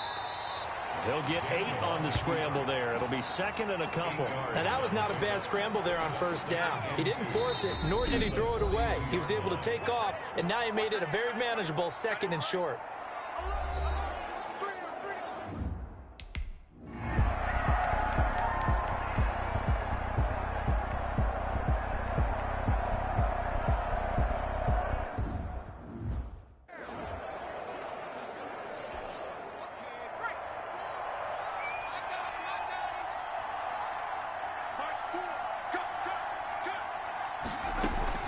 They'll run on first down. Mitchell. A nice run there, 9 yards, and it'll be 2nd down. And there we saw one of the downsides of blitzing during a rundown, because sometimes you get out of your gaps. You don't fit the run quite as well because you're headed towards the ball carrier with abandon. To throw on 2nd down, Matthews. Going to throw right side here, complete. And the stop here will come at the 38-yard line. 4 yards the pickup, first down. First down, LSU.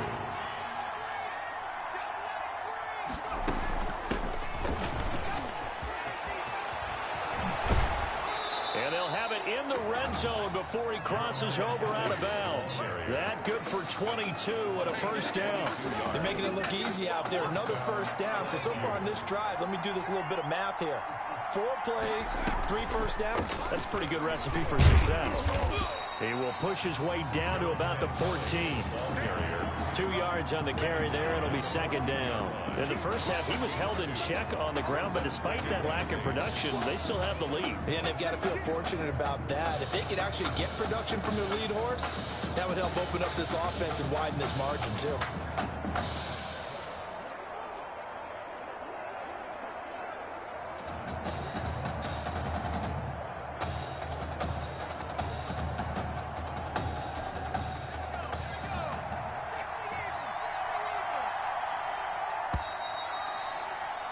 And as they come to the line, they will not be able to get off another play as time has run out on this third quarter. Hurricanes. 2nd and 8 coming up. They run with it. It's Kelly. And he is into the end zone for an LSU touchdown. Taking it in from 14 yards out. And LSU adds on to their advantage. No going for 2. They'll kick the point after. And certainly some credit there for that touchdown goes to the offensive line. They never get the credit they deserve in the stat sheet, but they are the reason that they got the points. Excellent job up front, clearing the way for the score. Hurricanes 10.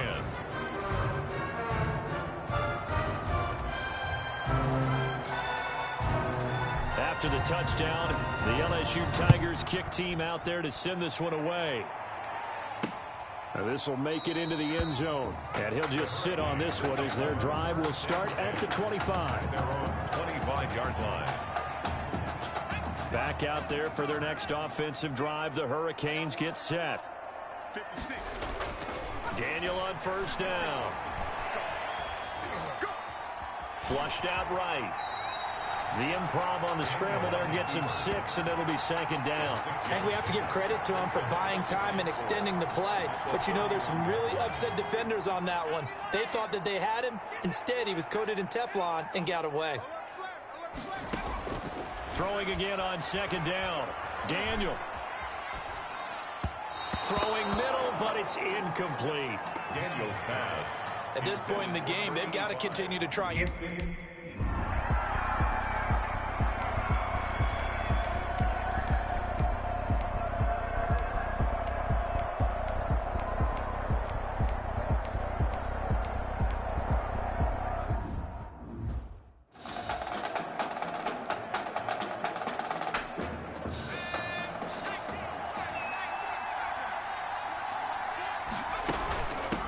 First down. It's Kelly. And they get to him quickly here as he stopped right around the 13. 2 yards on the pickup there. It'll be 2nd and 8. Able to stay in bounds, so the clock keeps rolling. And this defense right now backed up in the red zone. Another touchdown, it's over. They've got to stand tall quickly. Been in this spot before. Now there's a little bit of desperation creeping in. And all you're doing when you're talking to your defensive teammates is, first guy there, hold him up. Second, third guy in, rake at the football. Get it out. We've got to create a turnover because one more score, and this game's over. Now this is a big third down, and you'd have to think we'd see a timeout right away if they can't stop him here. They'll keep it on the ground. It's Mitchell. And they will get to him at the 7 and stop him short of the first down marker. Now a second timeout called for by the defense. That'll leave them with just 1 remaining in this fourth quarter of play. And with things looking pretty good on the scoreboard, they're going to keep the offense out there and go for it here on 4th. Off the play fake. Matthews steps away. A hit as he throws, and this is going to be incomplete. The fourth down pass play doesn't work out. And as a result, possession switches hands. So they've gone for it twice now on fourth down of this game, and both times unsuccessful. I wish we could hear the headsets now between the head coach and the offensive coordinator. Now that they're 0 for 2, if they get into a third situation, head coach might say, hey.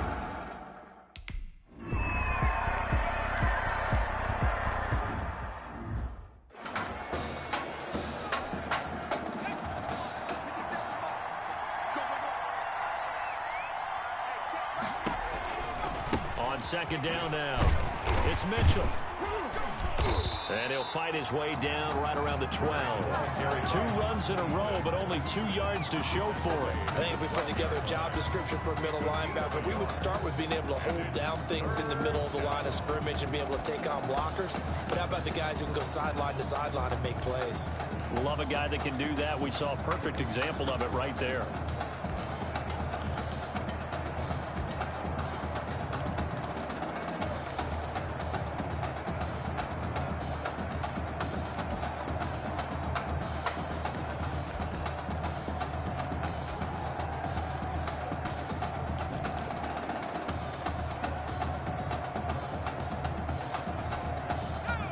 Third down, a nickel formation here defensively.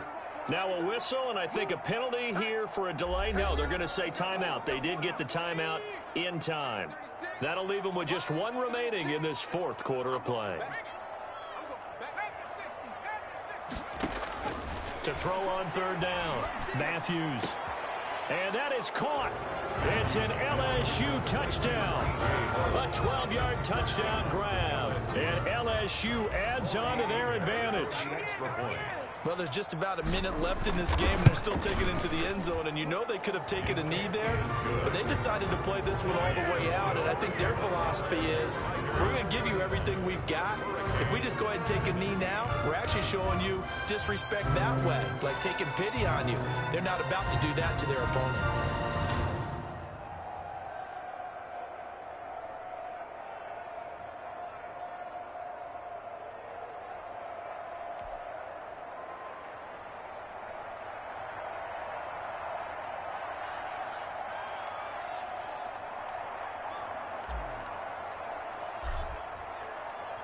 After the touchdown, the LSU Tigers kick team out there to send this one away. That'll be taken about a yard deep. And beyond the 20, but not by much. In fact, just a yard pass there to the 21. 22-yard line. Here's the University of Miami, their offense ready to get the drive started. Let's just be frank. They're playing for pride at this point.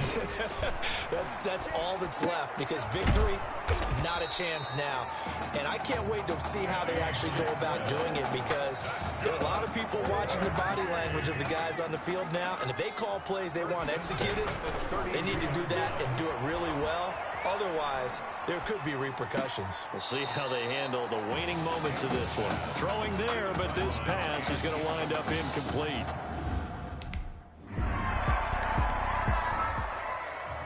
A really solid performance against a ranked opponent as they add a big win to the left-hand column.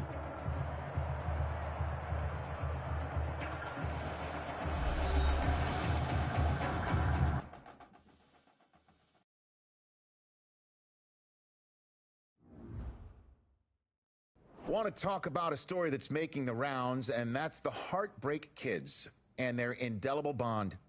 Once again, taking college football center stage at the championship game later on tonight. It has been truly amazing and truly inspirational to watch this amazing journey that these kids have been on from start to finish to this point, showing off their character, their grit, their determination, their heart has been on full display for all of us to behold. And I normally don't say this, but I, for one, will be a Heartbreak Kid in spirit as they take the field in this big game tonight.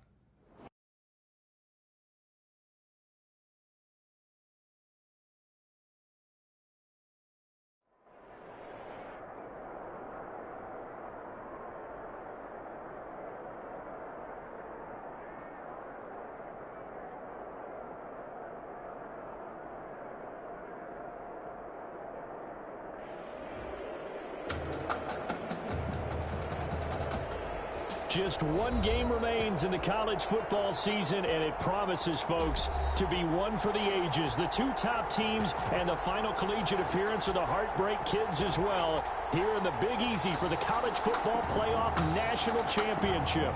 It's the LSU Tigers and the Clemson Tigers.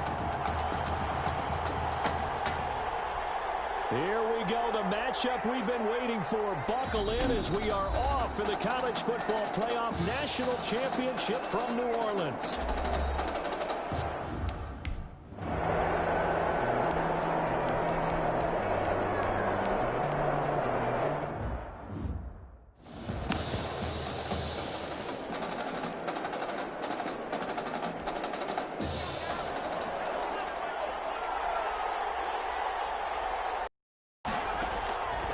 Looking to throw on second down. Matthews. And a throw right sideline is complete. And he's got this almost to the 40 before going out. 19 yards to pick up there. Move the chains. First and 10. Well, that certainly has to feel good. It's not all the time that the play caller should get all the credit. Sometimes I think in the huddle, the quarterback just says, hey, who's going to make a play for me? I just need something right here. And the end result there, nice first down. Drive keeps moving. And he'll take this up over the 40 to about the 41. A gain of 3, second down. It's a pickup. Well, that's just a pile of bodies there, and that's when you kind of find out who's a tough guy, right?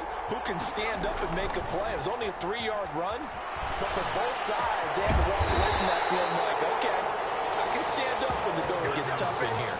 That one a first down pickup of 8. Well, from their point of view, this game could not be starting out much better, could it? Force a punt on defense, and now they're moving it crisply on offense. Crisply, I like that. Yeah, moving it very, very well. Looks like the defense on their heels a little bit. You put a score in here, long way to go, but you're right, that's a heck of a start. Yeah, and I think this is where a play caller is looking at his play sheet and saying, damn that down and play and just finish him off right now, because I think they'd love to get that big advantage early.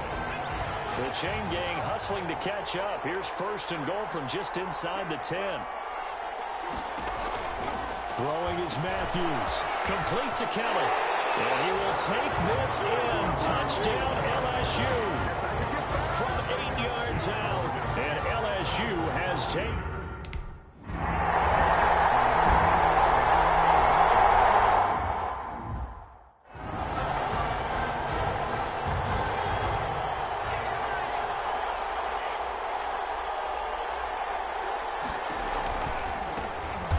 Second down.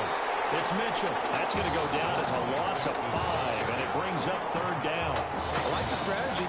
Extra tight ends, extra beef. They want to run the football, but that means they probably want to run it inside.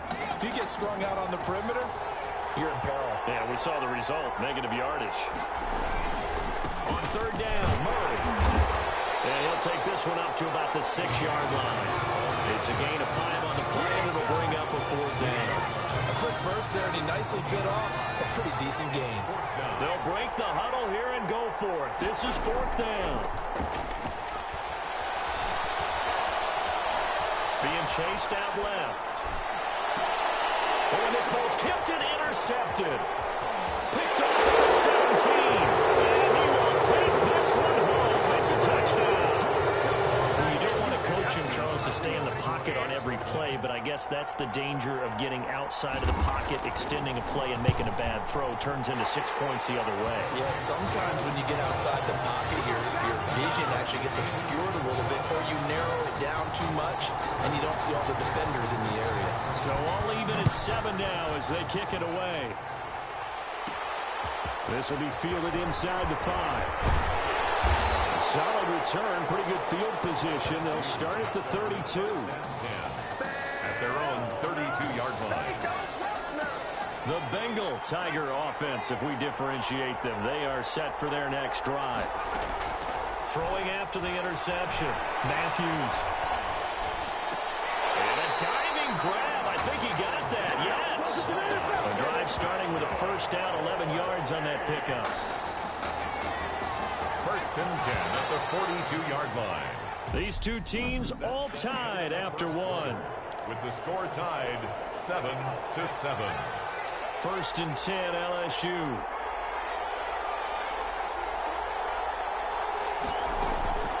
On the carry is Kelly. And he's able to get this one down to the 40-yard line. 17 yards on the pickup there. The drive will continue. It's a first down. We've seen him break off a big run already in this game, and for a second, that one looked like it might be another. Yeah, I think that any defense would say, look, we can't let him get to the second level, because sometimes he'll break off the big run on his own, but oftentimes you get additional blocking at the second level, which gets you deeper into the secondary. This is Kelly. Nifty move.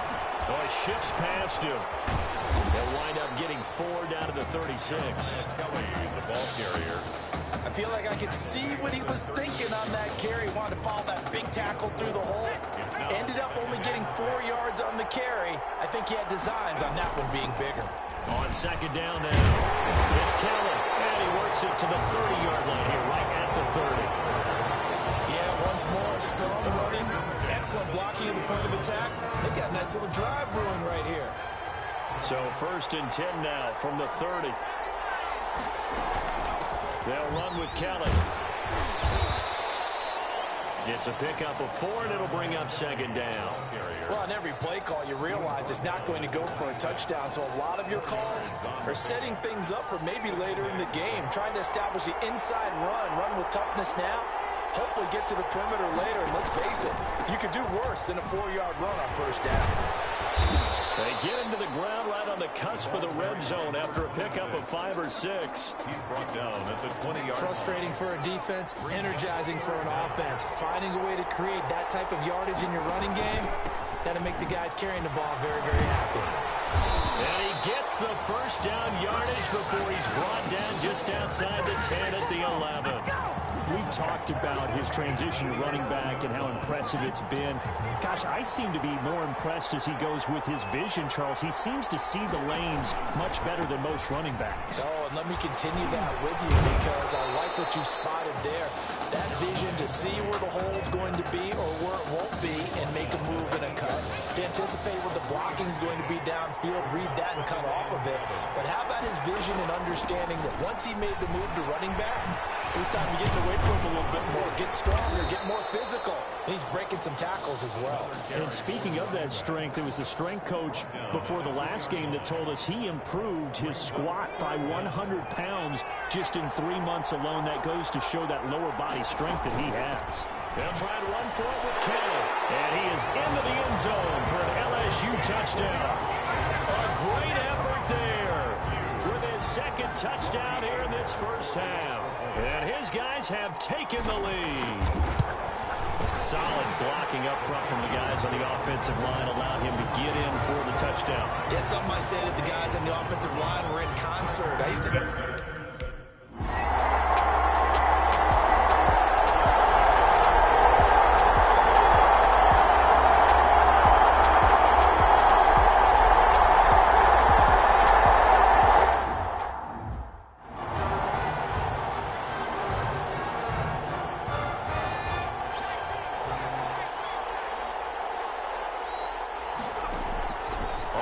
And 10.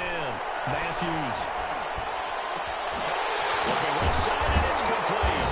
And they nearly get this all the way to midfield. Mark him down at the 49.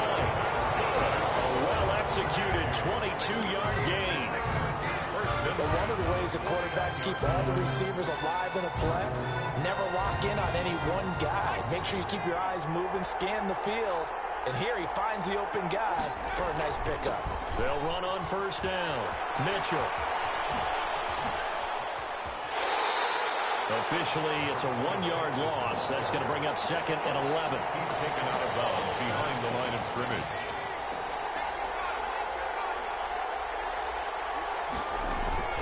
On 2nd down, it's Mitchell. And he still has yet to get on track in this 1st half as they're going to stop him behind the line. Well, LSU just 1 half away from a national title. What a story this would be. The score, the LSU Tigers 14, Tigers 7.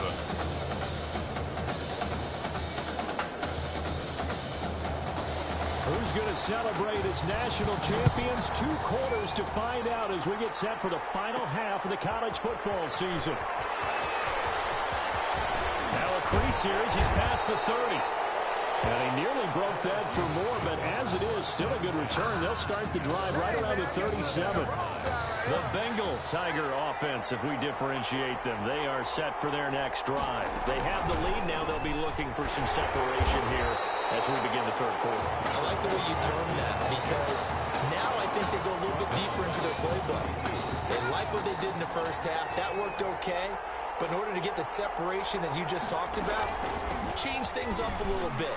Change your tendencies, try and hit them a little bit more with some things they didn't see in the first half. See if they do just that. They'll get a couple yards back, but not more than that. They'll be left with 12 yards to go on third down. Now, they struggled to get him rolling on the ground in the first half, and that's sort of continuing here in the third quarter. Yeah, but I don't think it's time to abandon the running game. I would say keep feeding the horse, and I believe it'll eventually reward them, especially as we get deeper in the game.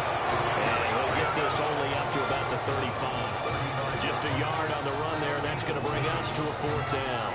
Now look at this, 4th and 12, and they're going to line up to go for it. They're going to try and throw. And he's got a first down and then some in midfield. And he takes it across the 50 to the 46-yard line. Just his second catch of the game so far. This one moves the chains. LSU with a 1st and 10. 6-yard line. And to give this time to the tailback. Now he's tackled a yard short of the marker. Good gain of 9 on first down. Now they continue to hand him the rock at running back. He's been a real workhorse so far in this game. And he's given his friend and quarterback, Tommy Matthews, some real security back there because even in heavy traffic, he's rarely losing yardage. He's falling forward on every carry. Guess what? People have to start coming into the box a little bit more on defense.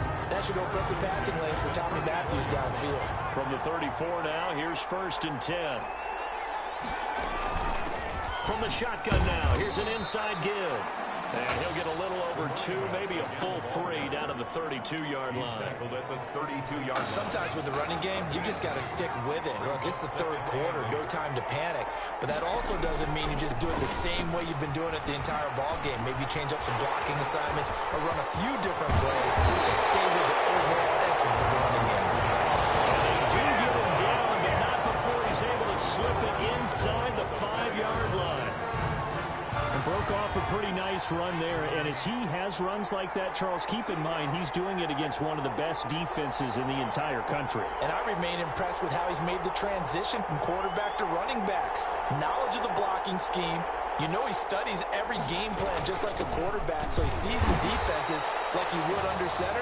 That's making his job a little bit easier as he runs against this good defense, as you pointed out. Yeah, we say it all the time, but speaking of making jobs easier, it makes the quarterback, Tommy Matthews' job so much easier when those running lanes are open because it's going to open up that passing game as well. And he is going to be stopped cold behind the line of scrimmage. It'll go down as a 2-yard loss, and it brings up a 3rd down. Loss of 2 on the play. It's 3rd down and goal to go. From the gun, Matthews. That's incomplete, but there is a flag down, so hang on. A big call coming on 3rd down. What was that, Rob? And since the penalty occurred in the end zone, move the ball to the 1-yard line. 1st and goal from the 1-yard line. Costly penalty. Now they'll run. Murray. And he is into the end zone for an LSU touchdown. Taking it in from a yard out. And LSU adds on to their advantage.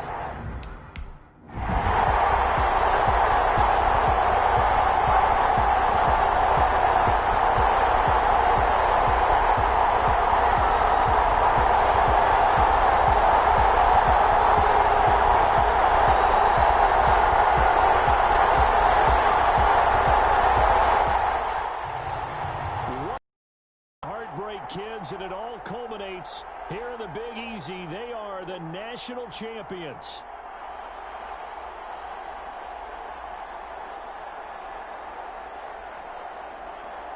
So that truly a champion's performance. Weapons galore on the offensive side of the football, and they finish things off in style as they will be crowned the champions of the college football world.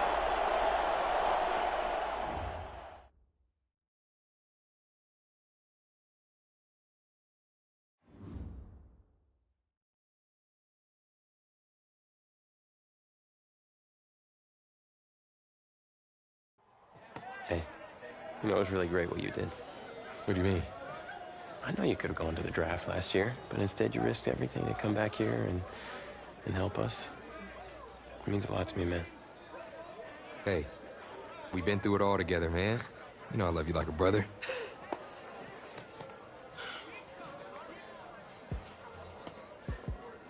So, are you feeling thankful enough to finally admit that I'm Batman? Come on, let's not get carried away now. But hey, I will admit, you're no Robin. Okay. Well, at least there's that. Superman. Supes? Oh, yeah. Okay, I can work with that.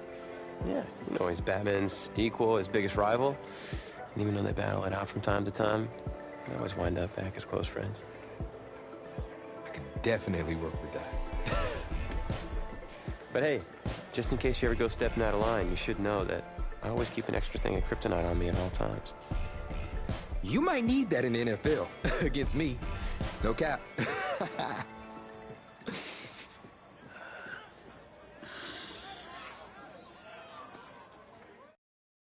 Well, that was certainly a college career for the ages. And it was my honor to be there with you guys through that part of your journey. And I just want to thank you for taking us through that. Now, we're closing in on another critical chapter, the NFL Combine. So, the NFL Combine, I spent so much time preparing for it, but some things you can't ever really say you're ready for. That's how the week felt to me.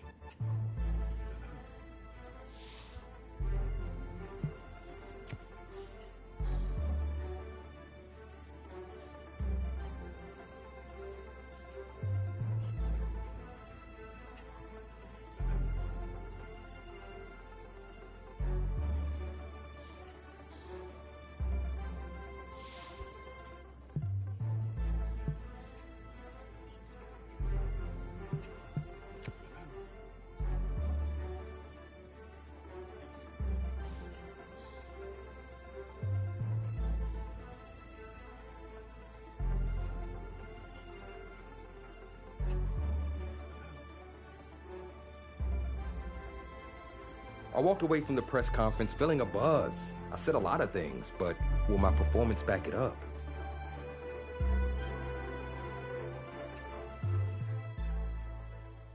Oh, no. No, this cannot be happening. Okay. Oh, man, okay. Think. The last place you looked at him. If you knew where you last saw him, they wouldn't be lost now, would they?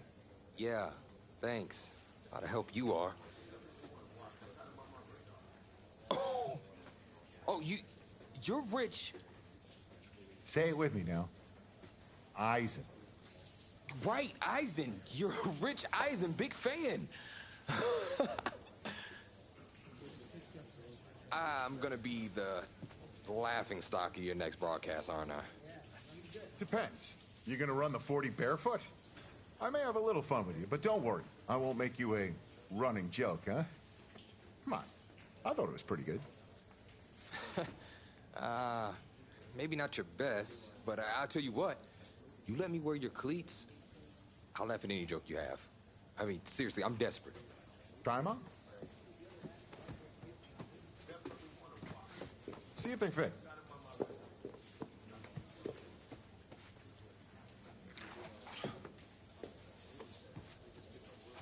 What's the verdict?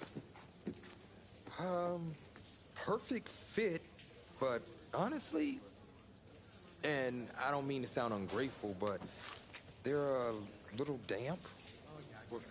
They're like really damp. Did you go swimming in these? Thought you said you were a fan. If you were, then you'd know I just ran my annual Run Rich Run 40 for charity. Right. How'd it go? Let's just say my days of keeping up with Saquon Barkley are behind me. Maybe you'll fare better than I did out there. What was your time? 5.98, baby. Well, I can't do any worse. I've seen statues move faster than that. All right. Well, I want you to go out there and post a time of at least 4.6. Think you could swing that? With as much adrenaline as I have coursing through my veins right now from trying to find my cleats, there's no way I don't beat the Combine record. I tell you what, I'll be even faster. Just watch. Now that is what I like to hear. You're going to be helping those kids at St. Jude more than you know. Go get them, champ. Hope those shoes bring you good luck and an even better 40 time. Thanks again, man. Yep, I feel it.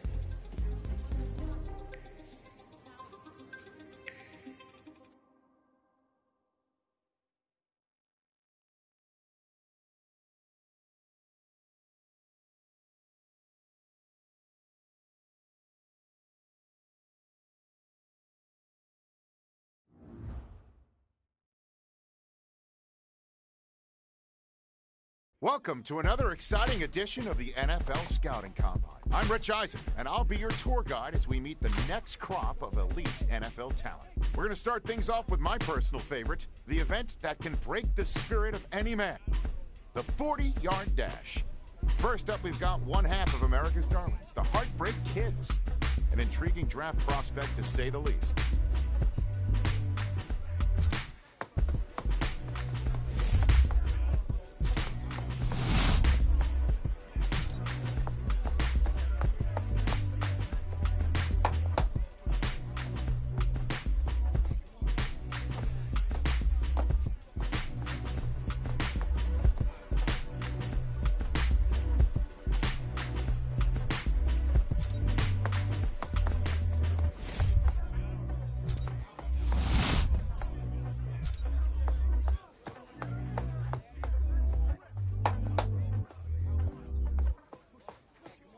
We'll see him up next for the skills portion of this year's NFL Scouting Combine. Okay. 18 Cardinal, 18 Cardinal.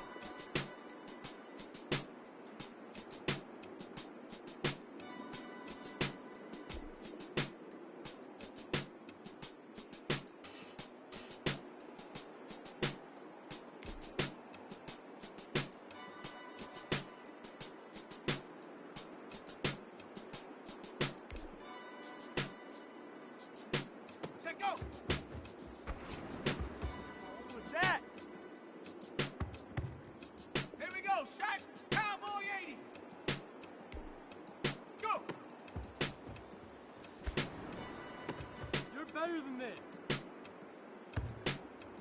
Down! Cougar 19! And up! There we go! There we go! Set. Well done! Okay, well done! Ready, go!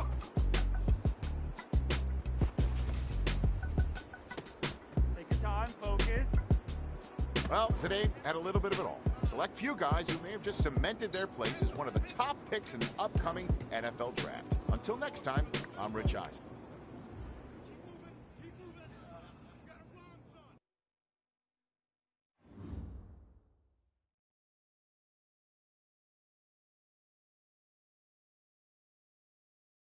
Welcome to the NFL Draft.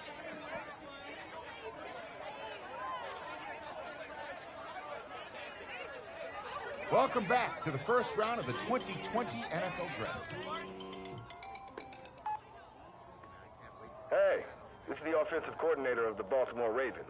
How you feeling right now? Oh, everything's great, Coach. Well, look, son, we've been following you for quite some time, and we believe you could be an integral part of this team. Thank you, sir. Thank you so much. I can't tell you how much this means to me. And I'm ready to do whatever it takes to show you I'm worth your pick. I know you will. I'll expect you to show up ready, okay? I'll be the first one there. Can't wait. And I'm just getting confirmation that the pick is in. Let's take it to the podium to see who the next pick in the draft is going to be. What a phenomenal pick. This kid has shown some elite abilities on the field. He's a freak athlete, totally capable of taking over a game in the right system.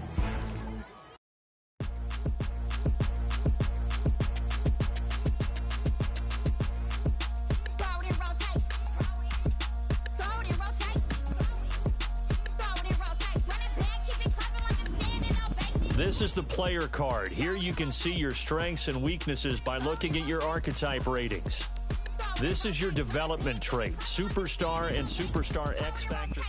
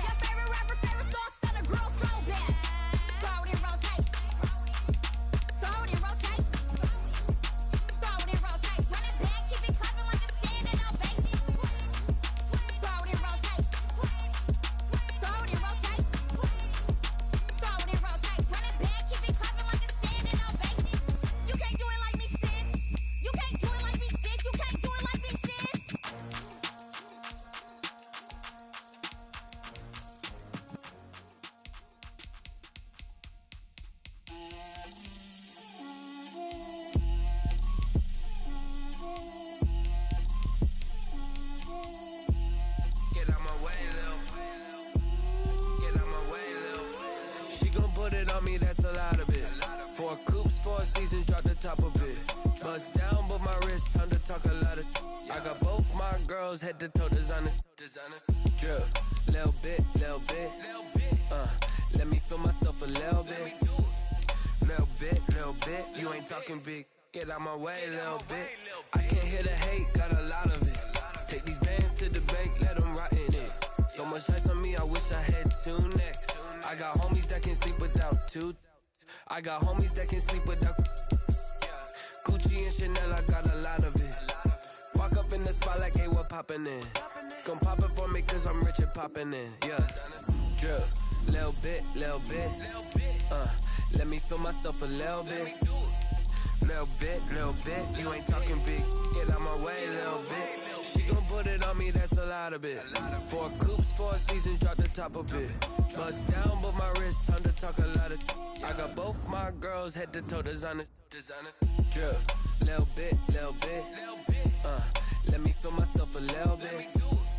Little bit. You ain't talking big. Get out my way, little bit. West LA, that where you find me though. Cha-cha macha with a rockin' black clothes. Whippin' around that Batmobile, duckin' 5-0. If you step to me, then be prepared for smoke, lil' bro. Let me feel myself a little bit. Let me blow this down a little bit. Drip, little bit. Let me feel myself a little bit. Little bit. You ain't talking big. Get out my way, little bit.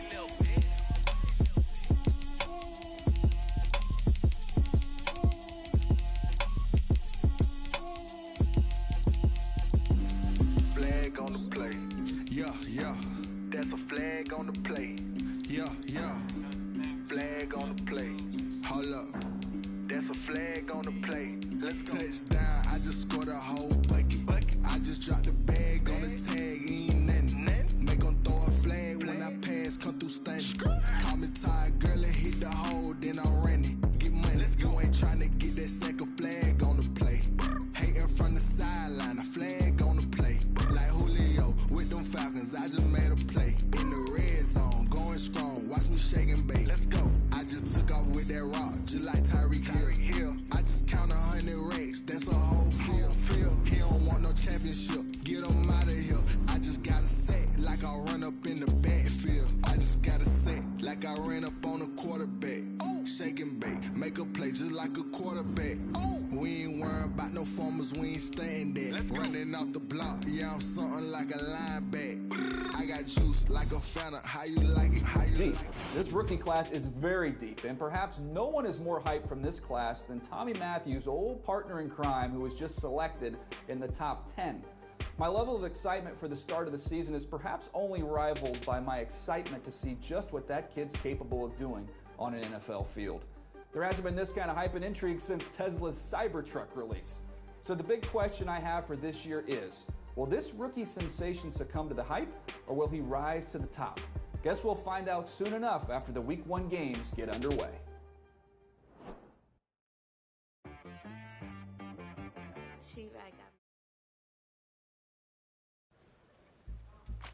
Being such a high draft pick comes at a cost.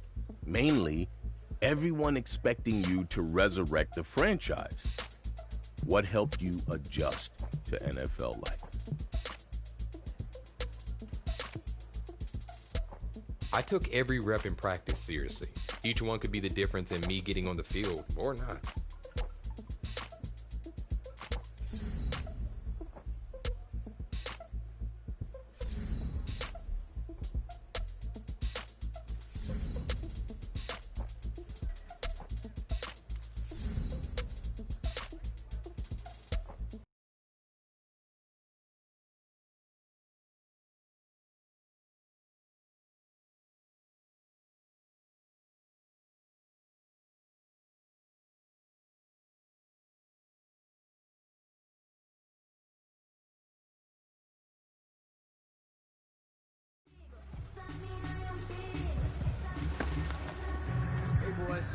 Coming out of yesterday's practice, we all know it wasn't good enough. Today's practice, it's got to be great. Gang day's coming fast. Let's go out here.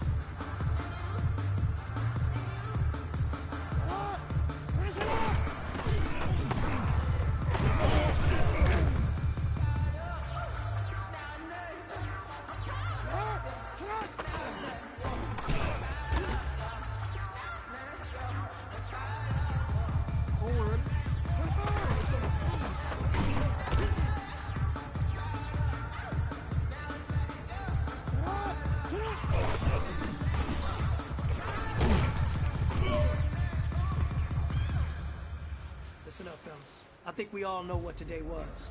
Today simply wasn't good enough. We have high aspirations as a team.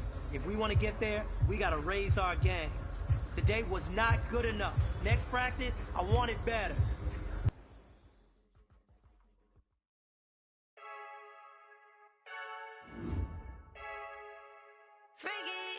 I heard a flare gun, I'm ready to race. No, I don't fear none, I'm stuck in my ways. They say I'm the chosen one to see it in my face.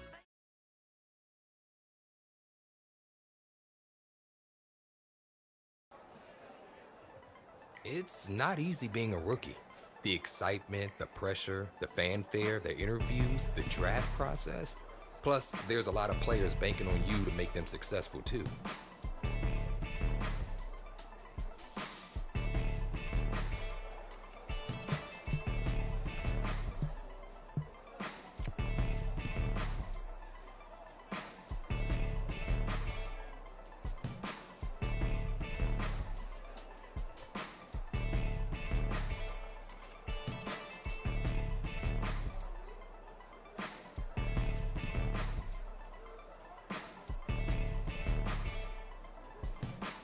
It was still the early days, but my team and I were getting to know each other, building the bond that would keep us strong and competitive through the coming season.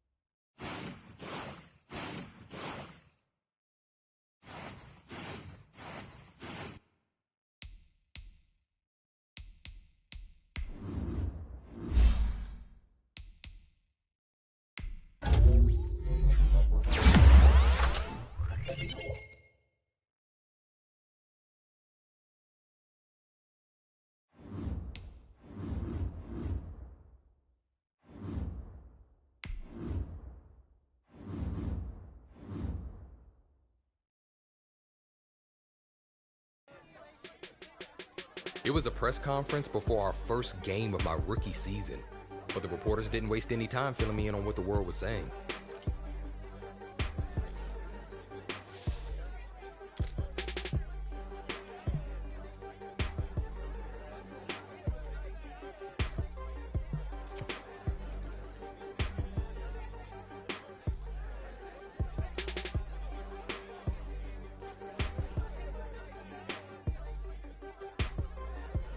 I was glad they asked because it helped me hone in on my ultimate goal. I was going to work as hard as I could to make sure that the team and I were holding up the Lombardi Trophy at the next Super Bowl.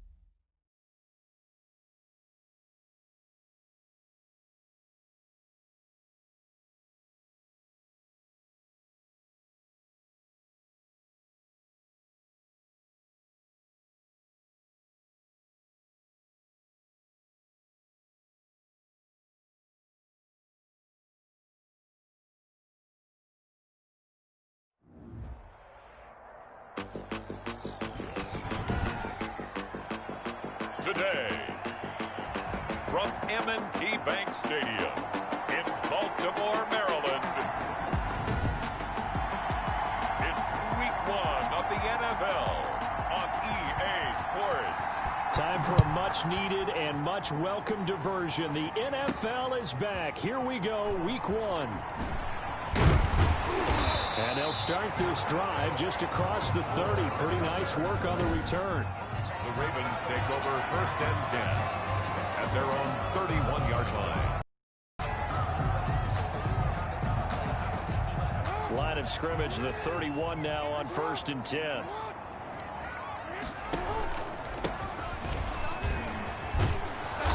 That is the kind of tackling they want to see all game, as he'll lose yardage to start things out. He'll lose a yard there, and it's 2nd and 11. Part of the thinking when you bring in extra tight ends, you're hoping that each of your guys gets those one-on-one blocks and creates a crease for your runner. But the converse is, though, you've got to win those one-on-one blocks, and when you don't, that's the result you end up with. And he's going to have a Ravens first down as he'll get this up to about the 42. 12 yards there and a 1st down. That's a very nice game there. Confidence-building run. Love the execution up front, and the way he pressed the hole, absolutely perfect. Jackson's throw on target to Willie Snead. And he is out of bounds, but not before he's inside the 30. The catch and run pays off for 29 yards. Partner, you know when we call a game, we talk about Lamar Jackson and his speed and his elusiveness and the ability to get him on the ground, how tough that is for a defense. But how about his development as a thrower, as a professional?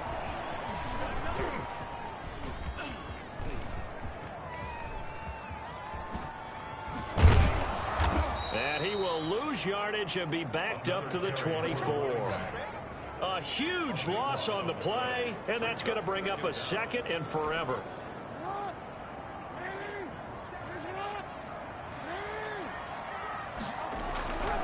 Here's Jackson to throw. Flush to his right.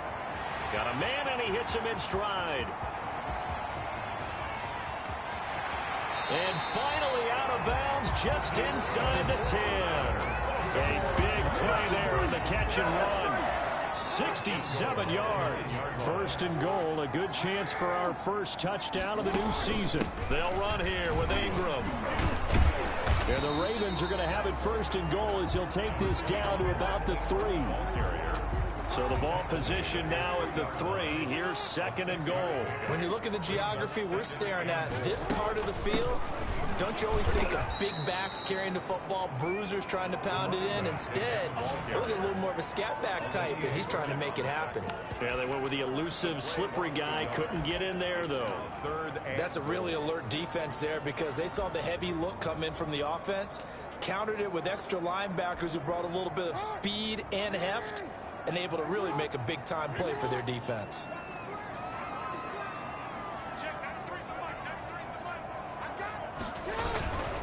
On 3rd down, Mitchell.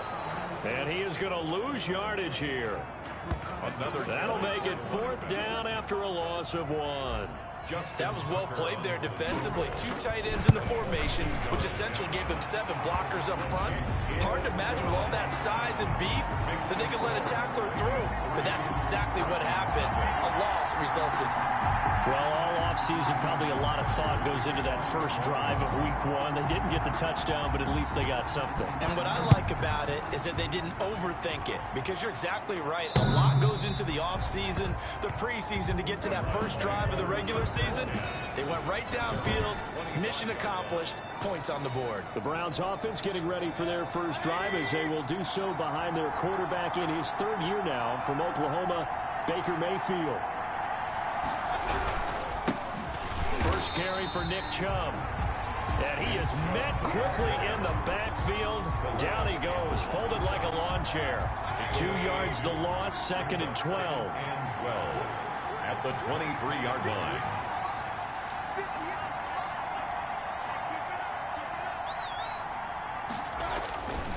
On 2nd and 12, Mayfield. And it's hauled in by Austin Hooper. And he's brought down, getting this one up to about the 35. 12 yards there and a 1st down. And The Browns first down. Mayfield looks to throw and finding the tight end Hooper.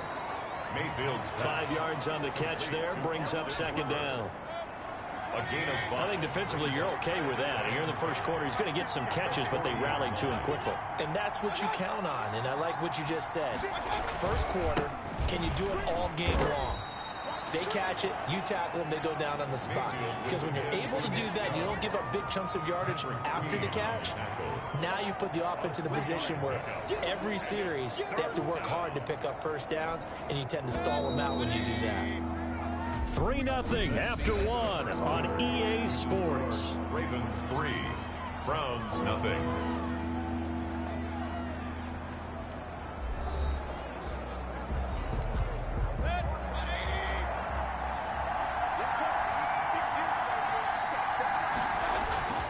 Mayfield on 3rd and 2. He's got his tight end, David Njoku. And he is going to have a Browns first down as they're able to get the 3rd down conversion. His first catch, and it's a pretty big one. They get the conversion on 3rd down. On 1st down, they'll run with Chubb. And not able to break away this time as they're going to stop him right around the line of scrimmage. 2 yards the loss, 2nd and 12. 2nd and 12 now at the 44-yard line. At the 44-yard line. They go play action. Mayfield. And they're going to get him. He's taken down for a sack back at the 47-yard line. Like a freight train off the edge, Calais Campbell with a sack. Mayfield and this Browns offense staring at a 3rd and long now after the sack.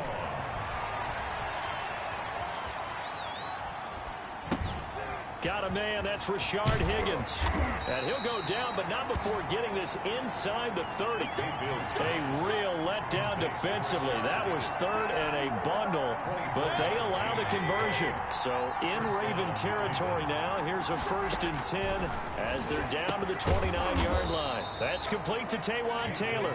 Stopped at the 24-yard line after a gain of 5. It's a gain of 5 yards on the catch there, brings up second down. At the Ravens' 24-yard line.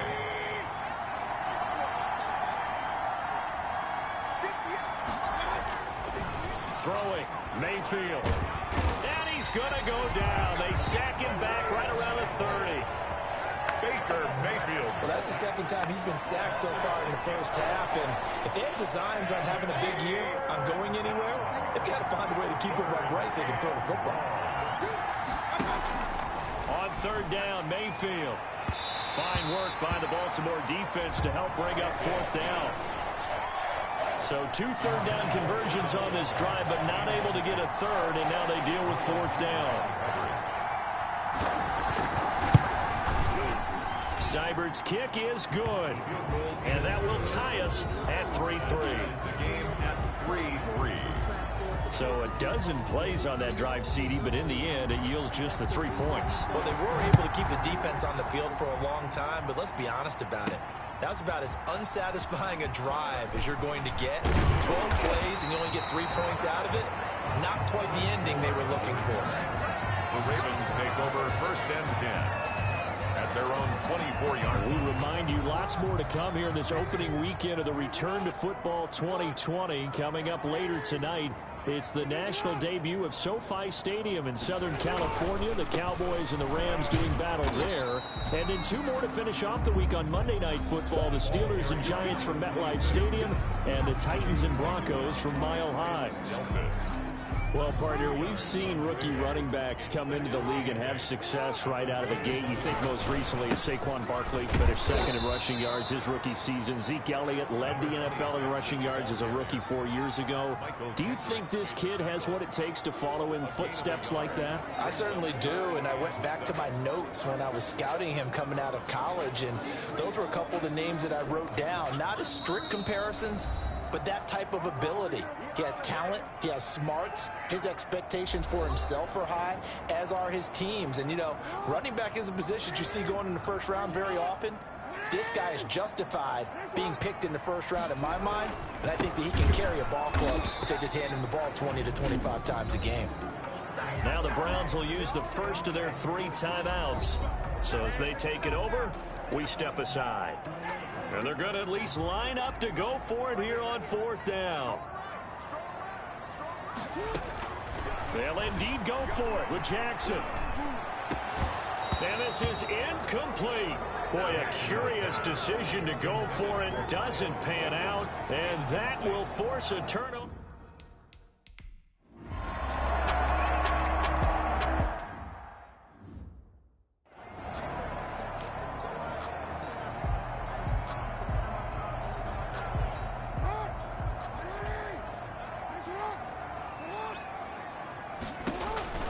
Throwing now, Jackson on 1st down.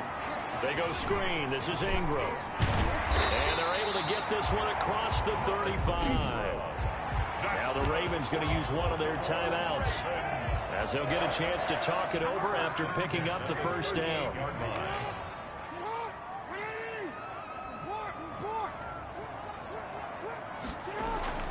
Jackson. Catch is made by Marquise Brown. The Ravens going to use the 2nd of their timeouts, as they'll get a chance to talk it over after picking up the 1st down. At the 45-yard line. And he'll give it here to his running back.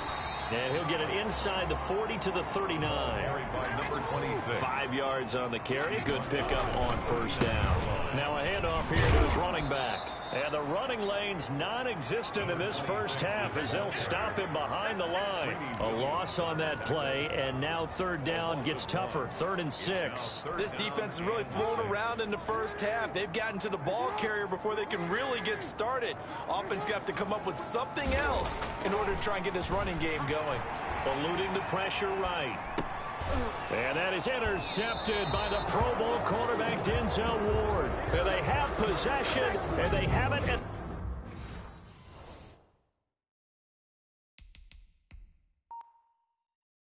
the 38-yard line. The Browns drive about to get started. They're starting to pull away with this one. Early on that 1st quarter, they didn't look so great offensively. What has changed? Sometimes it's just a matter of doing what you plan to do better. Sometimes you just put that all together and you execute.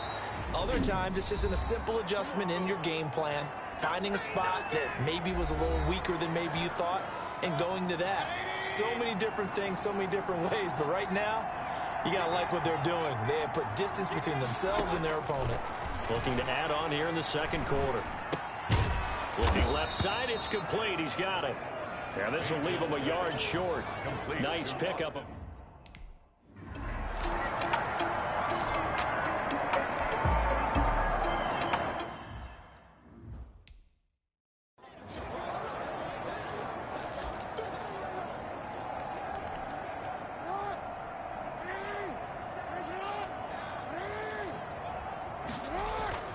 Final play of the half here. It's Jackson.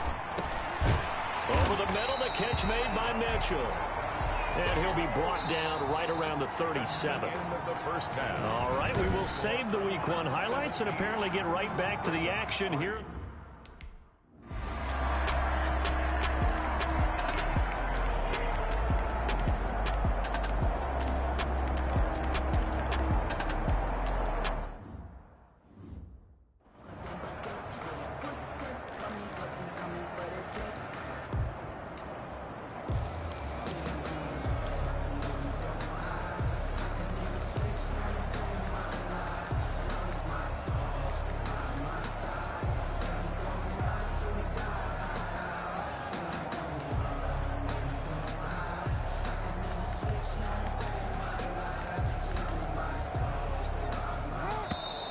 Play clock down to 0, and this is not the way to start a drive. Offense. Man, this is ridiculous, man. So that'll back him up 5. Still 1st down.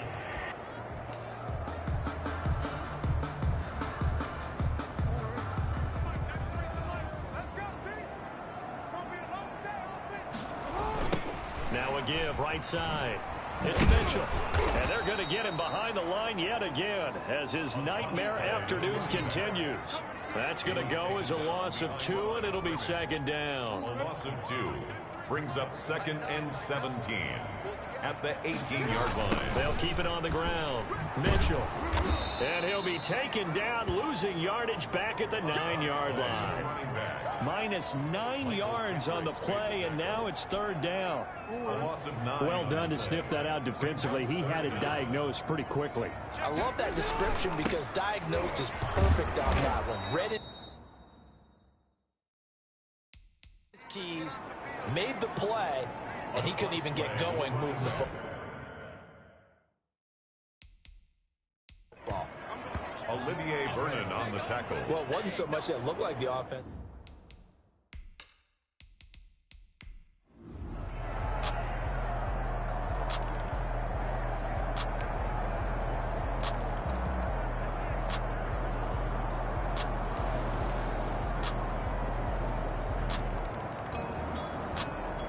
So Cleveland able to come away with the victory here. And with that, our journey begins, Charles. Week 1 in the books. Going to be a great season. Oh, man, so much to look forward to. Isn't it nice to get a really good game right out of the gate?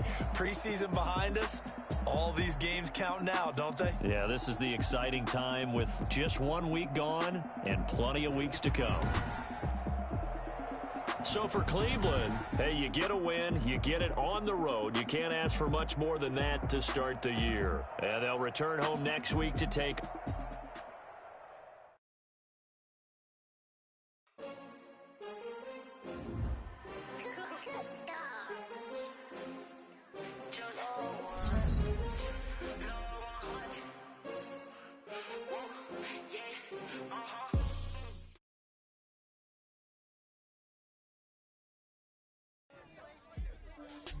The regular season was off to a rocky start, but it couldn't shake my confidence when I stepped to the podium.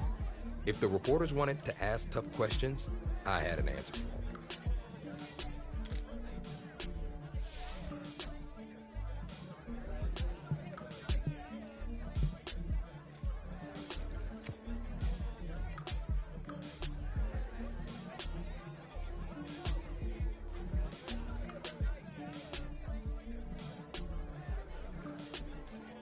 I said my piece, gave them a good quote to run with too, and stepped away. But despite my answer, I knew the games ahead would determine if the hype was real or just hot air.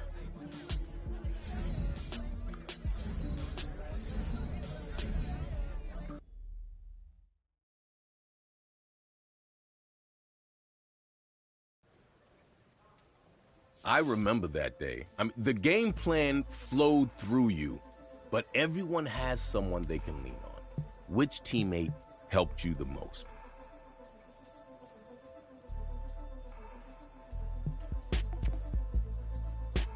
The whole team respected his opinion. He was sort of the veteran voice of the team everyone looked up to. No matter how things went, I knew I could count on him.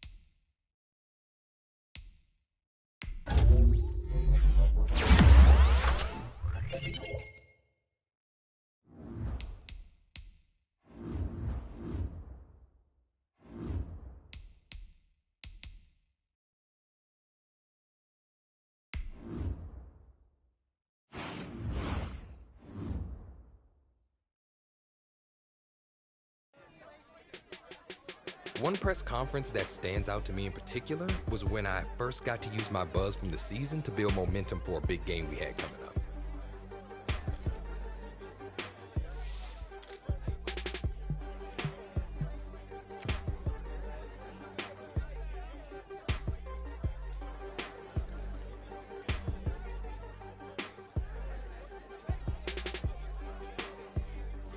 More than anything, I hoped showcasing our strengths to the press and fans would also amp up my teammates. And it did. But it turns out they weren't the only ones who were listening.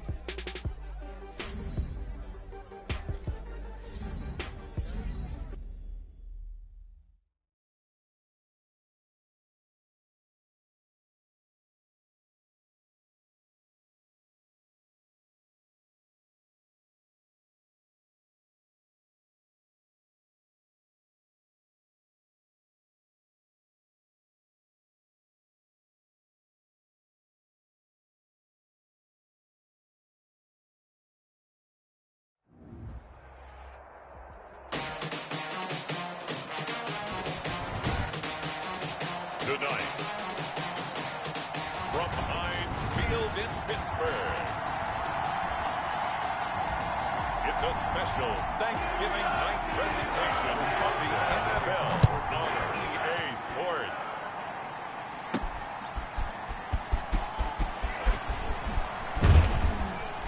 And they'll get him down inside the 30 at the 27.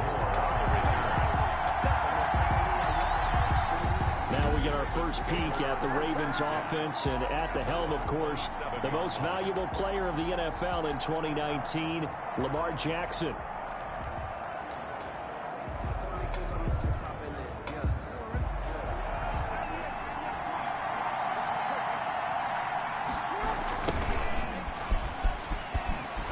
Meanwhile, here a run on first down really backfires as he's going to be brought down well behind the line of scrimmage. They're on the tackle.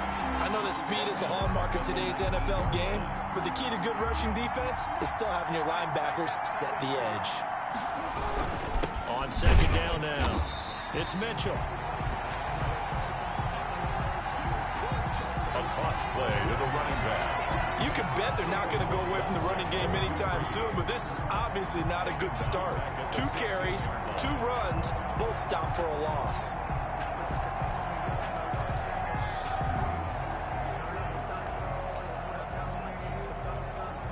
I don't think this is the script they had in mind for their opening drive. This is 3rd and long. To throw is Jackson, escaping the pressure right. He's going to run, but he's got a long way to go. And he'll be taken down, but not before they work it across midfield. A real letdown defensively. That was 3rd and a bundle, but they allow the conversion. First down, Ravens. On first down, Mitchell. And they go backwards here, losing yardage back at the 48-yard line. It was Bud Dupree fighting through and making the tackle. At his 48-yard line. On second down, it's Mitchell. And he'll get this one across midfield and down into Steeler territory. Another carry. 3 yards on the pickup there, but they've only got it back to 3rd and 10. 49-yard line. A 3-yard gain on the play. Brings up 3rd down.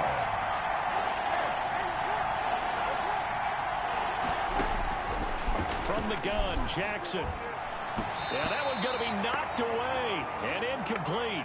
Jackson certainly appeared to take away his first read, and by the time he tried to look elsewhere and find an open target, the coverage was too good. That one falls incomplete. Sliding out of the pocket. He may try and run for this. The Ravens go for it, but come up empty. And this crowd loves it as their guys hold on the opening drive.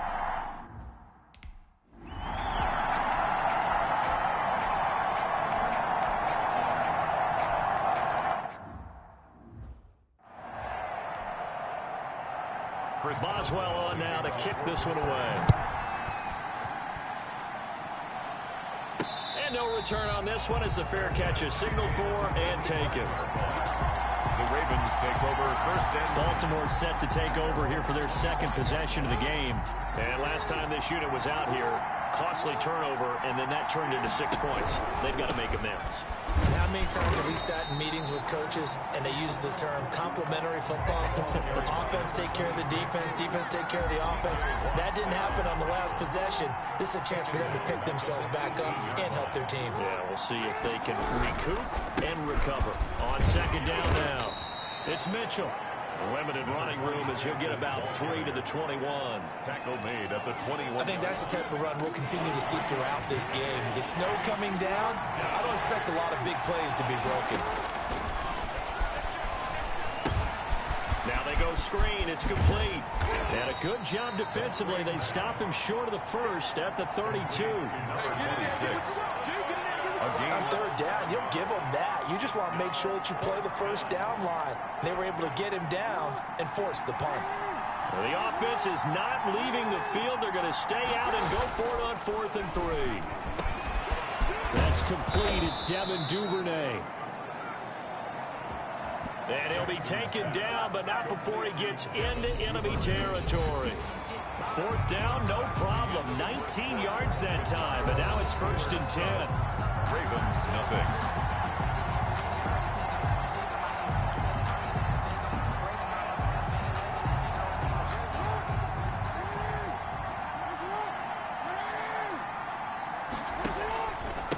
Going to give this time to the tailback.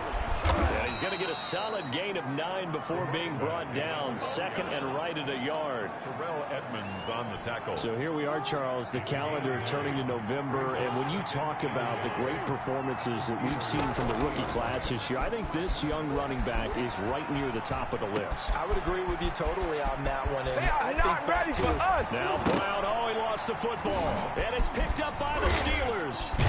And he's able to get it back to the 33-yard line. Complete. Playing in snow brings so many other factors into the game.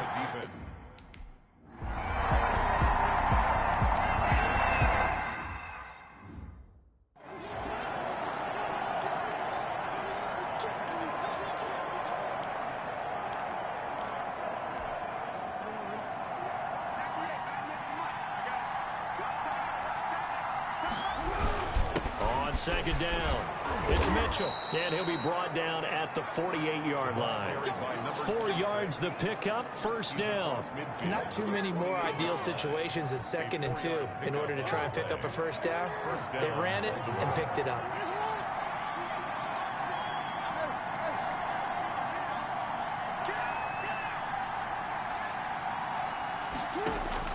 Now Jackson on 1st down. Left side, that's caught by Mitchell.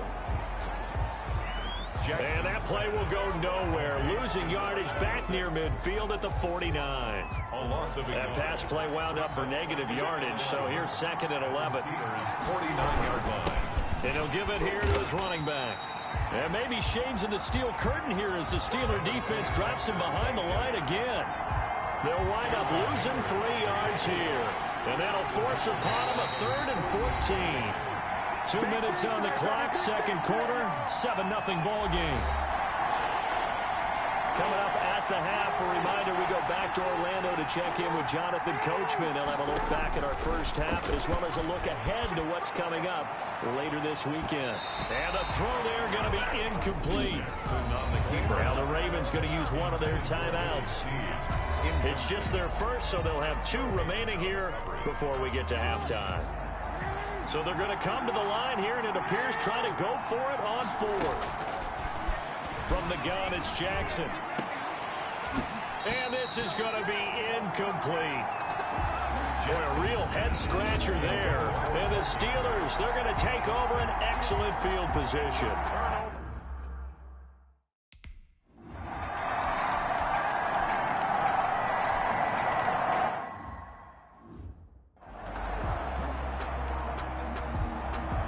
Boswell on now to kick this one away. And a fair catch taken here at the 5-yard line. Oh, interesting.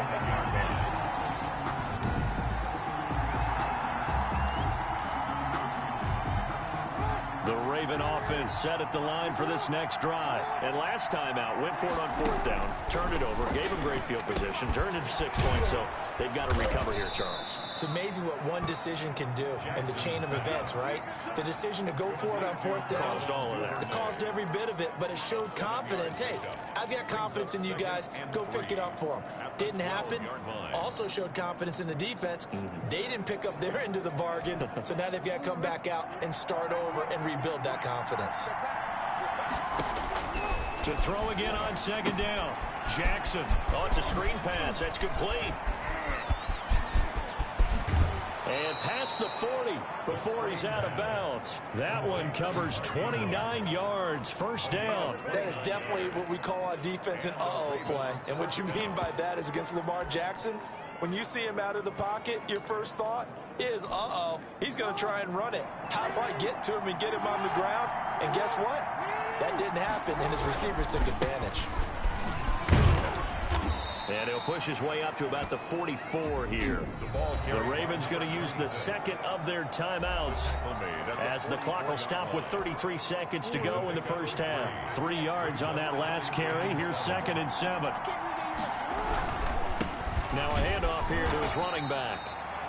And he'll lose yardage here. Back at the 41. Ravens going to use their third and final timeout as the clock will stop with just under 30 seconds to go in the first half. They go play action now. Jackson rolling to his left. Throw left side complete. That's Mitchell. And he will have a Ravens first down as they're able to get the third down conversion.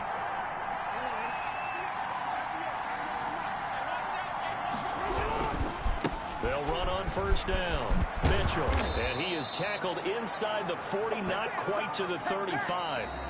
So we've reached halftime here on the Thanksgiving. And now, due to apparent time constraints, we fast forward to the beginning of the second half. Justin Tucker to kick off for Baltimore. This snow front that has socked much of the East Coast not going away as we are back to it in the second half. And this carries into the end zone. And the half will begin with a touchback.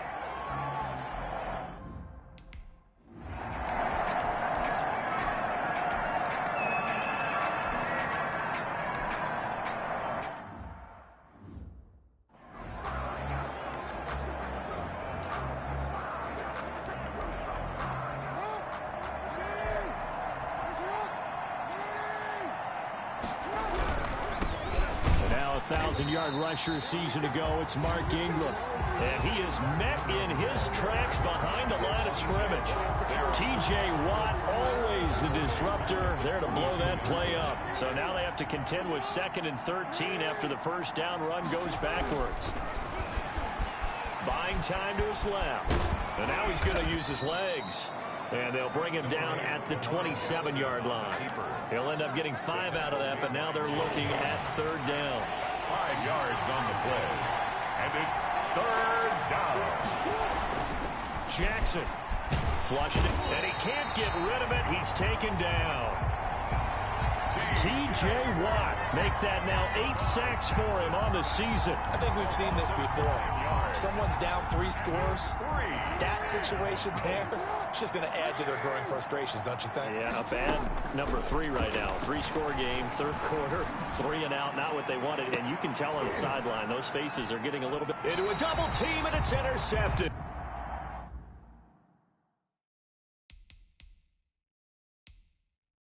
And they are going to set up shop at the 40-yard line. Jackson on fourth down, that turned.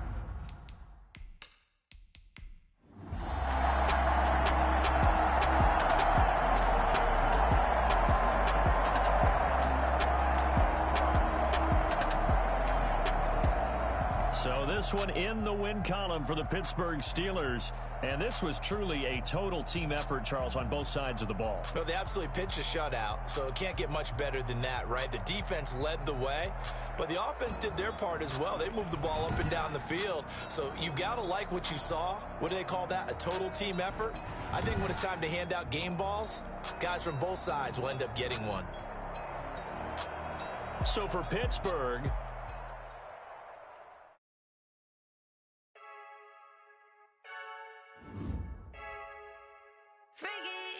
I heard a flare gun, I'm ready to race.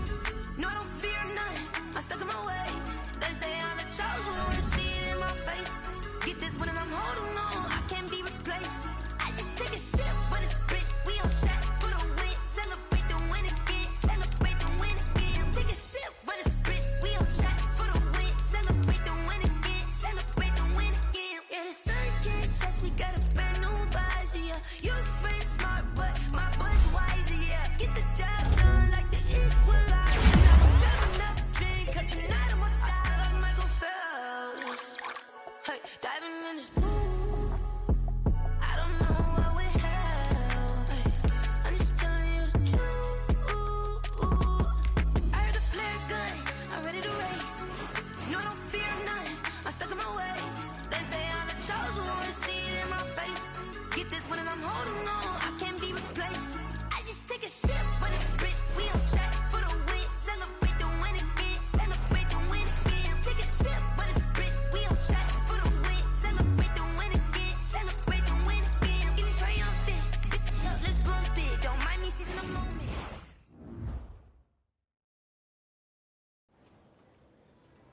I knew what Coach had called me in to talk about, but even then, it didn't prepare me for what came next.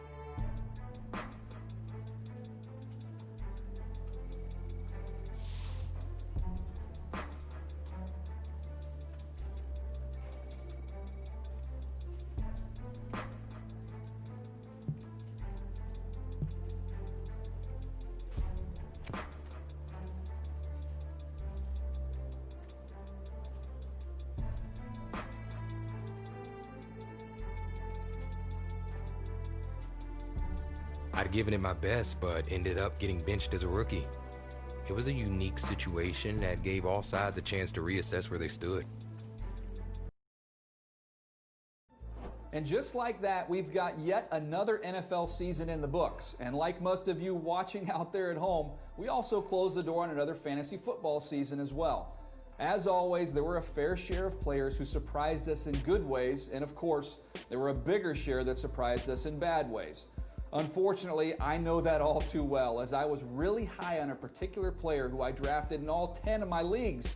He was such a disappointment, I can't even bring myself to say his name. So let's just refer to him as the other half of the Heartbreak Kids, not named Tommy Matthews. Look, I hate to pile on a kid, especially after the season he had, but he who shall remain nameless wasn't just bad, he was historically awful out there.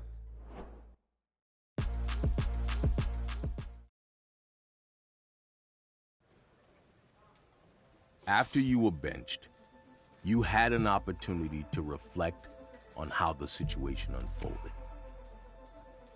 What did you do next? I saw it as a learning opportunity, and I was ready to wait for my next chance to play.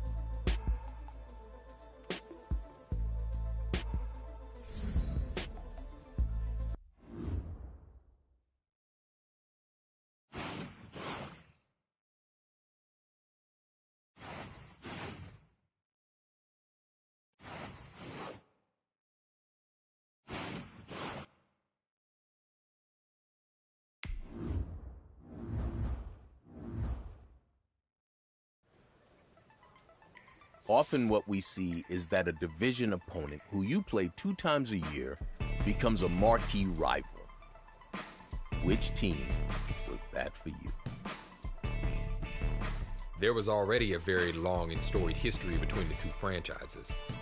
And then things escalated, simply because of modern technology.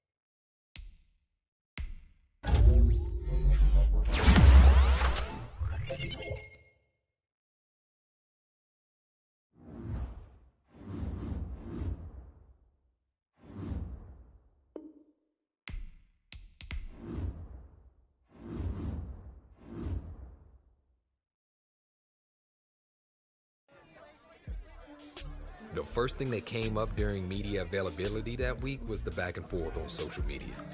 It seemed as if I had entered into the league's most talked about rivalry overnight.